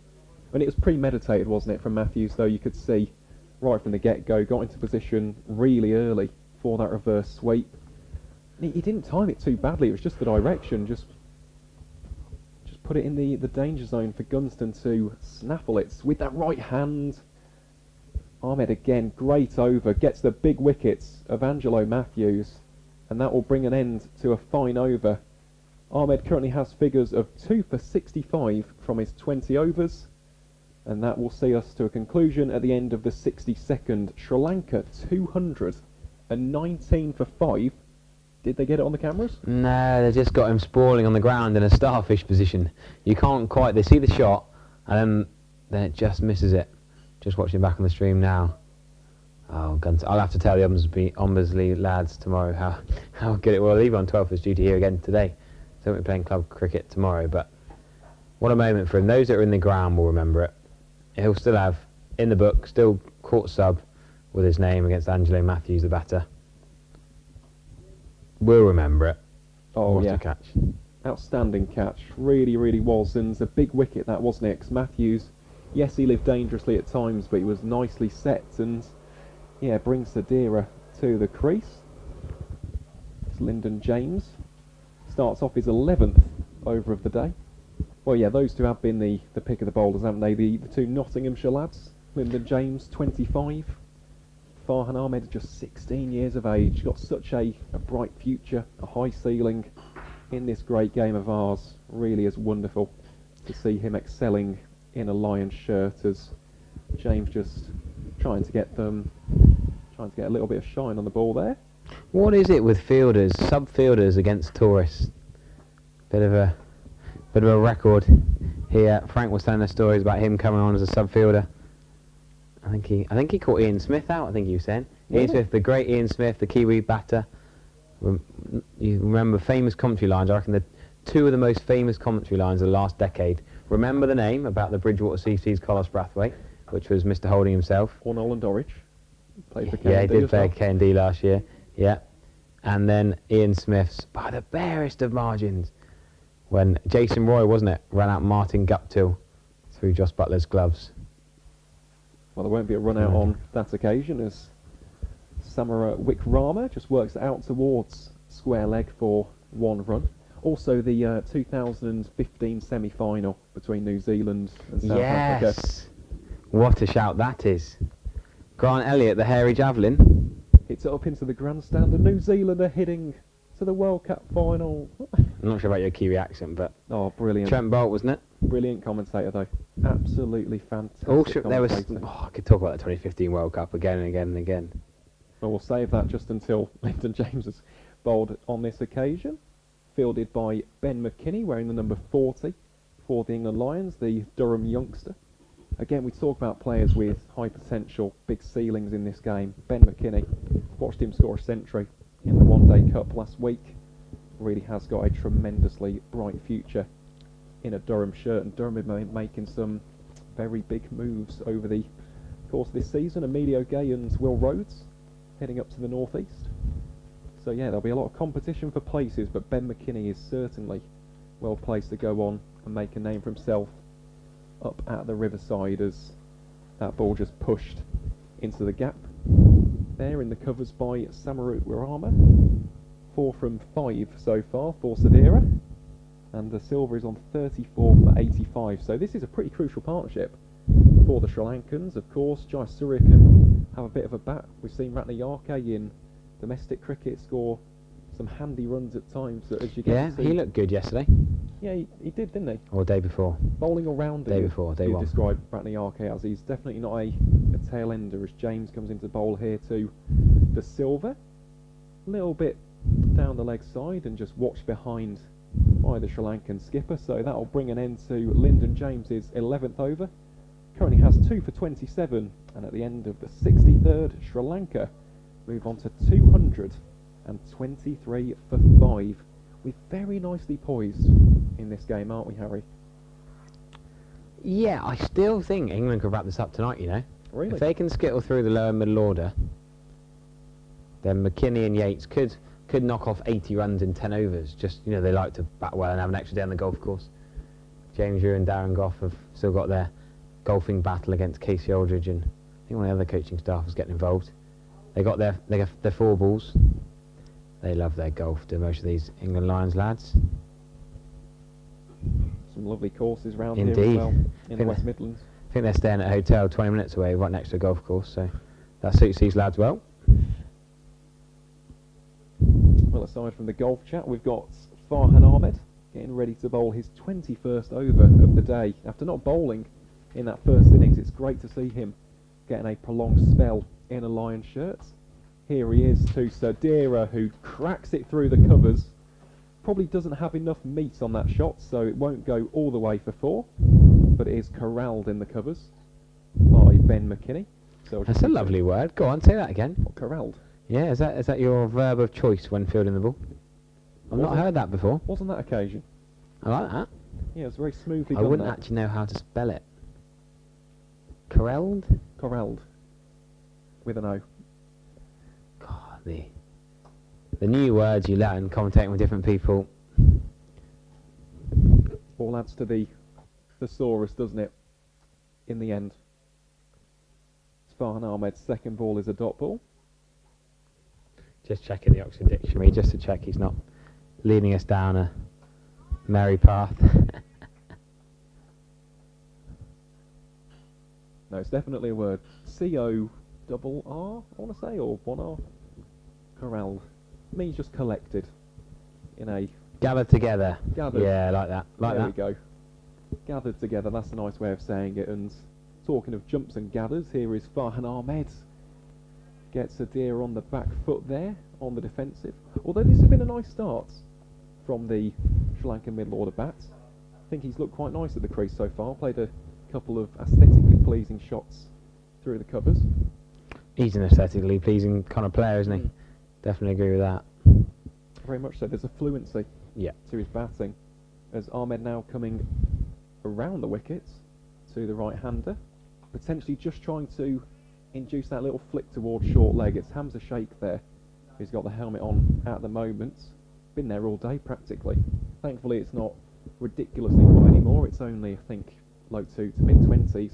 Just a little bit of cloud cover come over, haven't we? Yeah, it's pleasant. I think that's how I describe it for those who aren't here in attendance today. It's just nice weather here as Ahmed, very full, in towards Samara Wickrama, who just works out towards Josh Hull at long on for 1, so keeps the scoreboard ticking over to 226 for 5 at the end of the 64th over. Now, without prompt, I'm going to do a bit of marketing on my colleague's behalf. Aaron, you do a great county cricket podcast, known as the County Cricket Podcast. Do have a look on all decent podcast providers. Myself, I feature on it a couple of times. Often do the Cider Press Somerset podcast or the Bright Side of Life with Sam Dalling and Ian Shepherd, some of the Somerset guys, but one for general county cricket. Great work. And Andy Mead has been on every podcast going in recent weeks. We had him on the Cider Press. Jack Brooks and Catherine Siver-Brunt The PCA. had him on the Under the Lid podcast. And now, how was that to chat through Mosley's Andy Mead? Brilliant. Yeah. Absolutely brilliant. He's a lovely man, is Andy Umeed. We'll pick up that conversation after this delivery from Lyndon James. Even his defensive shots are nice and elegant to watch, as Adira's. I said, he's just... There's a lovely, languid element of his batting. Really is a lovely cricketer to watch. But yeah, Andy Umeed, he has been exceptional, hasn't he, for Somerset in the One Day Cup. I believe he's the second highest list A run scorer in England and Wales since 2023, so he's been in prolific form for the West Country outfit, and that is very handsomely played by Samara Wickrama. There's a bit of a chase here for Casey Aldridge, over from point, can't get there though, and that will be a boundary for Serdira. Lovely shot there to move him into double digits, just an effortless crack through the covers. You really do like to see that. Yeah, one of the nicest shots we've seen today. Back foot stroke, a caress through the covers. Really enjoyed that. The punchy timing on that was beautiful. Yeah, it was. He really does look the part of the crease so far. Seems to have his rhythm, seems to be in confidence. There's that swagger to his batting at the moment. Should be an interesting battle here for Lyndon James, and again they think about pushing the quick single. They can do, because Ollie Price was a little bit deep on that occasion. Nice run, keeps the scoreboard ticking. On to 232 for 5. It's exactly what Sri Lanka needed in this case. He hasn't really played a shot in anger, he's just timed the ball very nicely so far. Hasn't really flashed at the blade, hasn't been searching for those boundaries or those 2s and 3s, but yeah, nice fluent 13 from 15 so far for Serdira. As the Silver rises onto the back foot and just defends that out towards Ben McKinney. He's been very active today as Ben McKinney in that region. Hasn't taken a catch in this second innings as of yet, but definitely played a part with his ground fielding. And Lyndon James has certainly played a part with the ball as well. 2 for 33 from his 11.3 overs so far, including 2 maidens. Really has been a skipper's performance, this, from the Nottinghamshire all-rounder. He's looking to add to that tally here against a Silver. Resolute in defence there is the Sri Lankan skipper. And I've really enjoyed this innings actually from Dhananjaya. It's been watchful, but he's been confident and assured in his defence. He's picked the gaps nicely, he's played a couple of excellent sweep shots. He really is a superb player to watch. Really has been Mr. Consistent for Sri Lanka over the years. Also offers that bowling option with the right arm off spin. They might need his services when the Lions eventually come out to chase this total. Plays this one off the back foot just to punch out towards deep point. Casey Aldridge will field that cleanly, so another single to add to the score. Yeah, Hamza Sheikh thought about diving for that one. I think it's going to be 1 either way. Yeah. Casey Aldridge doing a great job marshalling that deep cover boundary. Sometimes I think it's a bit of a waste though. Why have your best fielder at deep cover? What, you know what I mean? He could be at extra cover diving around. Hamza Sheikh has got the short leg pads on, so he probably wants to be in, well, in a less important position than at cover when he can't move quite as well. The extra layers on. Could he be at slip? Could he be behind the wicket? Potentially, that's actually a good point, Harry. We'll have to see if Lyndon does change that. Fielding with short leg pads on when you're not short leg does give you an extra bit of weight. They're pretty much keeping pads. Slightly lighter, slightly thinner, yes, but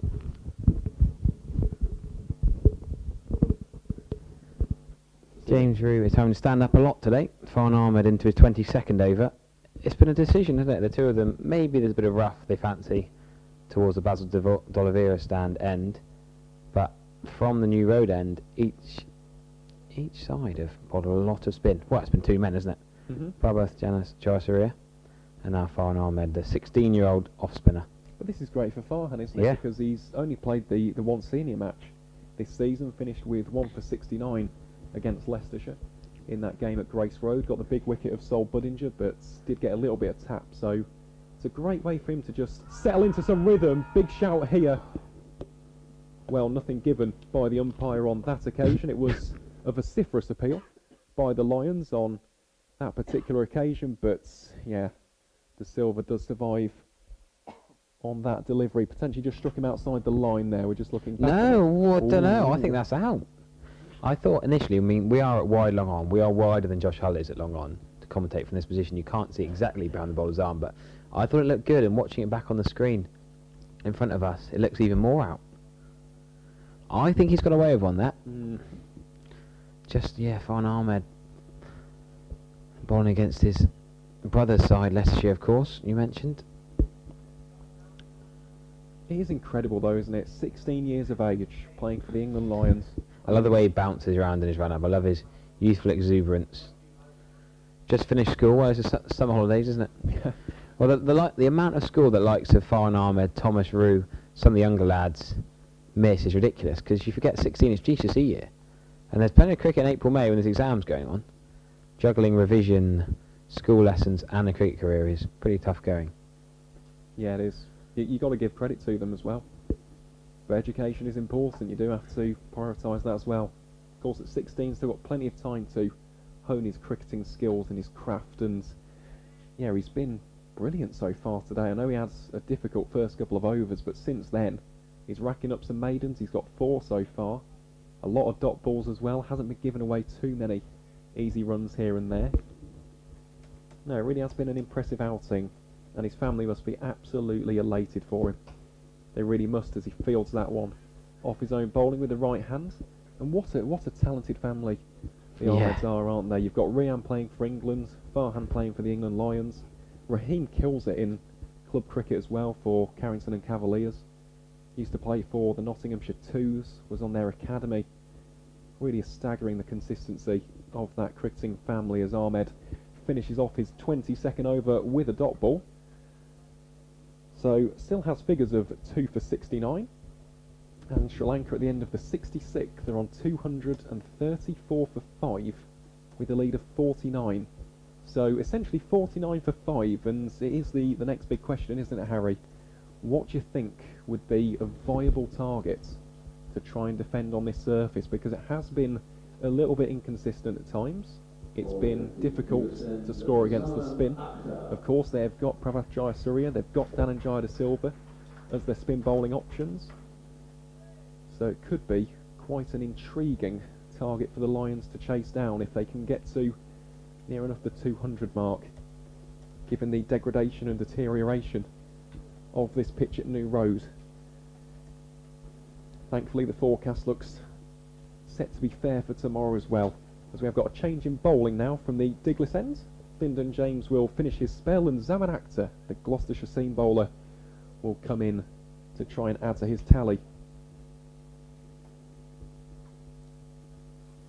And the first ball is just guided out towards Ollie Price, down at Gully. That'll be no run for De Silva. Of course, a career best 5 for 32 for Zaman Akhtar to kickstart this game. Josh Hull also getting a career best, 3 for 30 on day one as the Lions skittled Sri Lanka for 139.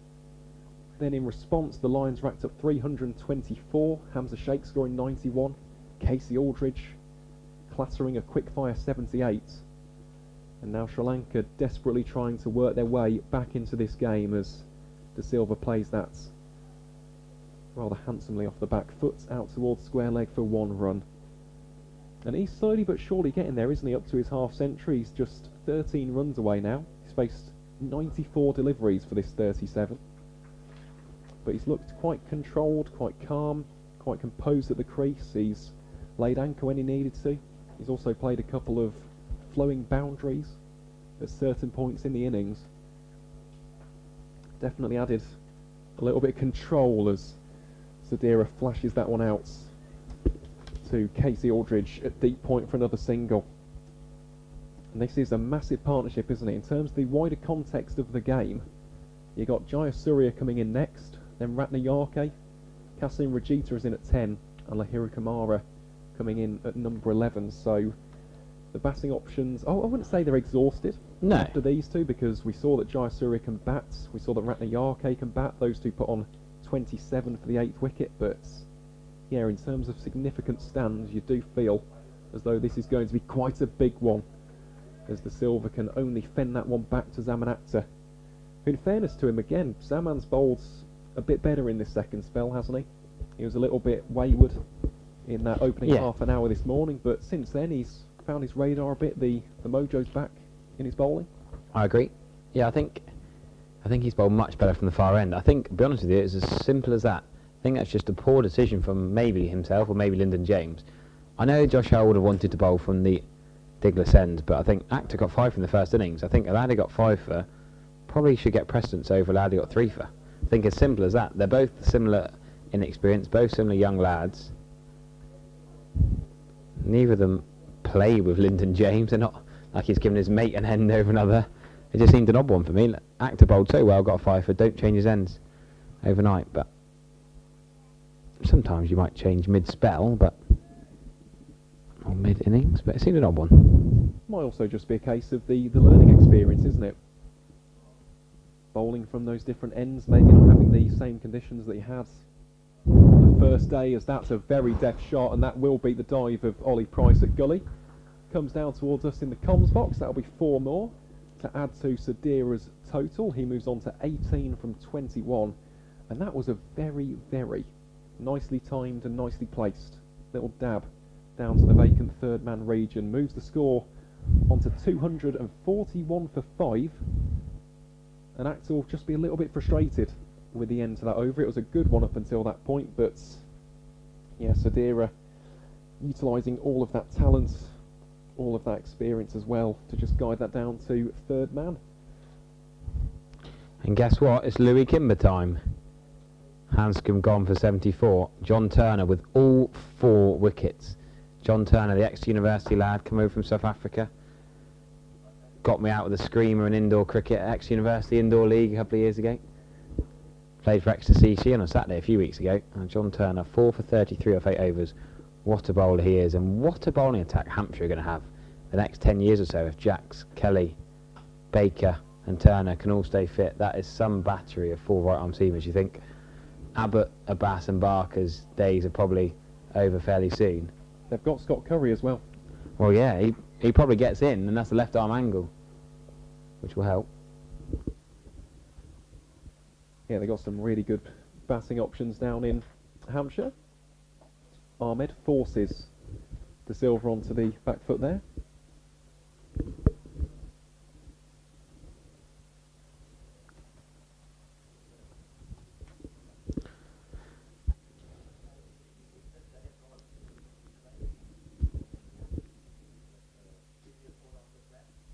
Ahmed again into De Silva, just plays that one out for another dot ball. Very defensive so far from Dhananjaya, playing the ball on its merits. But I think Ahmed's warranted that, hasn't he, so far, after getting some tap early on. The Sri Lankans not exactly going down the pitch as much as, let's say, Madushka did earlier. No, he played well, didn't he, attacking the spinners. Very, very taking well. them down the ground. I like the look of him. I say the spinners, it was a spinner, wasn't it? Still only seen fine Ahmed. I thought maybe could have been a single there. Good bit of fielding by Rob Yates. Rob Yates out of the slip. Cordon, rarity. Well, he's just bucket hands for Warwickshire. I think in the 2020s he's taken more catches for the Bears than anybody else. It's almost like he's got a vacuum in his hands. It's quite remarkable, the consistency that he shows in the slips. That one's a little bit more of an expansive shot. Opens up the arms slightly there. There's Dhananjaya De Silva. Guides it along the carpet to Josh Hall for another single. And that's what Dhananjaya does. It just provides an air of calm, of stillness into the innings when there's been a lot of chaos around him. Of course, the chaos earlier of that Chandimal run-out. Madushka's wicket as well. We've just seen Angelo Matthews dismissed by an absolute stunner by Flynn Gunston, the substitute fielder, product of Ombersley Cricket Club here in Worcestershire. They play in the Birmingham Leagues. It really was an outstanding piece of fielding, as that will bring an end to Ahmed's 23rd over, and at the end of 68, Sri Lanka move on to a score of 242 for 5. Shall I make way to get young Bertie back into the commentary box? Well, there you go. Thank you very much again, Harry. That was Harry Everett. Hopefully you'll be hearing from Harry again soon. But for the next 30 minutes, it will be myself, Aaron Viles, and our young work experience colleague, Bertie, who's had an enjoyable first start here to life as an England Lions commentator. Oh, it's not working with the thing. Okay. And here is Zaman Akhtar to bowl from the Diglis. Bertie, how are you? You enjoying good. the action? Yeah, it's been really good, yeah. Has, hasn't it? I mean, a massive wicket of Angelo Matthews. That was one that the Lions needed, but some catch, wasn't it, from... Serious, yeah, one-handed catch, that. Good from the sub fielder. Certainly was absolutely outstanding. And what's the current score at Edgbaston? Is that 142 for 5? Yeah. Started to build it back up a little. Yeah, Kai Smith. 145 off 19 needed, so. Well, it's a difficult run chase. Still want to be in Worcester's position by a long way. 100%. We'll keep you updated with that, as well as the ODI between Sri Lanka's women and Ireland's women, as the Silver swivels that, and a misfield out at deep fine leg. Thankfully, no extra damage done, but maybe a heart-in-mouth moment there for the Sri Lankan captain. Just here, wasn't it? Just top edge. Just on it too early. Just rolled the wrists, as the Sri Lankans tend to do. Rolled the wrists too soon and just about getting away with that one. Yeah, Ahmed maybe a little bit in two minds, to be honest, on that occasion, thinking of whether to go for it or not. In the end, probably made the right decision, but almost misfielded it over the ropes for 4. Actor again goes short, testing the back foot capabilities of Sadira Samarawikrama, who's looked good for his 18 so far. 18 from 23 deliveries, hit a couple of lovely cover drives. Really does execute that shot incredibly well. Yeah, you have to say it needs to be these two that are going to properly build up a lead, because these are probably the two remaining best players. Jaya Syria can also bat, but you'd say after him they certainly get into the tail, and you don't want that when you're trying to build up a lead. No, and that's why it's a little bit of a shame we're not seeing Ramesh Mendes today. I would have loved to have seen him here in this tour match. It'll be intriguing to see if he features in the Test series, because he's had a fantastic 2024. So he's the player of the final in the 4-day stuff back in May in Palakela. That match was played. Scored 111 and took, I think it was 5 or 6 wickets in that game. It was a heroic performance from the all-rounder, and he's also been in fine form in the Test arena as well, scoring runs against Bangladesh. So was hoping to see him today. But of course, we've got the likes of Sadira, we've got Jai Surya to have a look out for. Ratnayake as well. I know Harry mentioned it beforehand. He did look quite impressive in that first innings, albeit only for around about 17 runs in the end. But yeah, look, no slouch with the bat. Scored 17 from 19 before being dismissed by Zaman Akhtar, who's steaming in here to round out his 11th over. Finishes it with a good delivery in the corridor of uncertainty, goes behind for a dot ball, and that will bring an end to his over. So at the end of 69 overs, Sri Lanka 243 for 5 with the lead of 58. And it looks like Samarawikrama is going to get some fresh gloves, because he's not happy with the current ones. Well, it's a sight that we often see in cricket, isn't it? It's just the build-up of sweat and moisture in the gloves at times. You want to be as comfortable as possible out there in the middle. That is one of the luxuries of being an international cricketer. Got extra bats, extra gloves, extra helmets. But the fact is, we as fans of the game, we want to see these guys at their best, and if that helps them play at their best, then that's exactly what we want them to do. As Farhan Ahmed gets ready to bowl his 24th over from the new road end. And it is a prolonged spell, this. It's a real good learning opportunity for young Farhan. I think he's also utilised the drift and variation in speed today very nicely, testing Dan and Jaya on that occasion. But I think he's changing up his speeds quite nicely, Yeah. the lengths as well. The line hasn't altered too much. No, it's always been around the stumps, hasn't it? But he is a very aggressive bowler. We saw that in the One Day Cup. He's very much in that archetype of stump to stump. And again, gets really good revs on the ball. Does Farhan Ahmed. Would be wonderful one day to see him and Rian Yeah. in the playing same team, wouldn't it? Yeah. I mean, Rian, we talk about spin and rotations and revolutions on the ball. Rian Ahmed really is one of the finest young leg spinners in the country when it comes to doing exactly that. As the Silver just dabs that one down outside of his off stump for no run. Looks like Casey Aldridge fancies another ball, because he's going for his paces out on the boundary a minute ago. Just doing his action. I was going to say he looks slightly lonely out there, but actually he's Yeah. got Zaman Akhtar down at deep fine leg, so he's not too. No. Oh, well, a big appeal here for Ahmed's hands on heads for the England Lions there. A close opportunity maybe. James Rue looks to be in disbelief there as to how that's missed everything. But really good delivery yet again from Farhan Ahmed. Just a reminder, he's 16 years old. Absolutely staggering what he's doing in this tour match so far, and that had a bit of turn. I'll tell you who'll enjoy that. Prabhath Jayasuriya. He'll be looking at that Yeah. and licking his lips. Loves to get a bit of turn and drift. He really is testing. I think that might have just. I think it was hitting the stumps, but I think it might have just hit him outside the line. Potentially. I think that's the only thing I can see wrong with that, really. Back leg on the knee roll. Other than that, wasn't much wrong with that. Looked very straight.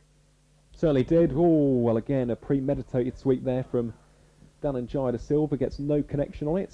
Well outside the line, though, so that won't be a shout for the Lions, and that will bring an end to another solid over from Farhan Ahmed. It's been a prolonged stint, this. I do wonder when he's going to get a bit of a break, but at the end of 24 overs, he's got figures of 2 for 70, including 5 maiden overs. And Sri Lanka now 243 for 5 after 70, still 28 overs remaining in the day's play. We did have an extra couple added after the mix of bad light and rain here in Worcester yesterday evening. I do think on that last shot, the Silver just got a bottom edge. Yeah. Casey Aldridge was just going for his piss on the boundary and change of bowling.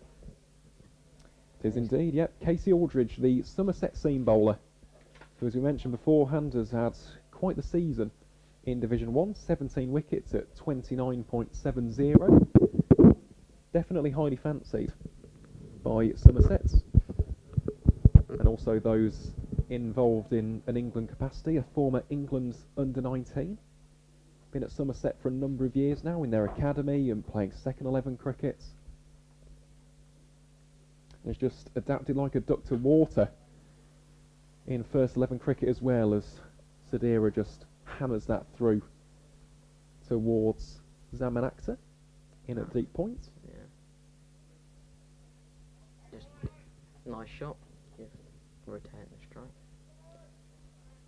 Very, very nice shot. Yeah, just minimal risk, really. Not exactly driving on the up or anything, just nice little square drive for a single. Yeah, clever batting that, isn't it, from Sadira. Moves on to 19 from 27. And again, a short ball there from Casey Aldridge.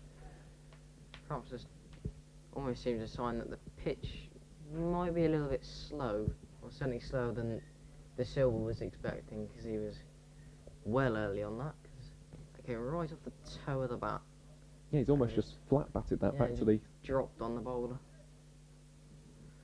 Just dropped back on the pitch and a few bounces back to the bowler. Looking to pull that over mid-wicket by the looks of it, because the man is up. This time, Well, that's cuts a in front great of shot. Square, and well cut off on the deep boundary by Zaman Akhtar. Akhtar. Yeah, Zaman Akhtar out there. Well cut off. Sliding to the right hand side.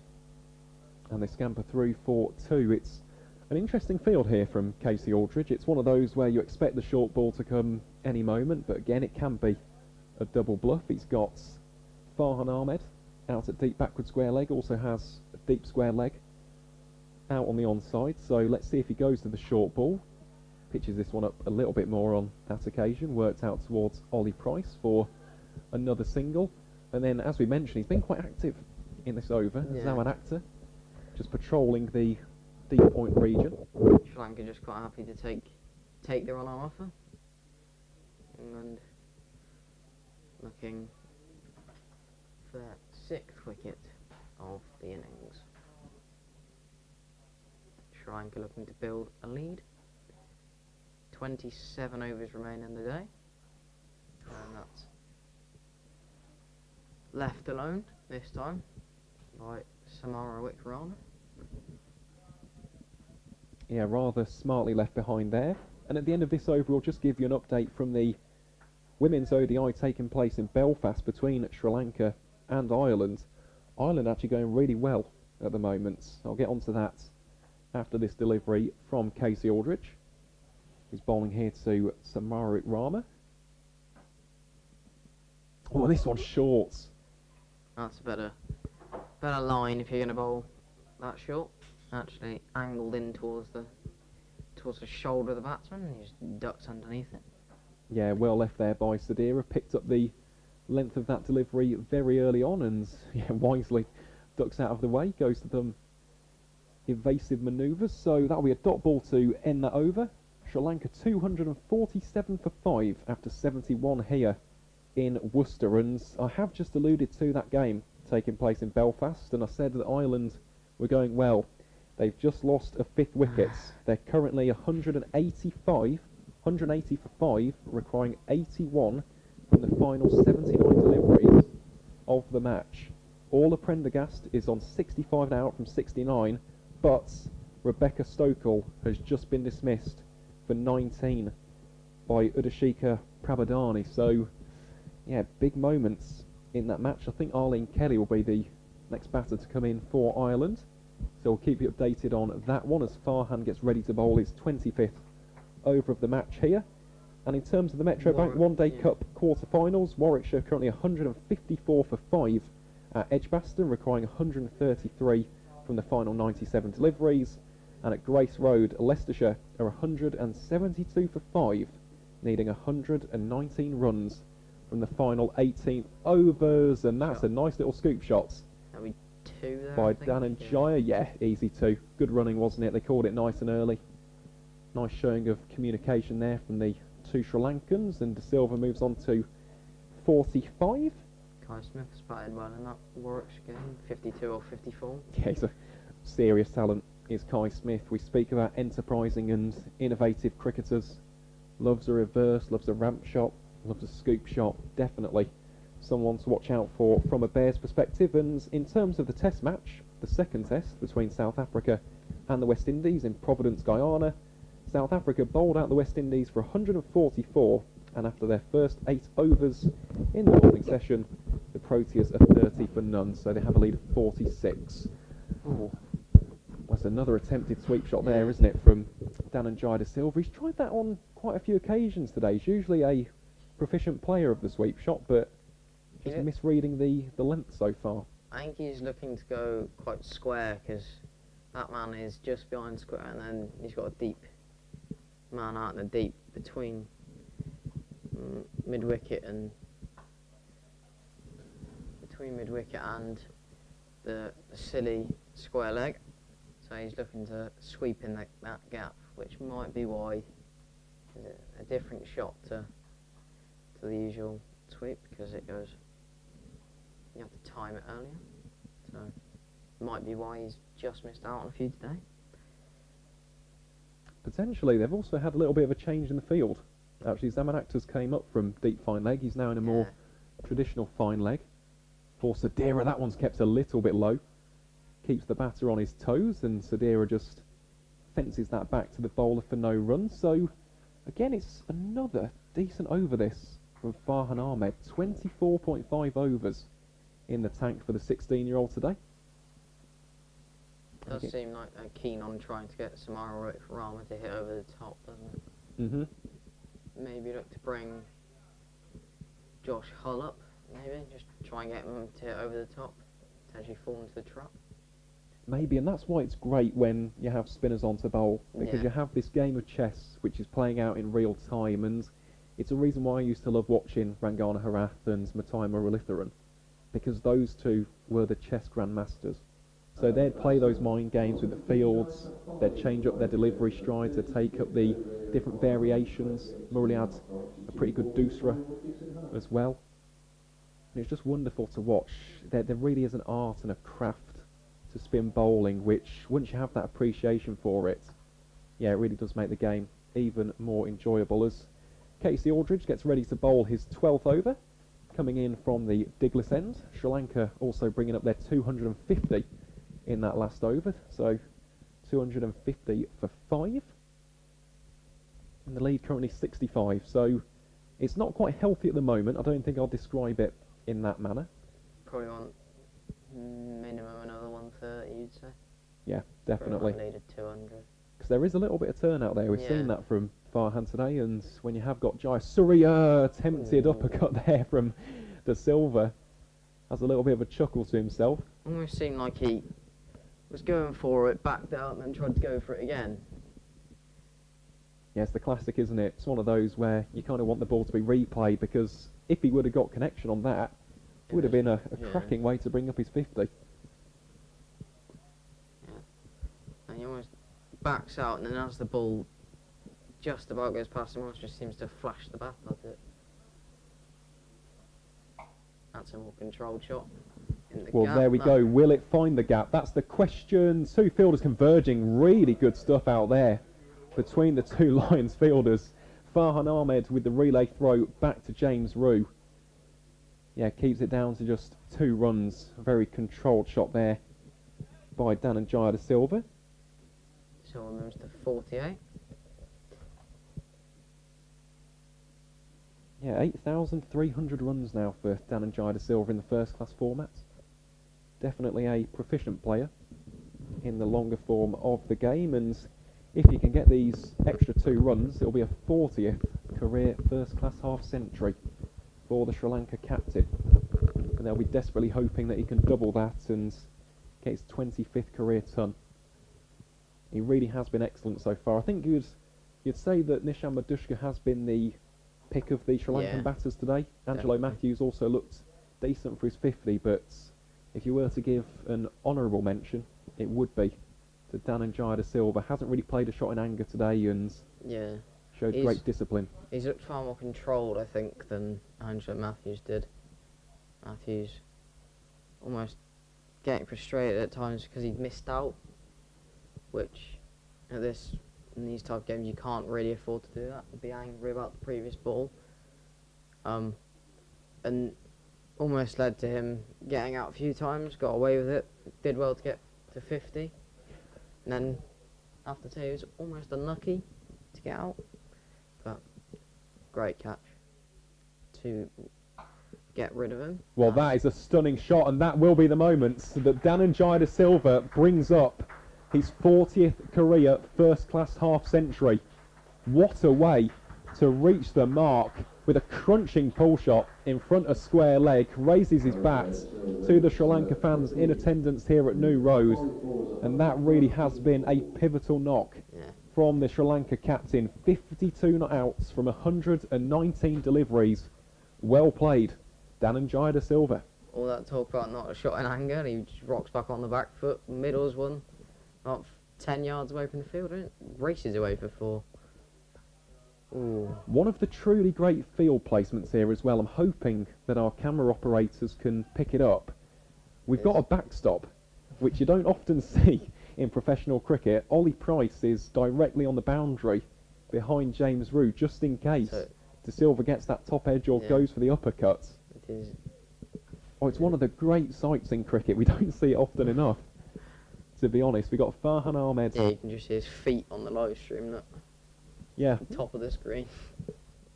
Oh, you love to see that Ooh. as De Silva looks to dab that one down to the vacant third man region. Rob Yates patrolling like a panther on that occasion though.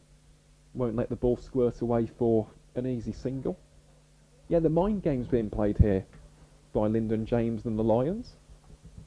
Interesting that it's come after just one attempt of the uppercut though. Yeah. I think you can maybe argue that Dhananjaya's won the psychological battle there. It's like one shot has forced a change of feel, but yeah, I quite Also, like you it. feel like, you feel like you wouldn't exactly mind him trying to do that, because feather an edge through to the keeper and you're gone, aren't you? So, Oh, exactly. Could also Almost- mistime it straight to Yeah. Rob Yates in that gully position as well. But that will be the end of an entertaining over from Yeah. Casey Aldridge, which saw Dhananjaya De Silva bring up his 40th career first-class half-century, and Sri Lanka will move on to a score of 256 for 5 after 73 overs. The lead now extending to 71. So 25 overs remaining in the day's play here in Worcester. I don't think that we're going to see a result today. No. To be honest, I don't think there's too much in the pitch unless there really is a staggering collapse. But I wouldn't agree with Harry's prediction from earlier that England Lions were going to close this game out tonight. Maybe in the morning if they bowl well in the later session tonight. Keep going yeah, potentially. on into the... But again, at the same time, if Sri Lanka can Yeah, just provide that platform, maybe in the morning if they can go out there with the likes of Jayasuriya, Ratnayake. yeah, it'd be interesting to see if Sri Lanka look to just slowly build up a lead and then just look to accelerate later on as they start to get into that tail end, and just look to pile on a decent lead for them to try and defend on day 4. And of course, folks, just a reminder that if you can't be here in person at New Road for day 4 tomorrow, you can find us on the live stream. It won't be myself and Percy, unfortunately, but I believe it'll be Frank Watson. He'll be here to provide commentary for you on the Worcestershire live stream. So, yeah, there's no finer place to be on a Saturday than watching this tour match. Lovely shot for none that, just to It really was a good shot, wasn't just it? to push back to the bowler. And of course, that test series starting next week at Old Trafford. The second test on the 29th of August at Lord's, and then the third test starting on the 6th of September at the Oval. Oh, well, bit of a half shout there. I think the fact that, Hit him on the pad, yeah. and also the fact that he Yeah. advanced so far down the wicket probably played into Sadira's favour on that occasion. But again, decent stuff here from Farhan Ahmed, who's had a really prolonged spell here, getting plenty of Yeah. mileage in the arms today. The Lions definitely getting some value out of their youngster. Oh. Huge shout here. Almost, you look to fall away, so maybe he's outside the line again. Well, we'll have a look at the replay here. It's a bit of a shame from our angle here in the comms Yeah. box. We can't really tell when it comes to those LBWs. I'd say by how far he is across and the fact he's fallen over. Ooh, Maybe, going sneaking down, do you reckon? Or yeah, that's probably what's going on in umpire's the... call at best, you'd say. Yeah, I think that's the logic and rationale there by the umpire. But again, a nice little tidy start this from Farhan Ahmed. 3 dot balls to Yeah. start his 26th over, the majority of which coming from this New Road end. Jayasuriya won't be minding a few of the deliveries that have turned and gripped, and how uncomfortable some of the Sri Lankan players have looked against Ahmed. No, definitely. We saw a little bit of foot movement there from Yeah, Samaru Rama. certainly wasn't the most convincing shot. No, Ne- but you can Nearly see... snuck past the bat. You can clearly see the intent of the Sri Lankan players against Ahmed. Come down the pitch and get to the pitch of the ball if they can. Oh my goodness, that's huge. That's coming towards us in the comms box. Takes Oh. 1 bounce for 4. The Lions don't have a long gone in place. You could see that shot coming from a mile away. A bit premeditated by Sadira Samaru Rama. And that really was a phenomenal shot to end out the 74th over. An over which sees Sri Lanka move on to 260 for 5. You can see where it landed, look.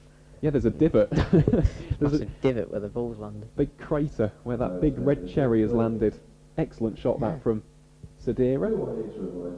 And that will bring us to another drinks break here at New Road. So we'll give you some score updates from the other games taking place around the country and around the world. So much cricket Oh. taking place today. So in that game between the Sri Lanka women and Ireland women, Ireland are 191 for 5, requiring 70 runs from the final 59 balls. At Edgbaston, Warwickshire are 184 for 5, requiring a further 103 runs from 76 deliveries. Kai Smith on 72 not out, a career best that for Kai Smith. That's wonderful to see. And in the game between Hampshire and Leicestershire at Grace Road, the Foxes are 189 for 6. I believe they've just lost a wicket. Yes, they have. It's the big wicket of Peter Hanscom as well. Sorry, Ajinkya Rahane for 70. dismissed by Brad Wheel. So they need 102 from 15.2 overs. This, of course, for a place in the semi-finals of the Metro Bank One Day Cup. The winner of that game will face off against Somerset at the Cooper Associates County Ground on Sunday, whilst the winner of the Bears versus Pears derby will head to Sophia Gardens. So it is coming down to the wire in both of those matches. Yeah, it's the One Day Cup at its best. That is why we love that competition. 50 over cricket, so much at stake, even though it is a highly changed competition. A lot of young talent playing in it compared to previous seasons and iterations in the past. Still means so much to those teams competing in it. It is a big trophy, and they're all vying for a place in the final of that competition at Trent Bridge on Sunday, the 22nd of September. And I think we've timed that very nicely, Bertie, because the players are getting ready to get back out into the middle. They've hydrated themselves, they've had a quick drink. And I do imagine we'll see a change of bowling, and we will. And it's a shame that Harry isn't here, because we've been alluding to this bowling change all day long. But it will be the Moseley Maestro himself, Rob Yates, wearing the number 46 for the England Lions. He'll come round to bowl some right arm finger spin. And just to give you some additional information about Rob Yates, he's taken 14 wickets at 38.28 in 8 matches for the Bears in Division 1 this season. And he's a very keen sportsman, is Rob Yates. So he attended Warwick School. He used to be a keen tennis player. At one point, when he was about, I think, 12 or 13 years old, he was ranked 40th in the entire country. So he could have been a professional tennis player, but thankfully for the Bears, chose to specialise in cricket in 2015, and as if that wasn't enough, also played youth football for Aston Villa and Man United. So Not bad. no, he really is a jack of all trades, is Rob Yates. He's got one slip in the form of Ollie Price, and his fellow Warwickshire teammate Hamza Sheikh is under the lid at short leg. So here is Rob Yates to bowl from the Diglis end. Good start. Very good start. Nice and pitched up. Yeah, I could talk about Rob Yates all day, to be honest, Bertie. I've seen his progression in a Bear shirt ever since his debut in 2019. Really has made a name for himself in the West Midlands. Danajaya playing that, attempting to get it through the gap in the covers, but fielded by the Lions captain, A Lyndon whippy James. cover drive. Just very wristy. Yeah, generating some additional momentum on that ball. Yeah, interested to see how Rob gets on here. Even though he has done well with the ball for the Bears, he is still predominantly a bat.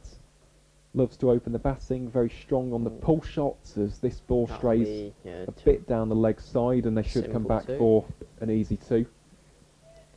Samara Wick Rama moves to 25 of 38 deliveries.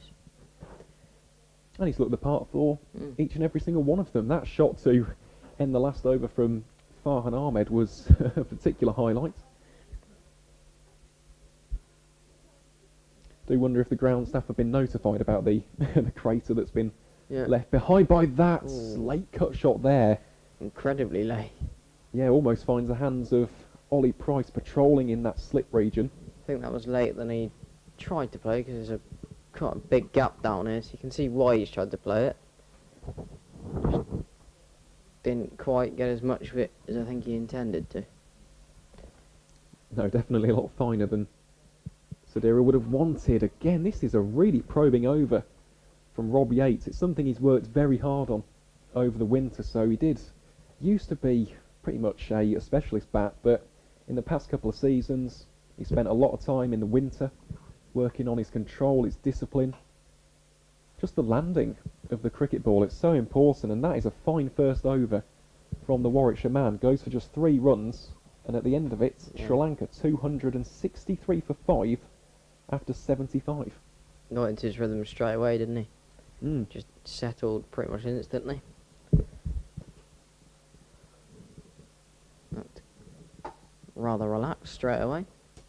Settled around that off stump line. slightly drifted for that one, but other than that, yeah, good over. Very good over. Had almost a half chance as well with that very late cut shot down towards Ollie Price at first slip. Yeah, it would have been a rather disappointing end from Samara Rikwama. Had that have gone to hand. Yeah, because to be honest, these two have actually put together quite a nice little partnership here for the visitors. Well, that's a premeditated shot. Yeah. That should go for 4. Let's wait and see. No, it'll be fielded. cut off by Zaman Akhtar. Absolutely head around from backward square leg to cut that off. So, yeah, it won't go for 4 for De Silva. We'll just go for 2 in the end. But that's more like it from Dhananjaya. We've seen him attempt to get it fine and try and beat those fielders. On that occasion, he does. I don't think Rayan Ahmed will mind that too much because he's just paddle swept that off middle and off. So if you miss that, you've got not much chance of it missing the stumps. Absolutely not. Again, good stuff this from Farhan Ahmed, and it's a good experience for him as well because Dhananjaya, as we mentioned throughout the entirety of today's broadcast, is a superb player of spin. So at the age of 16 to play against a cricketer of his calibre and experience, it really is a fantastic opportunity for the Nottinghamshire youngster, and so far he's looked the part. Yeah. Was put off his line a little bit early on by some good batting from Nishan Fernando, but other than that, he's looked the part and looked good. And that one just spitting up off the pitch a little bit, so uneven bounce tends to happen from the Diglis end, but this time a bit of uneven bounce for Ahmed from the New Road end. Which again is promising for the Lions, but at the same time, Yeah, promising for Jayasuriya, yeah. who took a fifer in the first innings and is a prolific wicket taker, whether that's in domestic or test cricket. So it's one of those, it's that double-edged sword, attempted punch shot through the covers is fielded cleanly. Sadira thinking of scampering through for a quick single, but fielded by Ben McKinney. There'll be no damage done on that delivery. So how can Farhan end out this 27th over? Let's see what the youngster can concoct. Well, he brings out the drive from De Silva. Doesn't quite get the power that he would have wanted on that shot, but beats the despairing dive of Ben McKinney, so that will be a single. Nice little punch into the mid-off region. Yeah, very, very nice punch, and that'll bring us to an end to another solid over from Farhan Ahmed. Currently has 2 for 80 from his 27 overs, and at the end of the 76th, Sri Lanka now 266 for 5 as Rob Yates gets ready to bowl his second over from the Diglis end. Gone for the exact same field as well, I've noticed. So out there is Farhan Ahmed at a deep backward point. Ollie Price is in at slip, Hamza Sheikh under the lid, as you can see on the screen. Quite a few men in catching positions as well. Nice bit of footwork there from Hamza Sheikh. Well stopped up. Silly square leg. I'd quite like it if he brought the man, I think it's Josh Hull out there at mid-on, to be attacking. I'd quite like him to bring him up. Make De Silva try and hit over the top. Potentially, it's just a case of who's brave enough to be at silly mid-on or silly point. That's the only question. Because Dhananjaya De Silva does give it a whack. He's very strong through the covers. We've seen that so far today. Also a proficient player of the sweep. He has got quite a bit of space actually down there. The Lions don't have a deep fine leg. They've opted to go for a deep backward square leg instead. So might look to do the paddle sweep again. Potentially, but he plays that one very late and into the ground outside of his off stump, so that'll be no run. James Root active behind the stumps as he has been all day long. I must say, though, this has gone so quickly today. It's almost 5:30 here in Worcester. Been here since around 10 o'clock this morning. The start of the day's play at 11. Really doesn't feel like we've been here that long, and yet we're into the final session here on the third day, the penultimate day of this tour match, the only tour match before next week's Test Series. And it really is a pleasure to watch these talented Lions bowlers try and force some impetus, some initiative, and maybe get a handy victory here against the Sri Lankans. A tidy over there from Rob Yates as well. It's a maiden. Yeah, maiden, yeah. And Sri Lanka stay on 266 for 5 after 77, That's so... 2 and 3 for 5, Warwick in 84 of the last 10 overs. And I'll provide you with those score updates from the other games as well. In the match between Sri Lanka and Ireland in Belfast, Ireland requiring just 50 runs from 41 deliveries. All of Prendergast is on 81 out from 90. And I've done it again. As soon as I've started talking, Ireland have lost a wicket. Arlene Kelly, who's just been caught and bowled by Kavisha Dilhari, who's got a 3 for now. She's bowled very nicely. That's Stormont, but... You wouldn't actually mind being Warwickshire's position now. Chasing 84 for the last 10, 5 wickets in the bag. Still going to be difficult that though against that Yeah. Worcestershire attack, as another premeditated sweep has bowled Sadira Samarawikrama. Farhan Ahmed has his third, and he's thoroughly deserved it as well. And I said that about 2 overs ago. If you are going to play that premeditated shot, playing the paddle sweep, it does bring those stumps into play, and it looks like he's just got a bit of a bottom edge onto middle and off. For 25. So Samara Wikrama has to go for 25 or 43, and you have to say I think he'll be quite frustrated with that. I think he will be as well, because It was quite a full ball, just turned it into a low full toss, didn't he? So when you played that shot just a few overs ago and executed it as well as he did, it's almost play an easier shot than the one you played a few overs ago and lose your own wicket. You'd be very frustrated. yeah, Ahmed's persistence has paid off. And you have to say, I think he deserved that. Bowled for a long time, bowled well, bowled line length.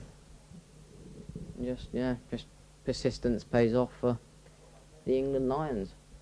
it certainly does. And now striding into the crease is Prabhat Jayasuriya, who over the course of his first class career has scored 1,316 runs at 13.42, has 450 plus scores and 0 centuries, so he'll be looking to add to the latter of those tallies if Sri Lanka are to get a big total to defend here, because the lead at the moment, well, it's not even touching 100 and they're 6 wickets down, so this really is a crucial partnership. We've mentioned that Milan Ratnayake can bat a bit. We've seen that in domestic cricket back home in Sri Lanka, but aside from these next two, Kasun Rajita and Lahiru Kumara, very much tail-enders. I know Rajita has scored 1 career 50 in the first class format, but averages 9.87.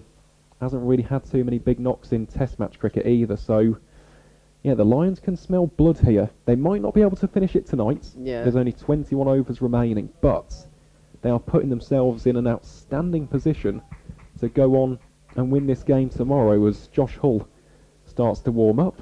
I imagine he'll want to have a bowl at Prabhat at some point, and Josh Hull, who's been at long on pretty much all day, has now been moved up to a catching position at mid-on. So let's see what Farhan has in store for Jayasuriya. Goes very full. First ball and just squirted out towards Hamza Sheikh.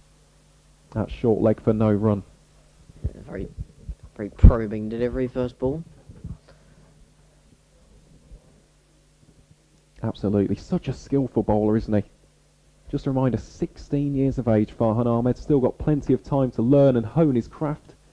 I don't think if you in the live stream chat are very impressed with The dismissal. Samara Wikrama's dismissal. No, because he looked good up until that point. No. That's the frustrating thing, and They're that was also a good now saying- partnership.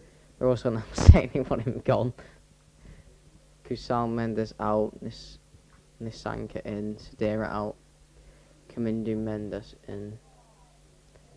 So, Sri Lanka's not happy with that dismissal, and you can see why.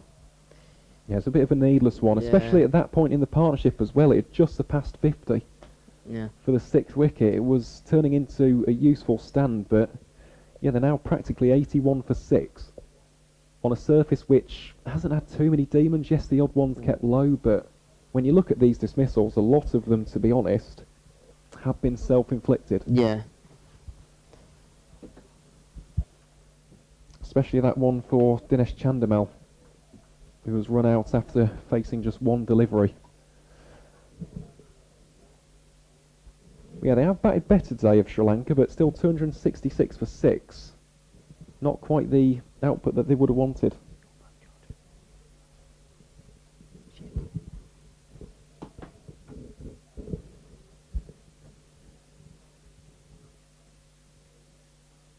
Farhan into Jayasuriya, currently no score from his first 5. Fires that one in, does Farhan Ahmed, and I imagine we'll hear some ripples of applause in a second as he receives his cap from the umpire. Rounds out a fine over, which saw him dismiss Sadira Samarawit Rama for 25. Clean bowled him in the end. Made no, wasn't it? Yeah, and Farhan Yeah. now 3 for 80 from his 28. It's funny because Harry mentioned at the start of the day about Farhan maybe having 20 overs maximum in the tank, but Lyndon James has seen it a bit differently. He's almost approaching 30 overs now, similar to what we saw with Prabhath Jayasuriya yesterday. So, yeah, some interesting times now for Sri Lanka. You must say a lot of it rests on the shoulders of the captain, Dananjaya de Silva, who's 56 not out from 136. Let's see what Rob Yates has in store. I don't think we'll see an attacking Dananjaya de Silva just yet. I don't think the alarm bells will be ringing for the Sri Lankans, but yeah, need some help from the other end. But as we saw in the first innings, Prabhath can definitely bat. He scored 20 from 45 deliveries, was actually the second leading run scorer for the tourists in that first innings, and albeit disappointing first innings which saw them skittled for 139 within 43.5 overs. But they have looked better today. It's just those 10%ers. It's the lack of execution at times which has been very costly for the Sri Lankans. And someone who's executed very well so far has been Rob Yates. Just 3 runs coming from his first 15 deliveries.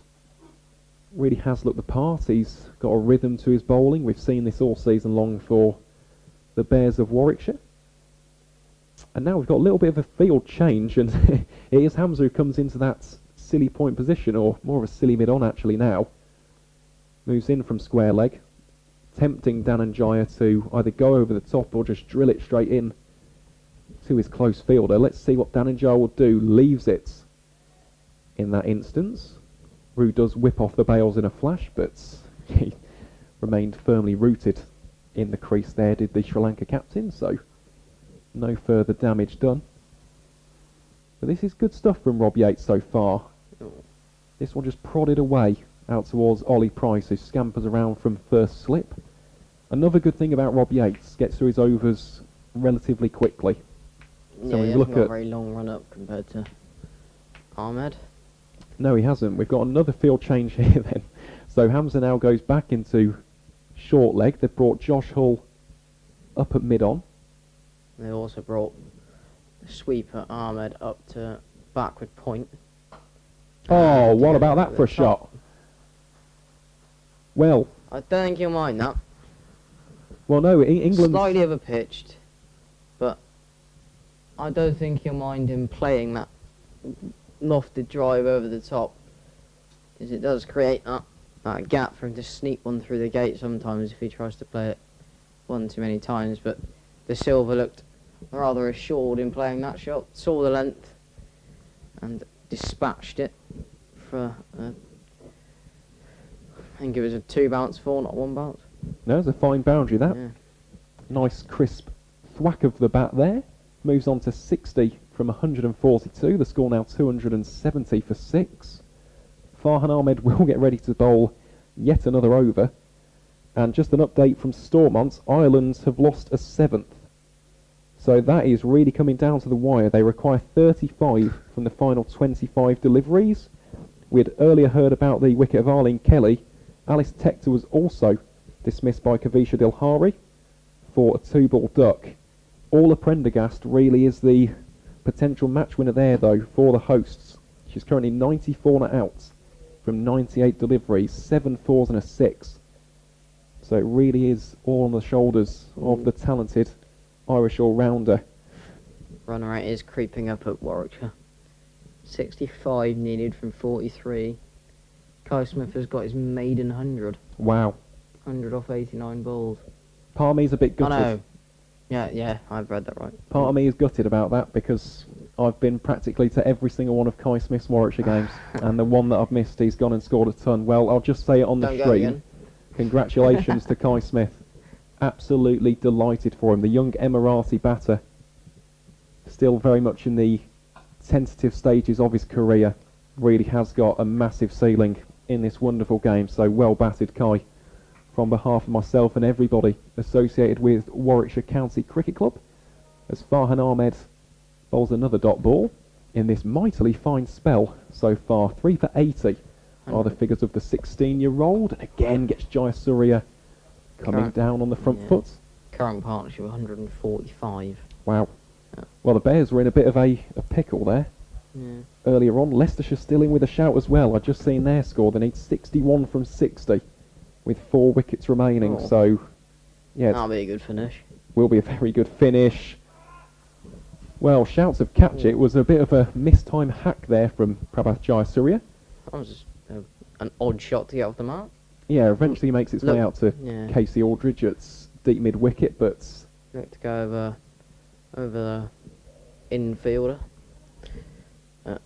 Almost like a wide mid wicket.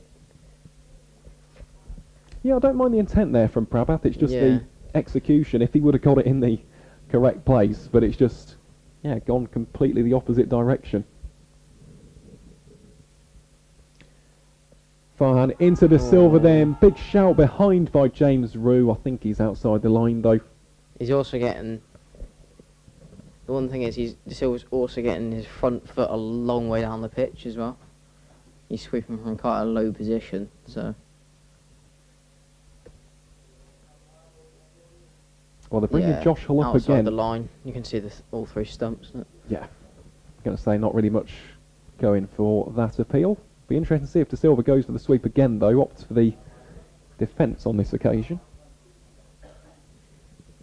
As we head towards the closing stages of the 80th over, and again a massive thank you to the nearly 3,000 people tuning in to the live stream right now. We hope you've enjoyed the coverage of this 3rd day of the tour match between Sri Lanka and the England Lions, and that is one of the shots of the day. That's it. Straight as an arrow, back down the ground, over the bowler's head. Dhananjaya De Silva at his finest. I go as far to say it is the shot of the day. Yeah, brilliant. Absolutely wonderful shot, that's, and yeah, a little bit frustrating for Farhan Ahmed, because up until that point it was a fine over, just 1 run from the first 5 deliveries, but Dhananjaya getting the dancing shoes on, dispatching it down the ground, and moves it on to 66 from 145. So Sri Lanka now 277 for 6 in the 80th over, and Just as taking you've the new just ball. heard, Yeah. the new ball has just been taken, so let's see who'll have the honours of taking that shiny new cherry. I have a feeling it might be Zaman Akhtar Yeah.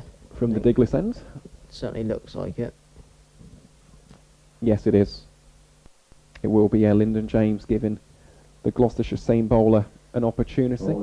And by the looks of Josh Hull dropping down to fine leg, so he'll be warming up down there. So I reckon he'll be the one bowling from the other end. So left hand, right-handed bowlers for the new ball. Yeah, Josh Hull warming up down there at fine leg. going for his paces. Really is an imposing figure, is Josh Hull. 6'7", 6'8", very, very tall seamer, and yeah, he's got a partner in crime now at Leicestershire in Alex Green, who's 6'6", 17-year-old seam bowler, has already taken 4 wickets in his first 2 matches for the Foxes. So yeah, Leicestershire really do have a very, very tall and very capable bowling attack for the next, well, potentially 5 to 10 years. As Zaman Akhtar gets ready to bowl the first ball with the new ball. Be interesting to see if the silver looks to almost go hard at it with the new ball whilst it's coming onto the bat a bit more, because we did see as the ball got a bit older it seemed to come onto the bat a little bit less. So be interesting if he looks to be a bit more proactive.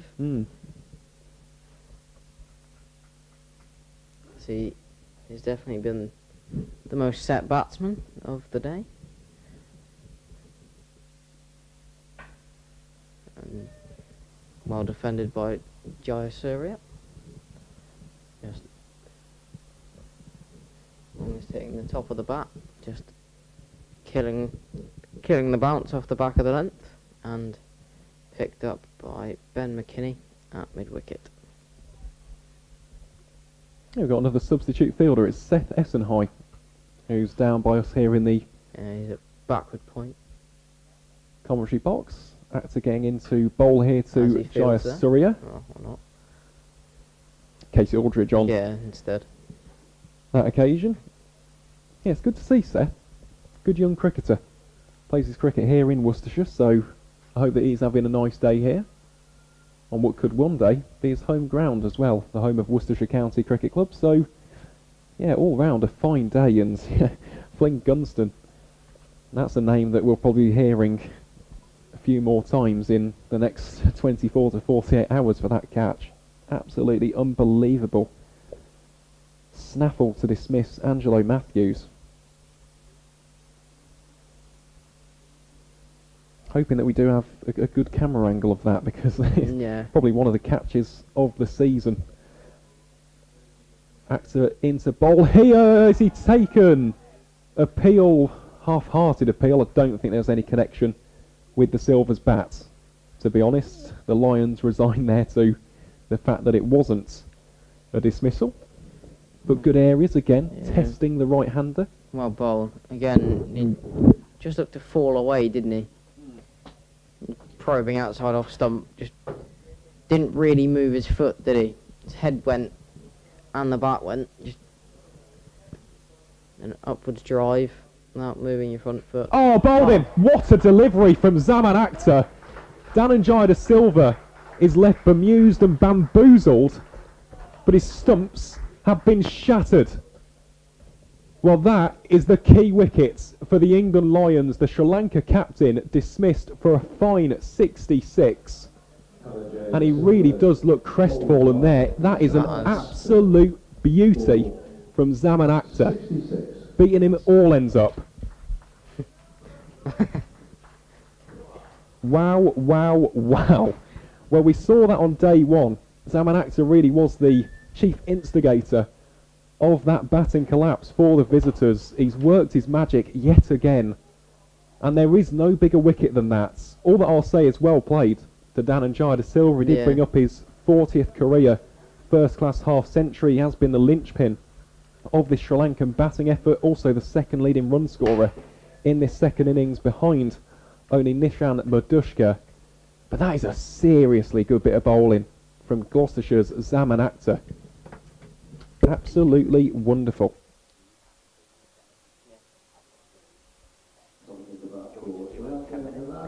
And now coming out to bat, as you can see, is Milan Ratnayake, wearing the number 37. Well, that really is a massive, massive wicket. Zaman Akhtar's first of the day's play here at New Road. And from a potentially intriguing position, the Sri Lankans now in a lot of bother. The lead still not even touching 3 figures. They're now 278 for 7. The lead hovering around about the 90 run mark. Harry, what did you make of that? You know what? I've been watching from the stands, been chatting to James Rue's dad. Again, Enjoying the stand. He's top bloke. He's Chris Rue, legend of a chap. shout out to And Chris. the second I left him, the wicket fell, so I missed it to get back in the commentary box. So what happened? Well, it was just a lovely bit of bowling. Watch back on the live stream. I hope that those watching the live stream have enjoyed that. But a great effort that from Dhananjaya de Silva. Him and Nishan Madushka really have been the standouts today in what's otherwise been a pretty difficult time for the Sri Lankans in this tour match. And now this ball from Akhtar, it's not fielded by James Rue, and that will go behind for leg bys, 4 of them to be exact. Moves the score on to 282 for 7. And that brings a chaotic over from Zaman Akhtar to an end, which saw the key wickets of Dhananjaya de Silva gone for 66. I've got to be honest, I was not expecting to see him clean bowled. He's been so resolute in defence all day long, but that is a serious delivery from Akhtar. And yeah, now is his first wickets on the board. So Sri Lanka 282 for 7 after 81. The lead almost approaching 100 runs. But they've got 2 new batters at the crease. Milan Ratnayake, and on strike here, wearing the number 77, is Prabhath Jayasuriya. Yeah, I like these two. Good pairing. I should just a little bit of news from elsewhere. You might like to know. Yorkshire have announced that former all-rounder Richie Pyra has been appointed head coach of Yorkshire Women. He'll lead Yorkshire Women in their new chapter, the women's professional game. Tier 2 side, aren't they, for the time being? And then For the time being, indeed, yeah. 2026 onwards, or 2027 is it? That they're becoming a Tier 1 side, aren't they, up at Headingley? Yeah, Pyra, 140 wickets in 118 List A matches, 51 first-class matches for Yorkshire, 296 wickets across all formats. Got a decent pedigree, but yeah, he'll take out that role in September, ready for the exciting women's game changes for next season. It is. It's an exciting time, isn't it, here in England and Wales? 2026 season, they'll become a 2026. Tier 1 club. I thought so. It wasn't too much of a wait, was it, after that initial season, as Josh Hall gets ready to bowl his first with the new ball. A bit of an erratic shot there from Jayasuriya, just searching outside of his off stump. So yeah, that'll be a dot ball to start. Just to give you an update from Stormont in the game between Sri Lanka women What a and ground Ireland Stormont women. is. Ireland's require 6 runs from the final 7 deliveries. Orla Prendergast has just hit a 4, make that 2.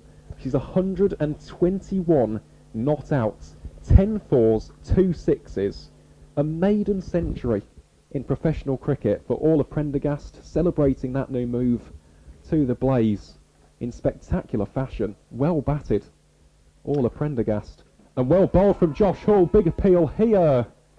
Umpire and move though on that occasion. Yeah, Orla Prendergast not coming back to the Western Storm. Amanda J. Wellington, the overseas, but Orla Prendergast, Blaze player. Fair play to her. And we should also mention Kai Smith, what a knock. Rhodes has gone for 75. Hinley, 1 for 49 off 8. 258 for 6 at the Birmingham Bears. Well, that is going right down to the wire. We'll also update you with the score from Grays Road very shortly in the game between Leicestershire and Hampshire, which again is coming right down to the wire. It's what we want to see. 2 thrillers in the One Day Cup playoff Exactly. matches. A fantastic competition which deserves all of the coverage in the world. Again, a good delivery that from Josh Hull, keeping Jayasuriya on his toes. The ball works its way down towards deep third, and that will be just 1 run to add to the total. So in terms of that game taking place in the East Midlands, Leicestershire 246 for 6 in the 43rd over. They require 45 runs from the final 42 deliveries to win that game. Ben Cox on 34, Liam Travaskis on 33. Yeah, it really is all stations go as we head towards the end of those 2 matches. And we do have one final update from Stormont. Ireland have won by 3 wickets. They draw first blood in the ODI series. They have beaten Sri Lanka women, chasing a target of 261. The main story, of course, Orla Prendergast, 122 not out from 111 deliveries. That is an unbelievable knock as Josh Hull comes into bowl here to Ratnayake. That's a fine shot to get off the mark as well. Should come back for an easy 2. England don't have a fielder in at deep backward point. Told you, mate, some player batted really well in the first innings. As you say, more of a bowling all-rounder maybe, a bowler who can bat. Yeah, I'd agree with that. He's been in fine form in domestic cricket as well as Milan Ratnayake. It's going to be interesting to see if he plays in this series, though, in the Test series, because he's been involved in a couple of Sri Lanka squads. He was named in the tour against New Zealand in 2023, also involved in the Afghanistan squad, I believe, but yet to make his Test debut, so he'll be hoping for some runs and potentially some wickets heading into that run chase as well. Still 28 years of age. Made his first class debut for Sri Lanka's Air Force Sports Club in 2016 and played for Gaul in the recently concluded National Super League, taking 14 wickets at 34 in 6 matches. So yeah, intrigued to see how he gets on. And in terms of the other players involved in the series, we'll speak about those after this delivery from Josh Hull. Steaming in with intent here to Ratnayake. What a shot that is. Have that. That Big is Milan. cut with aplomb. Cream to the point boundary. Cracking shot there.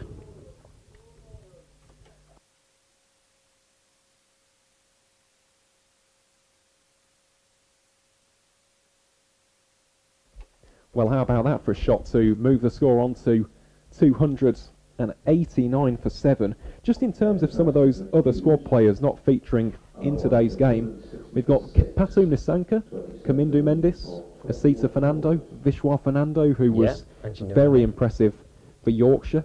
Nisala Taraka as well, 33-year-old, 5'7" seam bowler, very skiddy operator with the red ball. Ramesh Mendis, who we've mentioned on plenty an occasion, and Jeffrey van der Sey as well, the leg spin. Only made 1 Test match appearance for Sri Lanka in his career so far, but yeah, we'll have to wait and see. Could we see a leg spinner at Old Trafford, given that additional hint of turn and grip in that surface? We'll have to wait and see. Of course, we'll have the answer to that on Wednesday. Zaman Akhtar ready to bowl again. That's played very comfortably by Prabhat Jayasuriya down towards Farhan Ahmed at deep third. So another single moves the score on to 290 for 7. We will keep you up to date with these 2 thrilling playoff match finales. 26 off 20 required for the Birmingham Bears. Leicestershire need 37 off 36. Oh, that's close. They're both coming down to the wire. Tom Taylor with the ball in hand for Worcestershire. We will probably update more on that game. 1, it being a free YouTube stream, but 2, don't forget we are on the Worcestershire live YouTube channel. So, wow, what more can the One Day Cup give? Well, we saw it last year in the final, didn't we? A 2-1 victory for... Oh, it could be a side foot. If Tom Taylor had a better side foot finishing him, Jake Lintott would have run out Zach Smith. Didn't need to panic. Jake Lintott can bat. But Jake Lintott's just called through a single while Smith trying to get back on strike. They look a bit nervy, do Warwickshire. They've still got 4 wickets in hand. Well, it's playoff cricket, isn't it? Happens. I'm nervous here in the commentary position, as you'll probably be able to tell, as that gets down to a thrilling conclusion. Unfortunately, a thrilling conclusion for us here in the comms box. We prefer a nice, easy victory, especially for me as a Warwickshire fan. We have far too many close finishes, usually down to 1 or 2 wickets. But yeah, we'll have to wait and see. Can the Bears hold their nerves? We'll keep you updated with that as we're fed the information. So we have a change of field here to the left-hander. England putting in the additional slip. Ben McKinney it is in a 3rd slip position to Ratnayake. Big figure for the drive, and that will squirt away for 4. They don't have the 3rd man in. And yeah, races away to the boundary with some velocity. Ratnayake moving on to 10 from 6 deliveries there. Sri Lanka edging ever closer to bringing up their 300. Potential chance there, wasn't it, for Casey Aldridge at Gully? I believe very, very tight that, to say the least. So was it now 24 of 18? Oh, goodness me. I should be departing soon, but I might have to stay on comms just to look after Aaron Vars's heart rate as Warwickshire toy with elimination from the Metrobank One Day Cup. The First knock-off phase. That's straight to Taken. second slip. Great catch. Diving forward. And it's another wicket for Zaman Akhtar. He's loved bowling this match so far. The left-handed bat of Rathnayeka straight into the slip cord. And good catch diving forward. And England could wrap up the Sri Lanka second innings quickly tonight. Yeah, I think it was Rob Yates with the catch there. Yeah, pretty safe pair of hands he's got. Certainly has, and that will be the end of Milan Ratnayake, who departs for 10. And now Sri Lanka really are in a spot of bother. I believe it will be Kasun Rajita who will be the next player to stride out to the crease. Indeed, it is the number 65. This game could have an annoying amount of cricket left in it tomorrow, with 110 to get. Well, it could be 150, depending on how many of these two last low-order batters put on. The Durham opener McKinney and the Warwickshire opener Rob Yates will fancy knocking off 100 in 10 overs tonight, if these two can quickly be whittled out. I think that would be entertaining, wouldn't it? That would be entertaining. Going at 10 runs and over, that's a way to send a message to Brendan McCullum and co. It wouldn't put it past them. I think they'd go for it. Anyway, there's a little bit to go yet. Lead by 109, but Jai Surya can bat. Jai Surya got 20 off 44 balls in the first innings. Has 4 career first-class 50s as well over the duration of his career. Mentioned beforehand as well about Kasun Rajita, he also has 1 first-class 50. Yeah, didn't do too much in the first innings. Only 8 off 23 balls, so he was not out. Lahiru Kumara was the man out for 1 off 5. Left in there.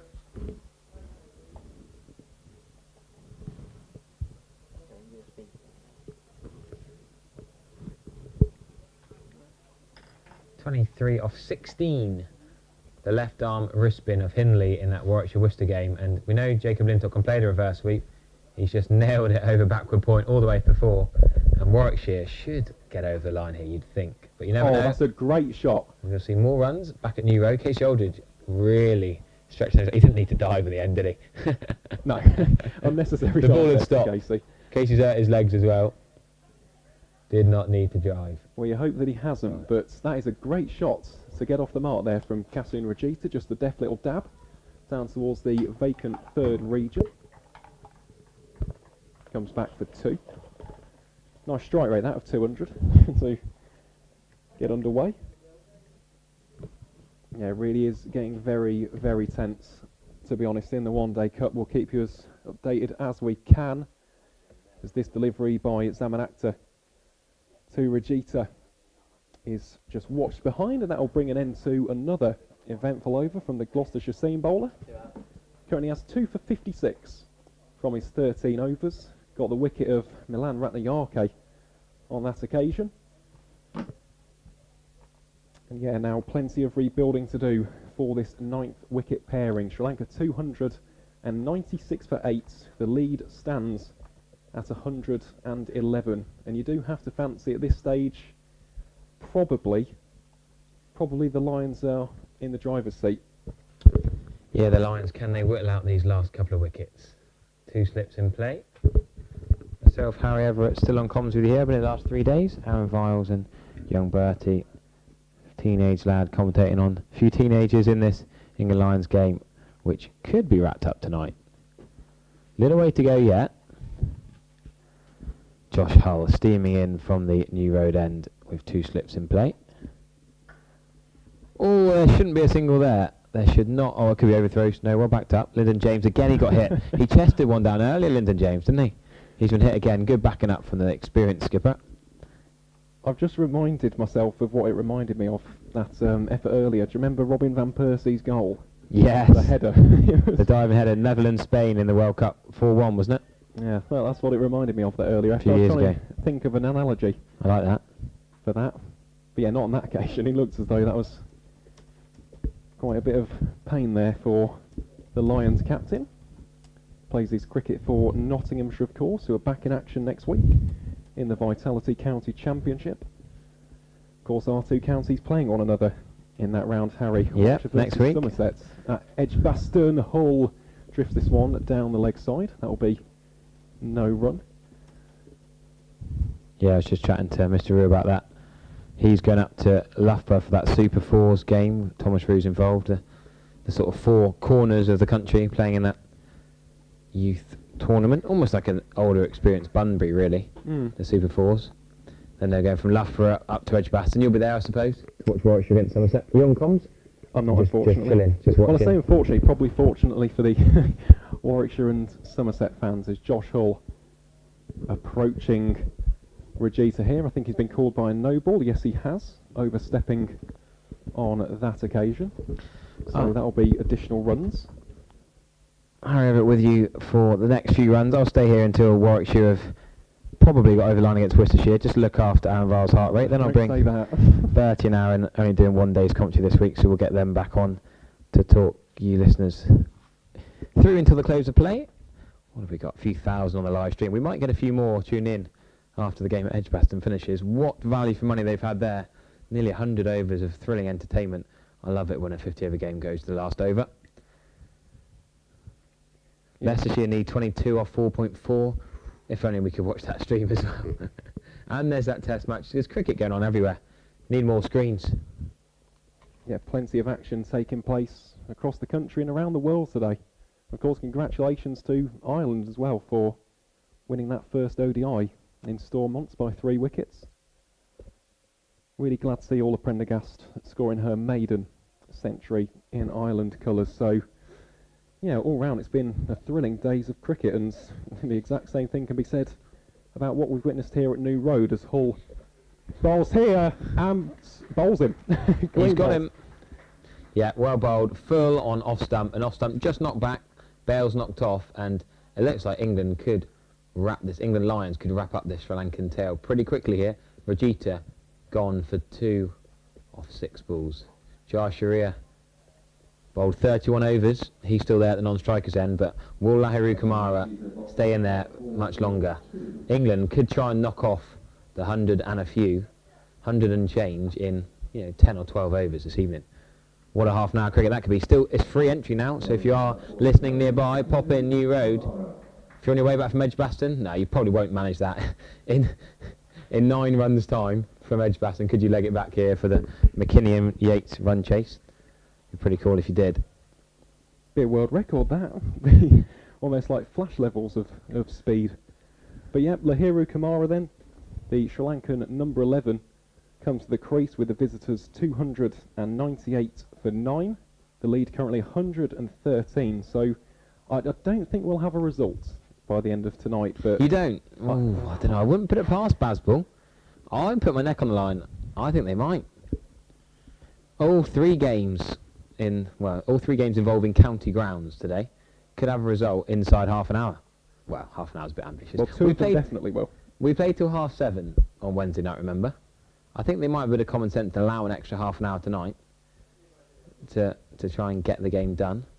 Give them a day off. Kay Shoulder and James Reed particularly could do with a day off. Hamza Sheikh might want a day off if Smith and Lintott get his side over the line. Sheikh could be back in Warwickshire colours, would you say, on Sunday? I would expect him to walk straight back in the side. Who are you dropping from today's side to get Hamza Sheikh back in the Warwickshire side? Well, it'd be Zen Malik. Yeah. Because Zen's the newcomer, unfortunately. He's only played 2 matches, so yeah, excited to see how he gets on though in the next few years. The former staffsman as Hull again. This really is eye-catching bowling from the Leicestershire youngster, utilising that left arm angle to perfection. It is going to be Warwickshire now. I'm confident. Tom Taylor's just been hit for 6 into the Hollies. Smith, 126 not out. What a coming of age knock this is from the youngster. I remember Smith and Sheikh playing down at the Cooper Associates Ground, Taunton, for Warwickshire. And Last season, wasn't it? Matchback One Day Cup. Hamza there at the end to guide the Bears over the line. Future definitely looks bright here in the West Midlands. Josh Hull comes into Kamara. The Sri Lankan tail ender just fends that back towards Lyndon James at mid-on, and that will bring an end to the over. An over which saw Josh Hull get his first wicket of this second innings, and Sri Lanka now move on to 298 for 9. And I've just seen the Warwickshire live stream. The Bears are heading through to the Metro Bank One Day Cup semi-finals. They have beaten their local Aaron Miles, rival you're on the Worcestershire stream, remember? They've beaten them by 4 wickets. We should be devastated. Kai Smith, 130 not outs from 104 deliveries, a coming-of-age knock. Congratulations to Warwickshire County Cricket Club. Commiserations to Worcestershire. Someone calm down, Aaron Vars. Right, it's been a pleasure the last 2 days of commentary. Now, with 14 overs to go in the day, I'm going to hand over to Bertie, talk you through Aaron Vars. Can you calm down, Aaron? We'll get Bertie, the Worcestershire voice, in. I've been Harry Everett. Do get me on Harry Everett _14 on Twitter. It's been a pleasure. Great few days. I'm back to play club cricket in Bridgewater tomorrow, and I'm on the BBC Football Live text tonight. So busy few days for me, but it's been a pleasure. Bertie will see you through to close. Certainly will. And a massive thank you to Harry Everett for his time and excellent work in these past 3 days. Provided some really good commentary here on the Worcestershire County Cricket Club live stream, as we see another over here from Zaman Akhtar, the Gloucestershire seam bowler. Coming into bowl here to Prabhat Jaya Surya, who's 4 from 17 deliveries. And we're welcoming back young Bertie. Yeah, hello. Yeah. Hole's bowled well since I left commentary, so it's Akhtar. Oh. It's just squared him up there. Well bowled. Very, very well bowled indeed. So that's 2 results so far. I don't think we're going to get a result here tonight. As optimistic as Harry has been all day long, I don't think we're going to see one here at New Road this evening. I fancy my chances of seeing a 4th day being played here in Worcester, but we'll keep you up to date with the other quarter-final taking place. Unless they do go full Bazball mode and go absolutely mental, like England did when they chased the low total against the West Indies.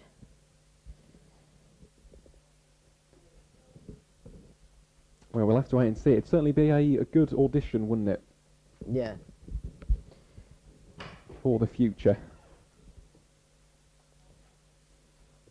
Sri Lanka edge ever closer to that 300 run mark. Still been a frustrating day though for the visitors, it has to be said, as Jayasuriya Watts again outside of his off stump, going for the expansive and flashy drive, but can't connect on that occasion.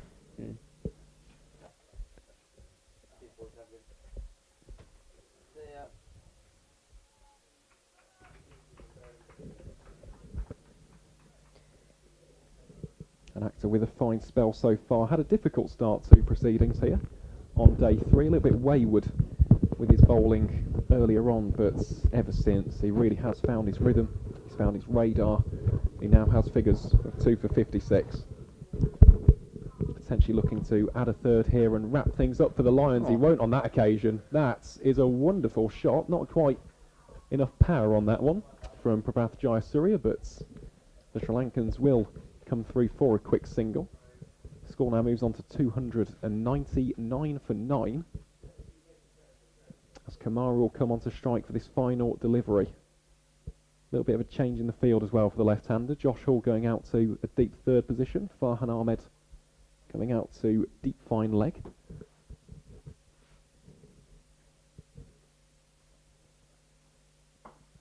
And Kamara defends solidly to wrap up that over then. So at the end of the 85th, Sri Lanka move on to 299 for 9. The lead now standing at 114 runs. Only 13 overs remaining here at New Road on day 3, so I do reckon we'll be going through to tomorrow, but you never know if the Lions can get this final wicket nice and quickly. And it'll take some effort to chase it down in 10 overs, mind, but yeah, stranger things have happened in this wonderful game of ours.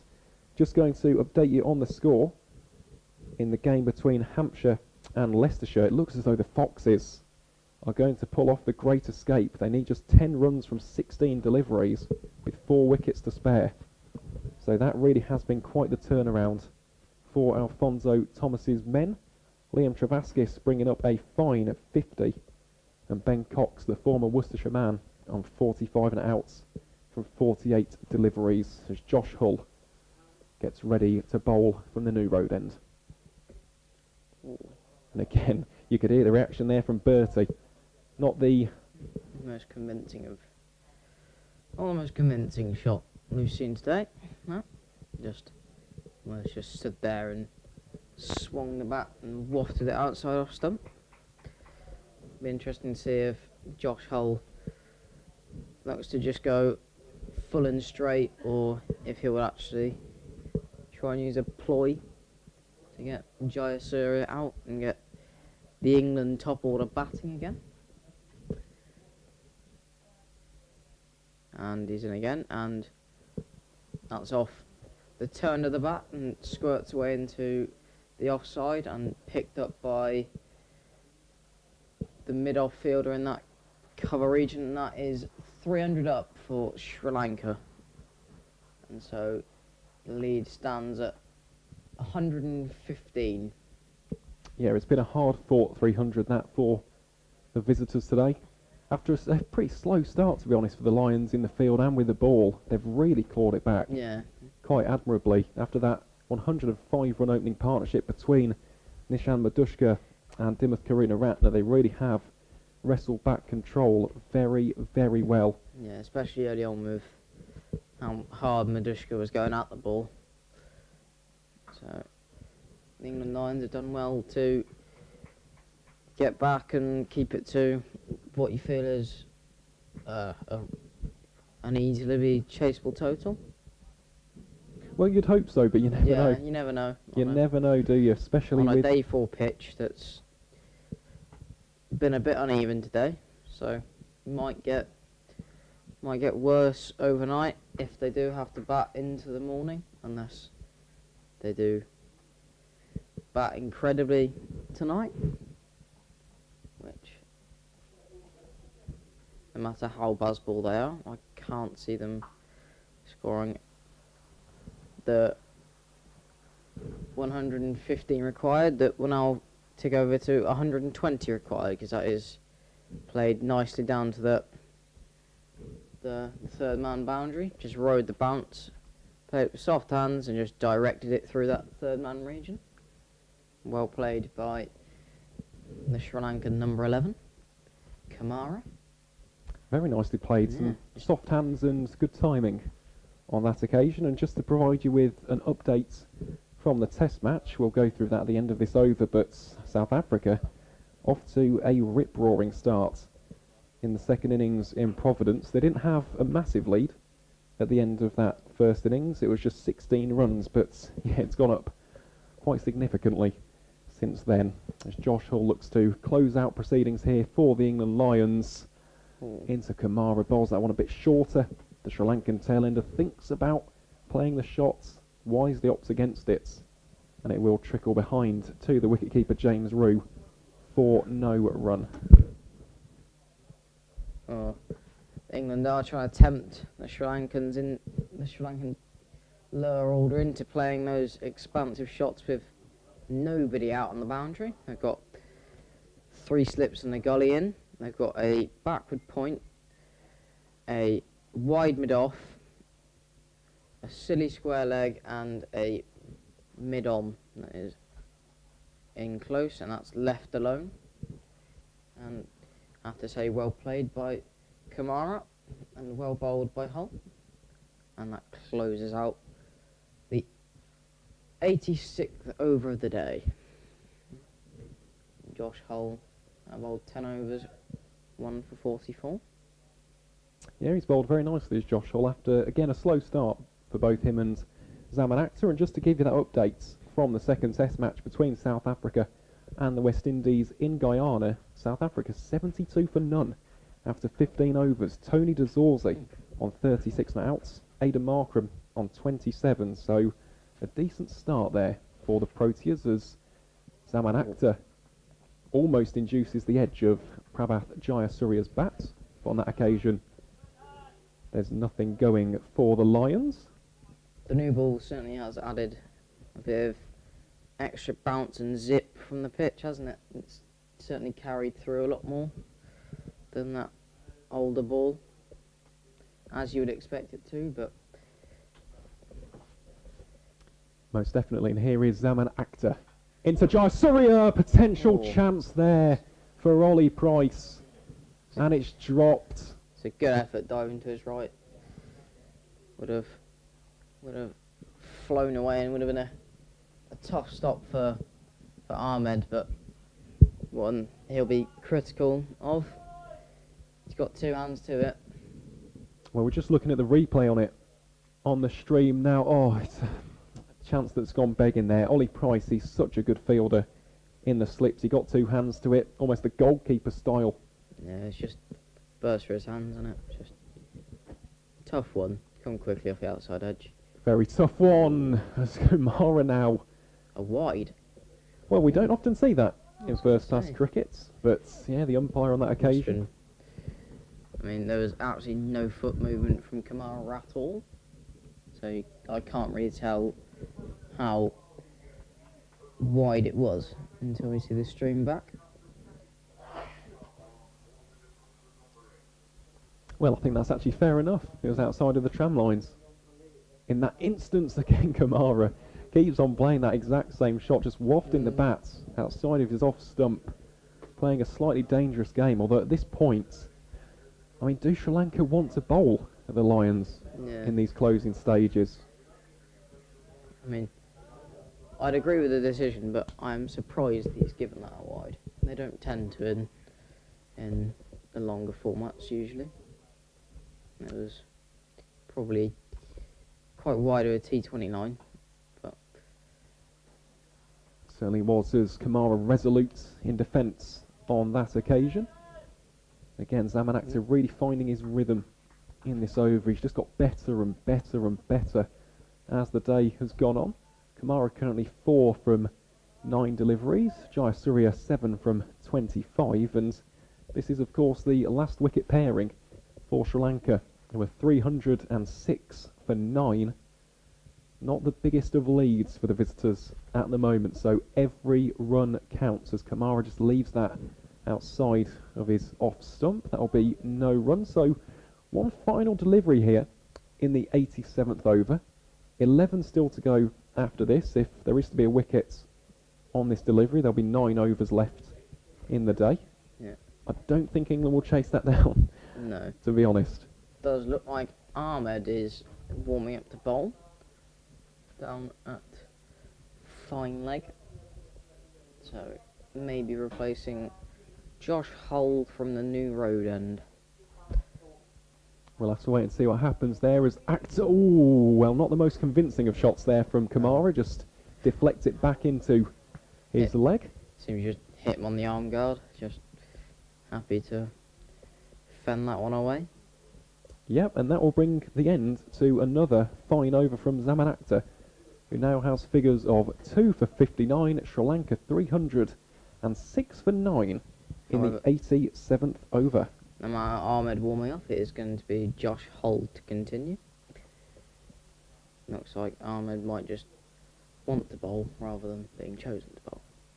It's one of those, just show the captain that you're, Get your arms out. yeah, you're intrigued and you're wanting to get involved in the game. Take that final wicket, put me on, skipper.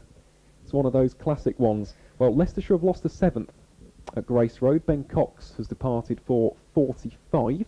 I'll give you more information on that in a minute as Josh Hall has bowled him. What a delivery that is from the Leicestershire seam bowler. Completely castles Prabhath Jayasuriya for 7. And that will be that. Sri Lanka bowled out for 306 runs in the 88th over. The lead of just 121 runs. So when we resume here at New Road, the England Lions will require 122 runs to secure victory here in Worcester. Please do join us after this short break as we take you through the closing stages of play here on day 3.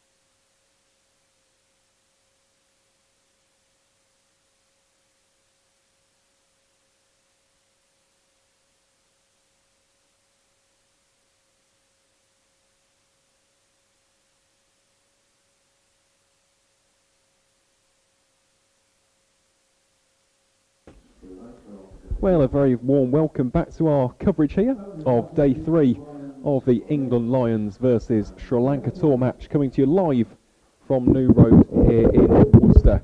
So we've just seen the conclusion of Sri Lanka's second innings. They were bowled out for 306 runs. Nishan Madushka, the high scorer, on 77. We also saw a fine 66 from the captain at Dananjaya de Silva, and Angelo Matthews also chipped in with a valuable 51.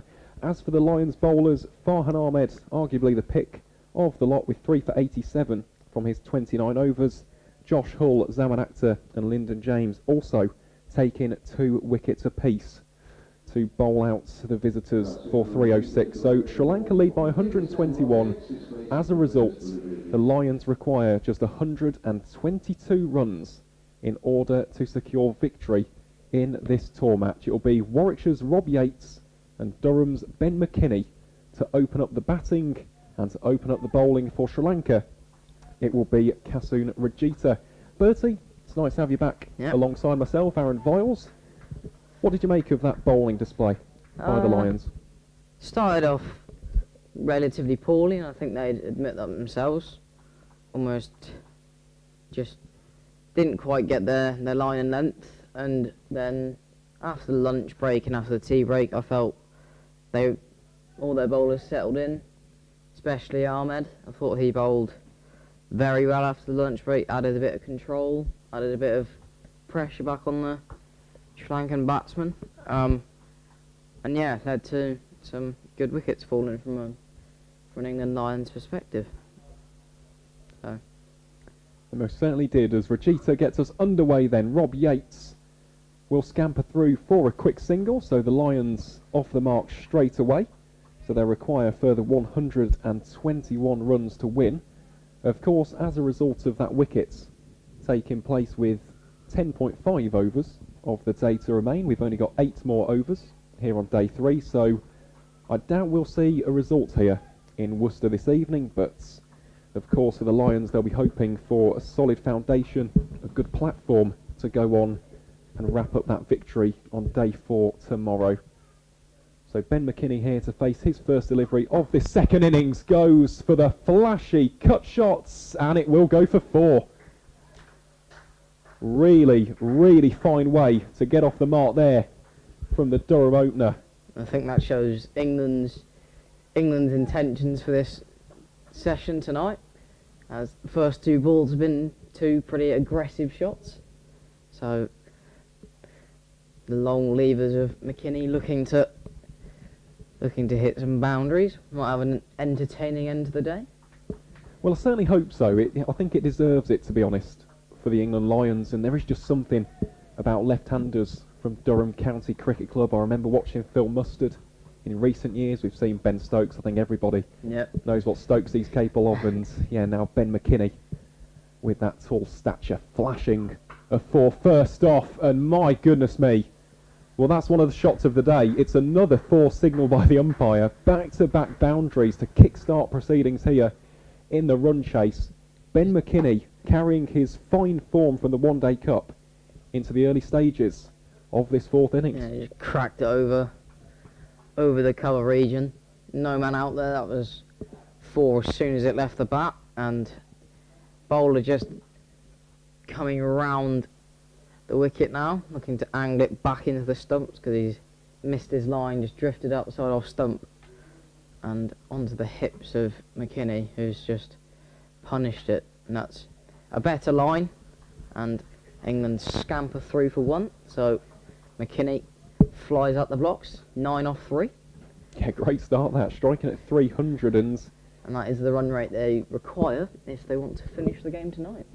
well, maybe the Lions aren't listening to me at all, Bertie. Maybe they're thinking that they can try and finish off things with a flourish here on day 3, but McKinney really has been a standout player in this entire game. Scored 46 from 40 in the first innings, and last week scored a career best 115 against Kent in the Metro Bank One Day Cup. So a fine young cricketer, has a massively bright future in this game, a former England's under-19.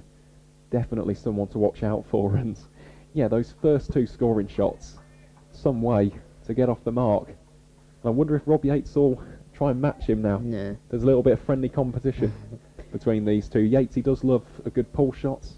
Very proficient on the cut shot as well. Well, for the run rate, this needs to go for 6. So, I'll just go for 4 instead, I think. Well, let's see. Will it be cut off? Yeah. No, it won't. The despairing dive of Cracked. Prabhath Jayasuriya. Not enough on that occasion. And, well, after the opening over, bowled by Kasim Rajisa, the England Lions are 14 for Yeah. none. Square drive off the front foot for 4. Lovely little shot there from Yates. Just using the pace and just timing that new ball.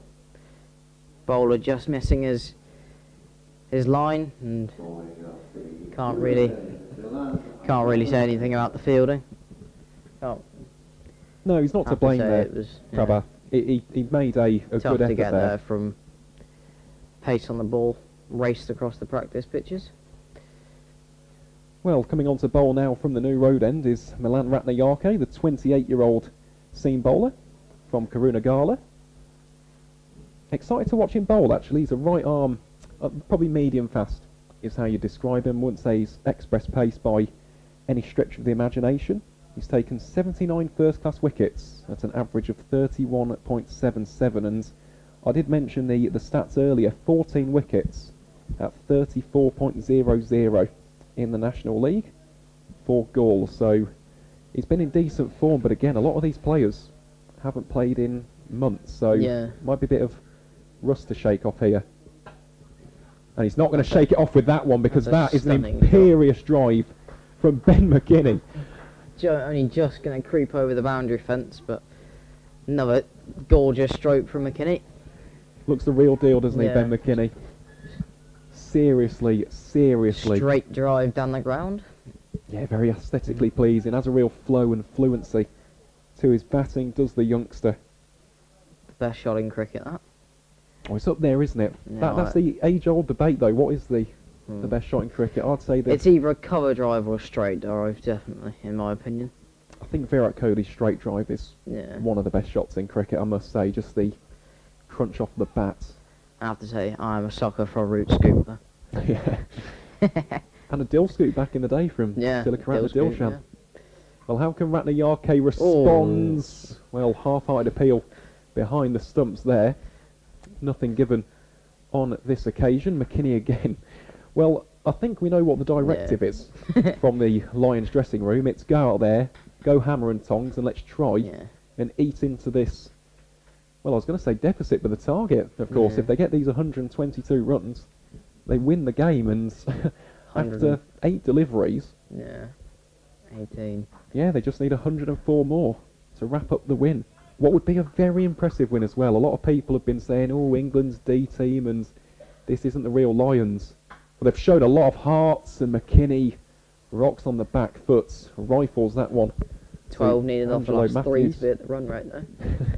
That is the only problem in trying to chase it tonight. 15.25 is the required run rate. Isn't modern first-class cricket wonderful? Mm.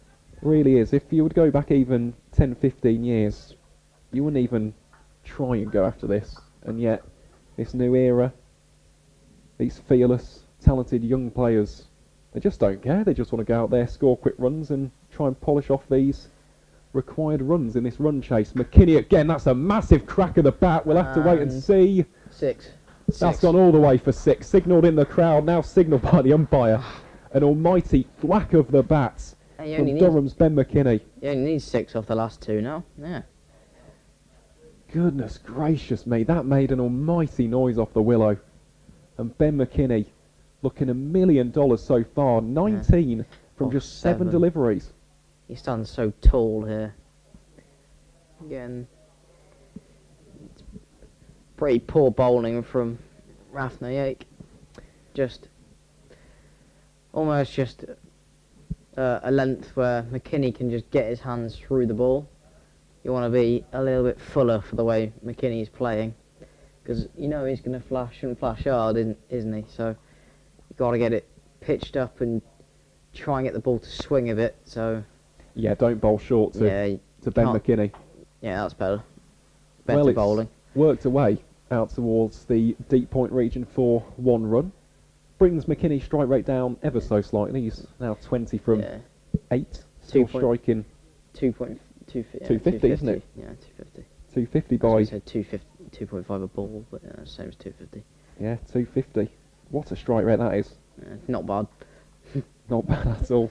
Staggering, actually. He hasn't played more T20 cricket. He's only played 7 matches for Durham, most of those actually coming in the Zimbabwean competition, which they played this winter. Let's see how Ratnayake can finish out this opening over. Yates just drops this out towards point. Another single to add to the target.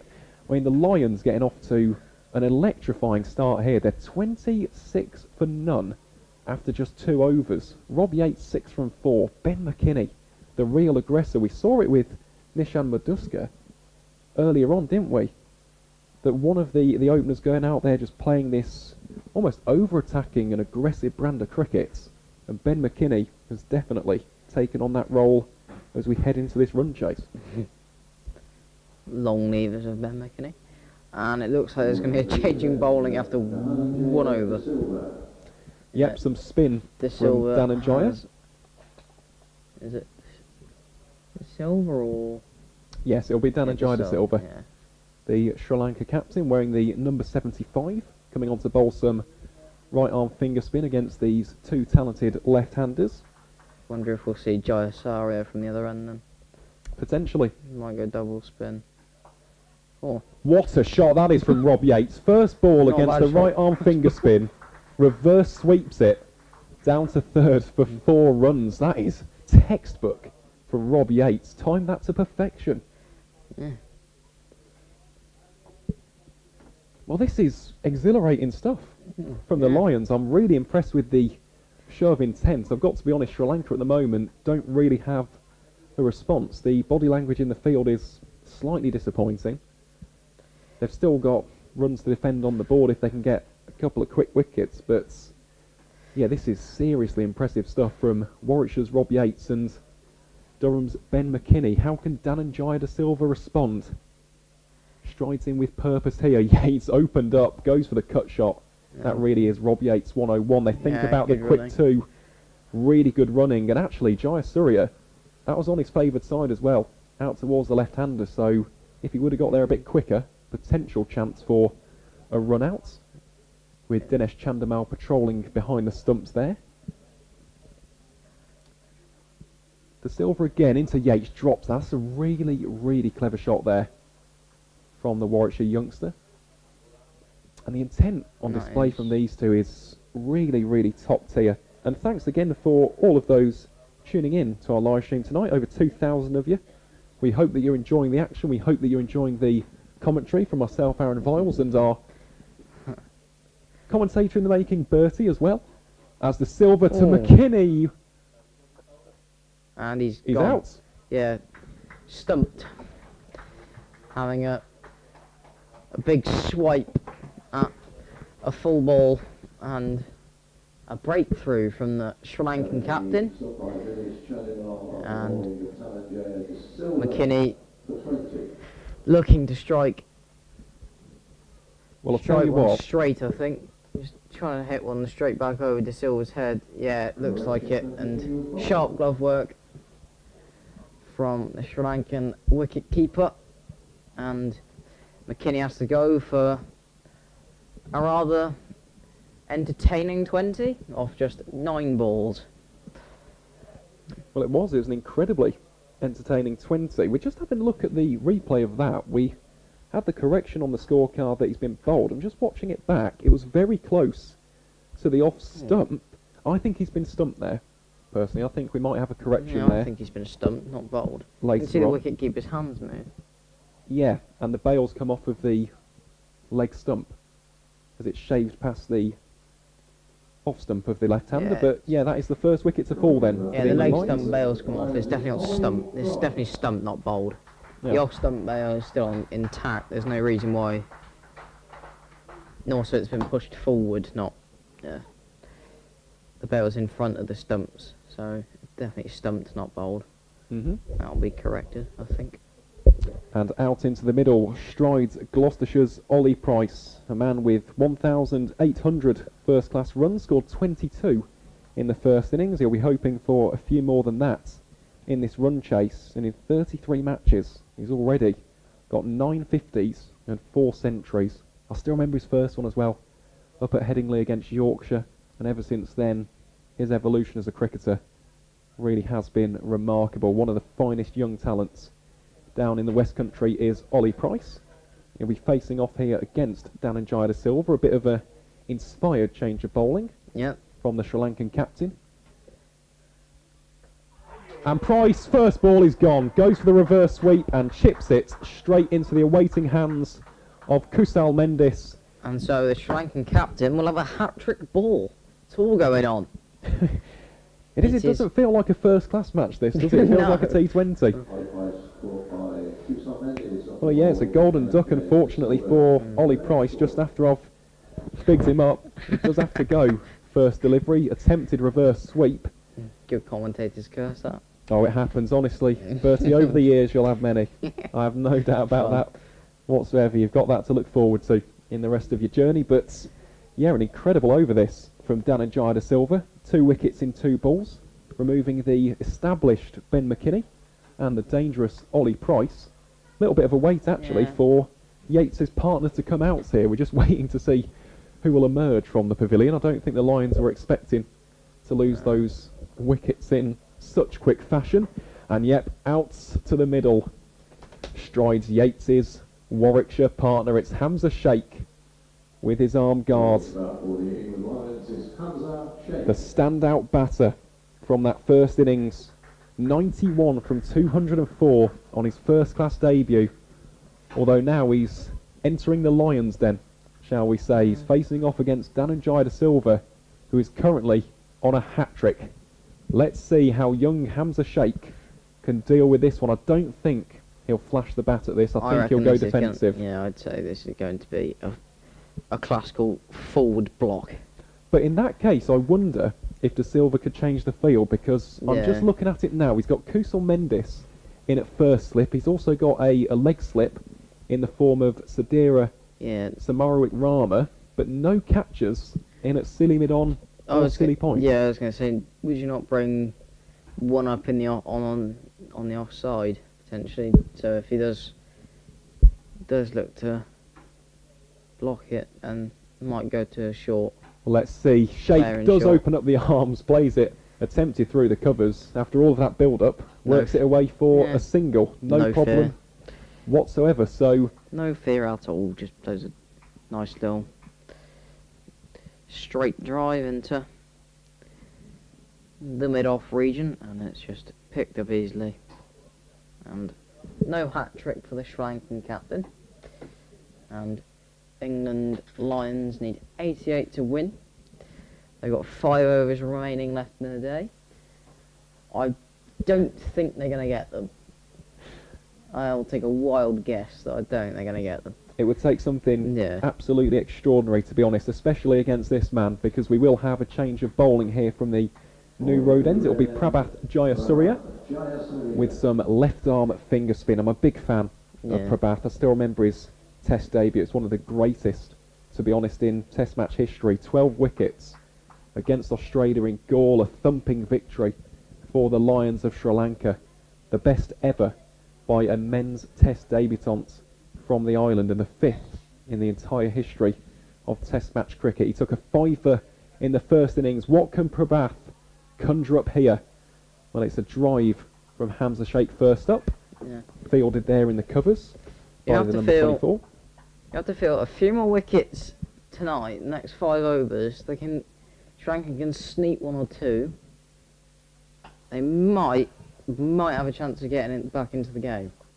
Potentially, but I don't mind that there from Hamza Sheikh, utilising the footwork there, goes on the front foot, just shows to his opponent that I'm willing to come down the track and take you on, not let you get into any rhythm. But this will be quite a difficult phase for these two young Warwickshire bats to negotiate. It is. I think they're going to come back for 2. Yes, they are. Good placement there from Hamza Sheikh. These two know each other like the back of their hands as well. Both academy products from Warwickshire County Cricket Club. They've been playing with each other for a number of years.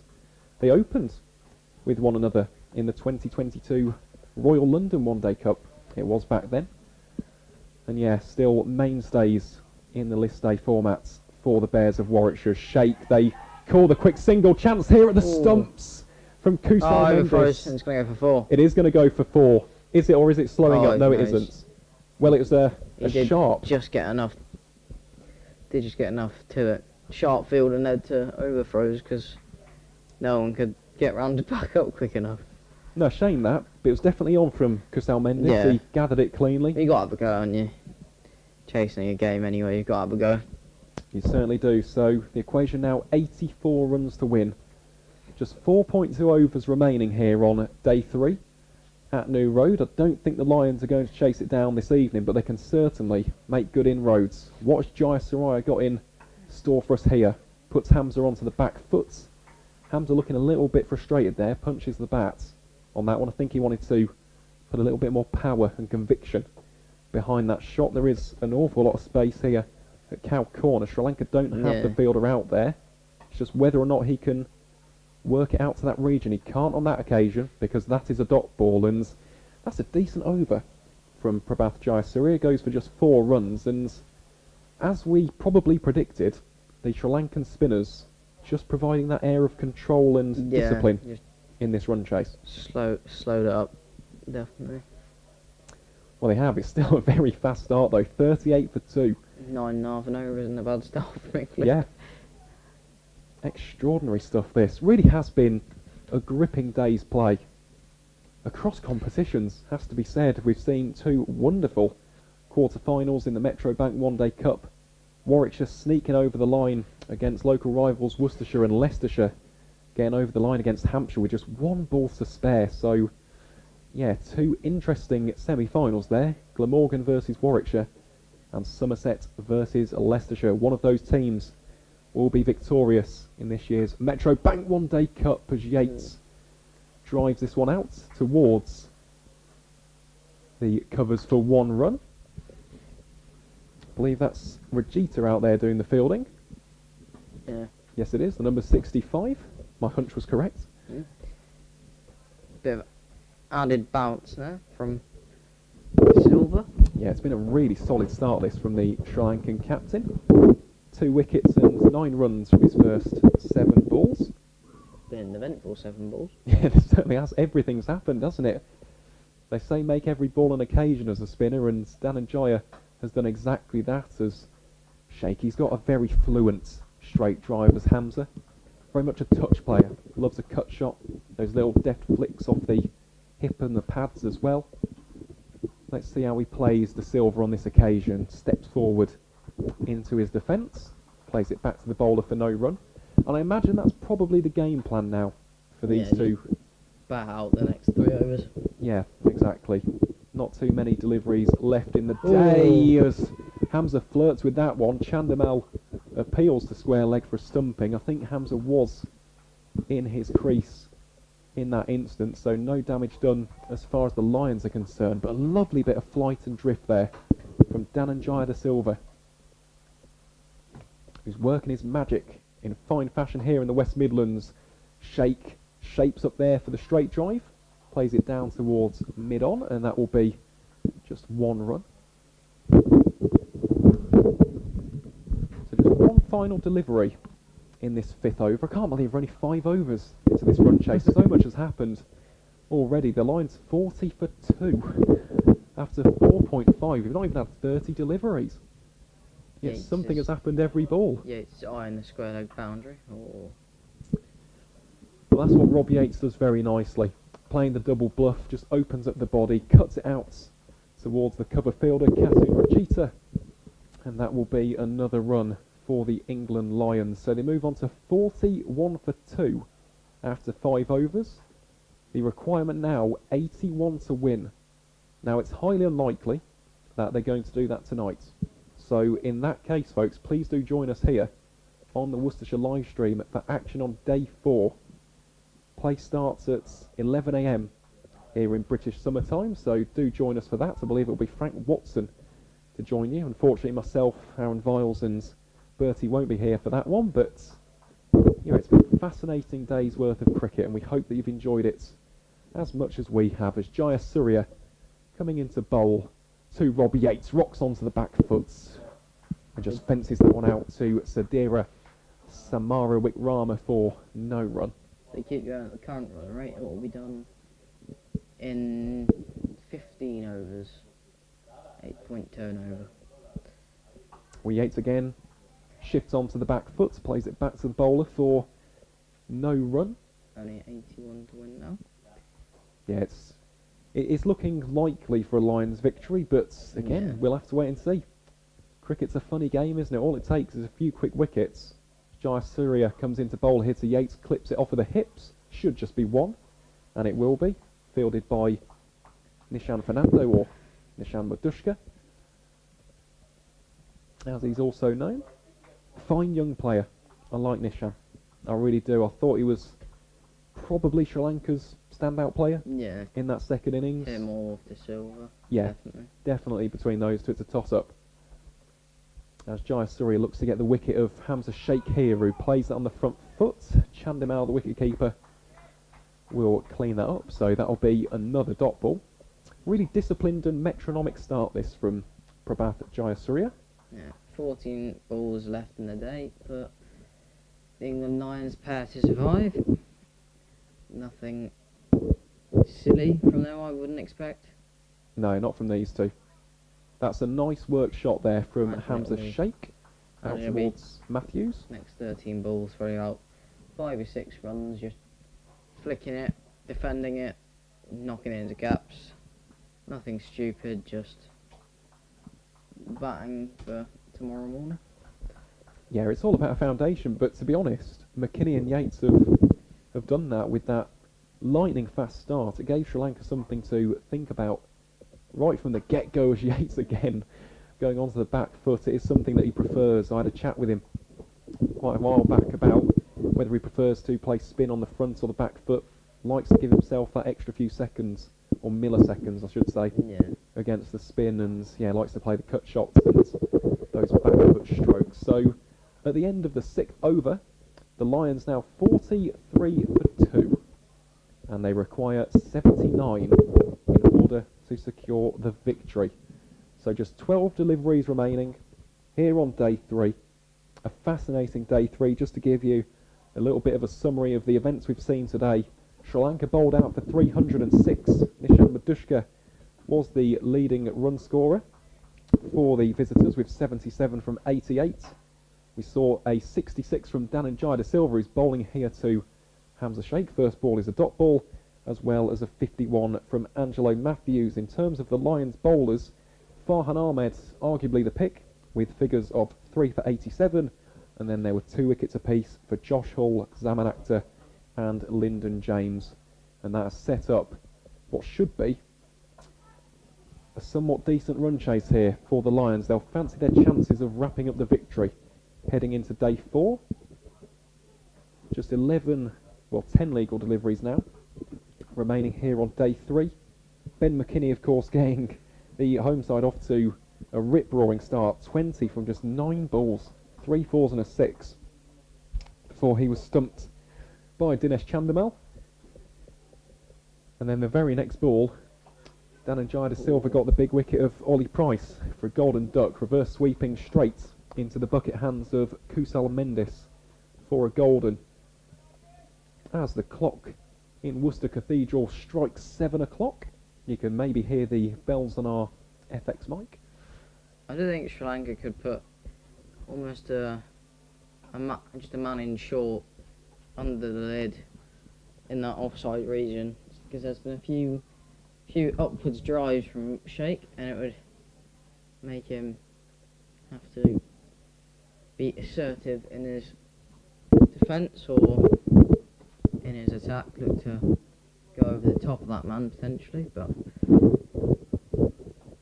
Well, Yates drops that into the covers there. Quick single, and they will get through. Hamza is a quick customer. They do scamper through for the single. Good strike rotation here from this promising Warwickshire duo. Moves to score on to 45 for 2. just playing drop and run, nothing stupid, nothing out of the blue really, just smart batting really, no need to have any swipes across the line or anything like that.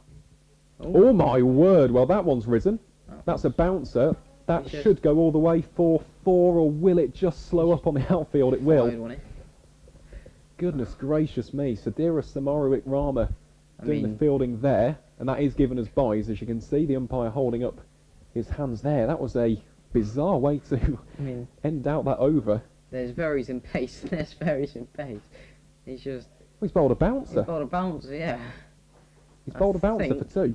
that's going to conclude the day's play. Yeah.